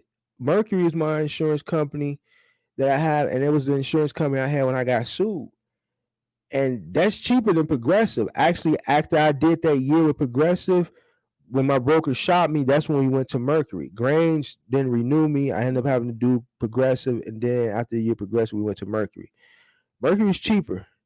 But man, when I got sued, man, they didn't spare no cost. Man, they sent me in there with a team of lawyers. So I personally haven't seen any rinky-dink commercial insurance company. I know some that are more expensive and cheap, some are cheaper than others. But I think one thing you did say, I do agree with, like I always tell people, get an insurance broker. Because the broker is going to shop you. They have the resources. They know insurance companies that you don't know. They have discount codes and all the type of stuff. When you go on progressive.com, you're doing everything yourself. And then you're inputting it. You put your credit card, and they'll print you out a COI. You know, a broker is able to move and shake a little bit more for you. And they're getting a cut, but it doesn't come out of your end. It comes out the insurance company. Insurance company hits the broker. Broker is just the middleman. All right. He does the work for you. All right. So in a lot of these cases, a lot of these commercial insurance companies, you got to have a broker because you can't deal with them directly for a lot of these commercial companies. How do you calculate cost per mile with my box truck business? Story goes live in 7 days, and now trying to figure out a good formula to calculate. Do you have your own truck or are you renting a truck? That was the last question. This is the last question. Yeah.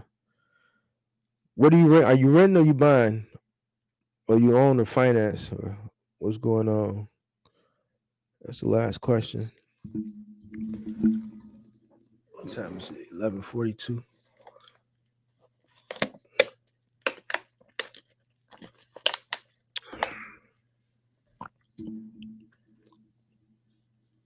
I'm gonna answer this question once he answered. Thanks for everything, brother. Good night, fam. Followed you and sub. Appreciate it, man. Appreciate it, Box Truck TV. Renting the truck to see if I like the business. How much you paying?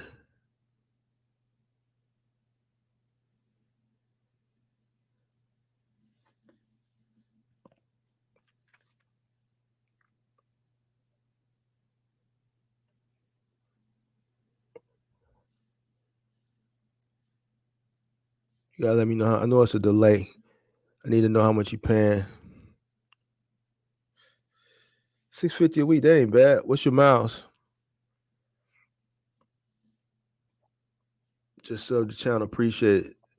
$650 per week. That ain't bad. Let me know what the miles is. 18 cents a mile. That's good. It's not bad. It's good considered some of the other quotes I got. What are you running? Amazon or you running off a load board or consultation 150 for the hour, 100 for a half. I think 75 for 15 minutes. I think I got a subscription based model too that a lot of people get. 150 a month subscription. Charge your card every month. So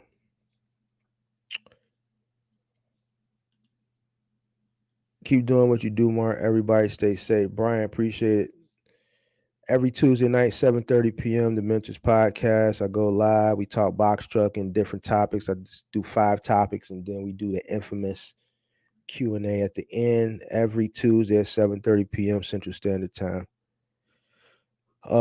Just no budget cap at 1,000 miles per week. Yeah, budget. I'm hearing a lot of places cap. So I'm gonna be honest with you. Answer your cost per mile. I have a dispatch. They charge 3%. Okay, speaking of dispatch, I gotta plug this one. Arnold Dispatch. Sponsor tonight's podcast, guys. There's a link down in the description.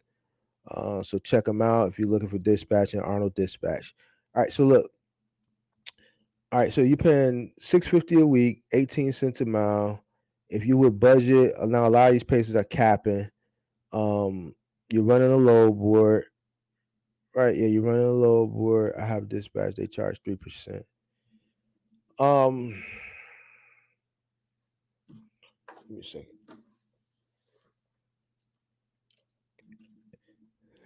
Give me a second here. $6.50 a week. What's your cap? You got a cap on the miles?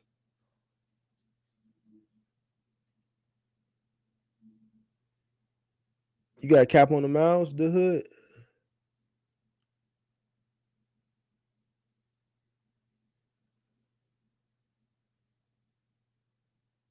Yeah, 3% is good.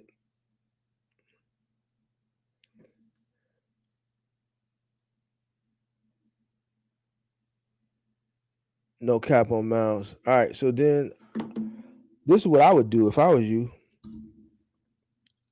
I would hit the road and keep going. I wouldn't take. Let me see. 650, 18 cents a mile.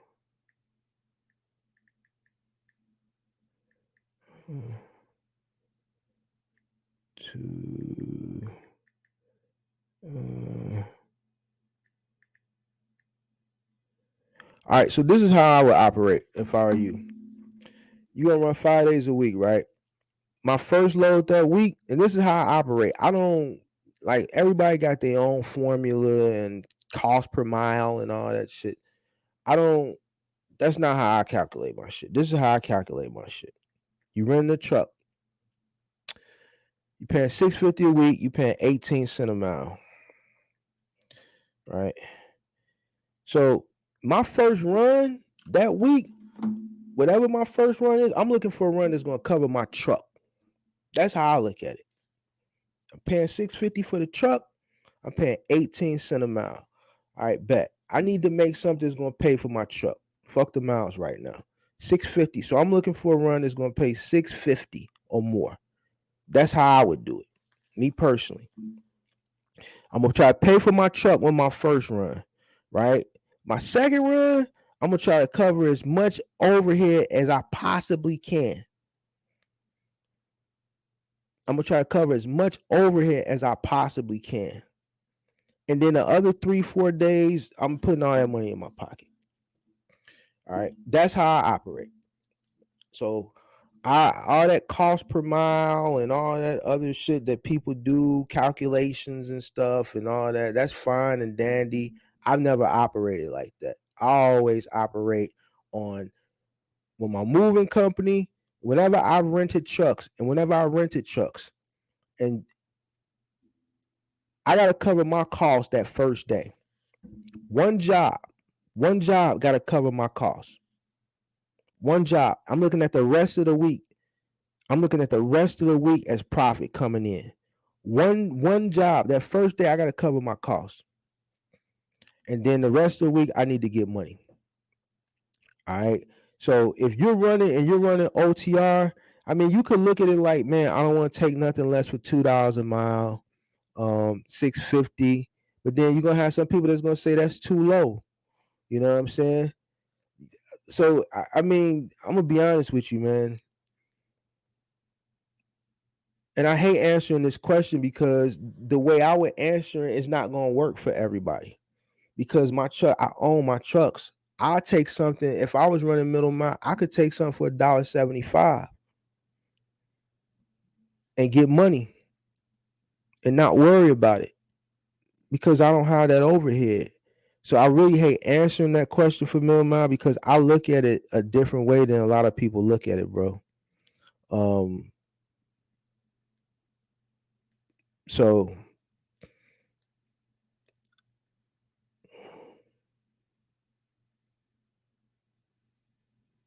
$6.50 a week.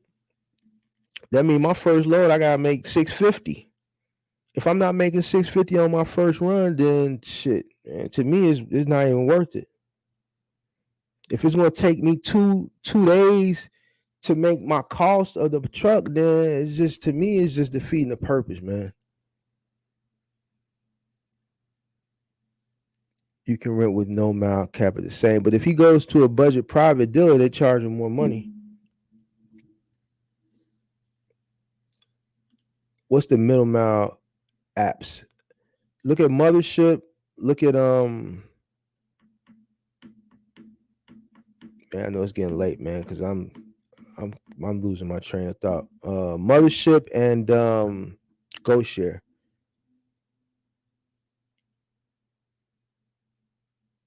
And the hood, I know I really didn't answer your question, but I'm just losing my train of thought, man. It's getting late. I probably need to hop off. But the way I calculate my cost is different than a lot of people calculate their costs. I don't have the overhead no more. So you got to find a rate that's good for you, whatever you're comfortable with. But I tell you one thing. If you working 2-3 days in a week and you still trying to cover your costs for the week, then that ain't gonna work. Me, I always try to cover my costs. If it's a vehicle that I'm renting or something, I gotta cover that the first day. I got to. I don't want to be chasing my cost 2-3 days in.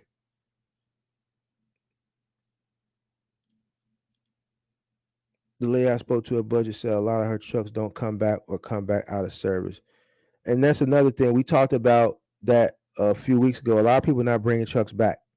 And then when they do bring the trucks back, they done drove them so long without getting a PM because the company been trying to get the truck back for PM. They done brought the truck back when they couldn't drive it no more because they done drove it into the ground. So now they got to down the truck. It's bad out here right now. And that's why they cap.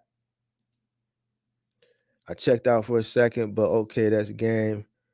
We just got a lemon, an oil cooler here, electrical there. It's making $900 a day on pilot, but I wish I would have just rented for the first year. If you're making $900 a day doing final mile, I would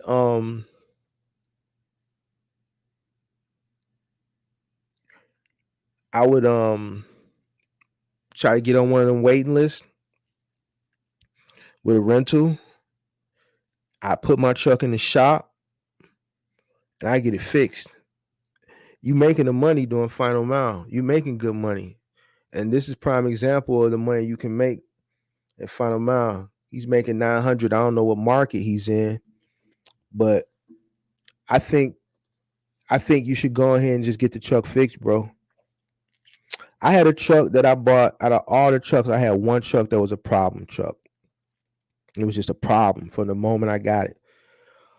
But I understood that, I got the truck not for that much. I got lucky when I took my mechanic. This was just the one time he missed. And I damn near rebuilt the truck. It didn't cost me much. It cost me some thousands, but I rebuilt it in like 2014. Starter, radiator, never had an issue with the trans or the engine, radiator, fuel pump, shit like that. And I ain't had no issue. The junction box gives me trouble from time to time. That truck always had electrical issue with his junction box. But, I just do what I got to do. If I can make 5 figures in between it getting put in the shop, then I'm winning. So I would just get it fixed, bro. You making good money. I just invest into the truck, bro. That's me personally. I appreciate you. You were very informed. The hood, I appreciate you for checking in. I really do. I pay $890 a month for it. Now it's on the shop for an oil pump. You paying $890 a month for your note. You making $900 a day. All right, so here's what I'm talking about. His route is paying for his truck note is being covered in 1 day's work on a 30-day work month or a 20-day work month. Let's say you got a 5-day-a-week contract. So you making $900 a day. Your note is $890 a month. I get the truck fixed. Your truck is paying the note in a day for the month. I get that truck fixed, bro. I just get it fixed, bro. eventually you're gonna get everything fixed and it's gonna run. Sometimes that's just the nature of the game, bro. You don't get lucky all the time, but I wouldn't really worry too much if it ain't, nothing like the trans or the engine, man. I wouldn't worry like the oil pump, water pump, all that shit, man. Starter, alternator. Man, I just get that stuff fixed.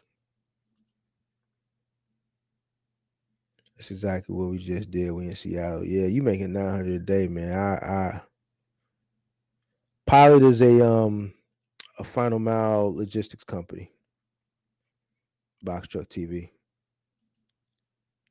2005 International. LOL. Well, my I say Hinu Freightliner. Those my top two. Internationals, you gotta kind of hit or miss, man. I really don't care for internationals. I really don't care for internationals.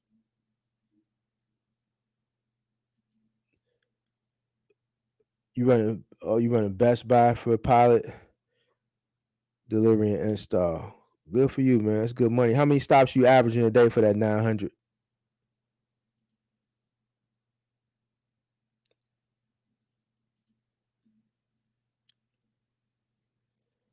How many stops you running a day for that 900?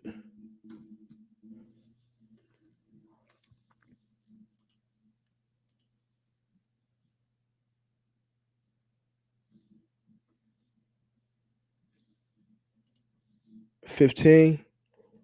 That's about right. That's what's up, man. Congratulations, man.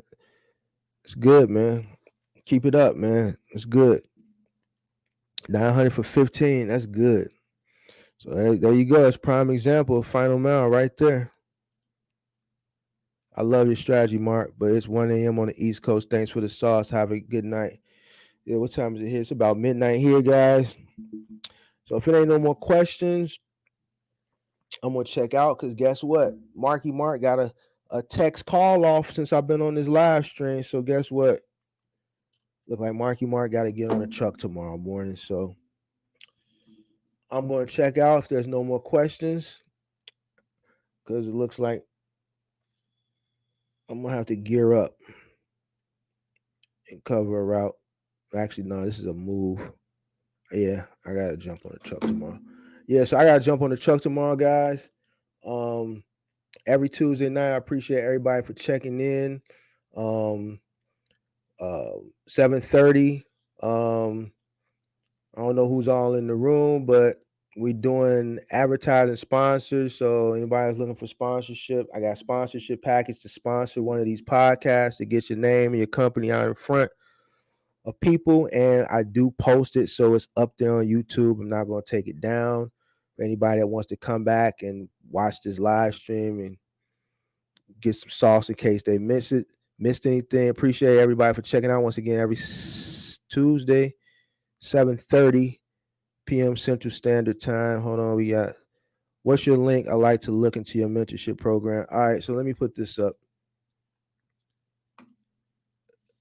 All right, so the mentorship program is www.boxtruckcourses.com. It's one of my websites for my courses and my mentorship. You can just go to that website, book the mentorships. My mentorships are very affordable. I don't charge thousands of dollars, not knocking anybody that does, but my mentorships are affordable. This is my way of giving back. And I know how hard it is getting started, and I'm not trying to break anybody's bank. I'm blessed. So I ain't tripping. So this is the mentorship, www.boxtruckcourses.com. You can go there and book a mentorship. I appreciate everybody for coming out. Let me make sure I didn't miss no more questions. Let the Grandmaster get his rest. Nah, man, I'm just a guy that's trying to help out, man. After taking everything you said in, I'm set on final mile. I also have a cousin that does ride along for Lowe's. Any company you can point me to that uses IC without a truck. UST. They don't use it without a truck, but UST, right now they're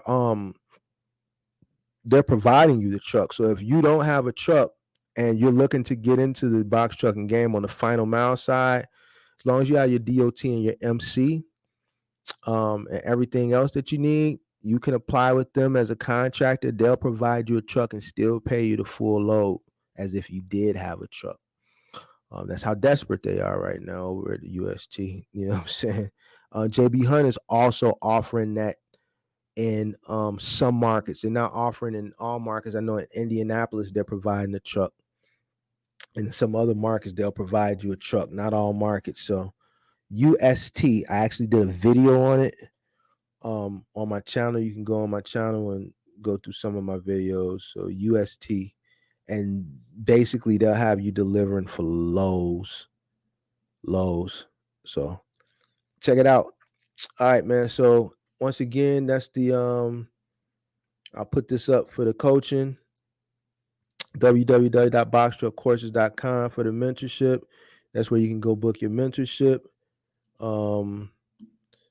UST JB Hunt provide trucks and pay full load. Yeah. So UST in most markets, JB Hunt in some markets, they'll provide you a truck. I actually covered both of these companies and showed it. So all you gotta do is go look at the videos. And the video I did for UST will provide you the website you need to go to apply, and they also provided, I think, the recruiter's number. I know some of the companies I profile provide the recruiter's number. JB Hunt, I know, provides the recruiter's number, but JB Hunt, not all markets are providing the truck. Not all markets with JB Hunt are providing the truck. So if there are any more questions, I'm going to check out, man, until next Tuesday. I appreciate everybody coming in every Tuesday night, the Mentors Podcast, where we talk about everything trucking and everything centered around trucking. So I'll see you guys next week if there's no more questions. All right, I'm out, guys. Peace. Flexing ain't discreet about it. Extra read about it.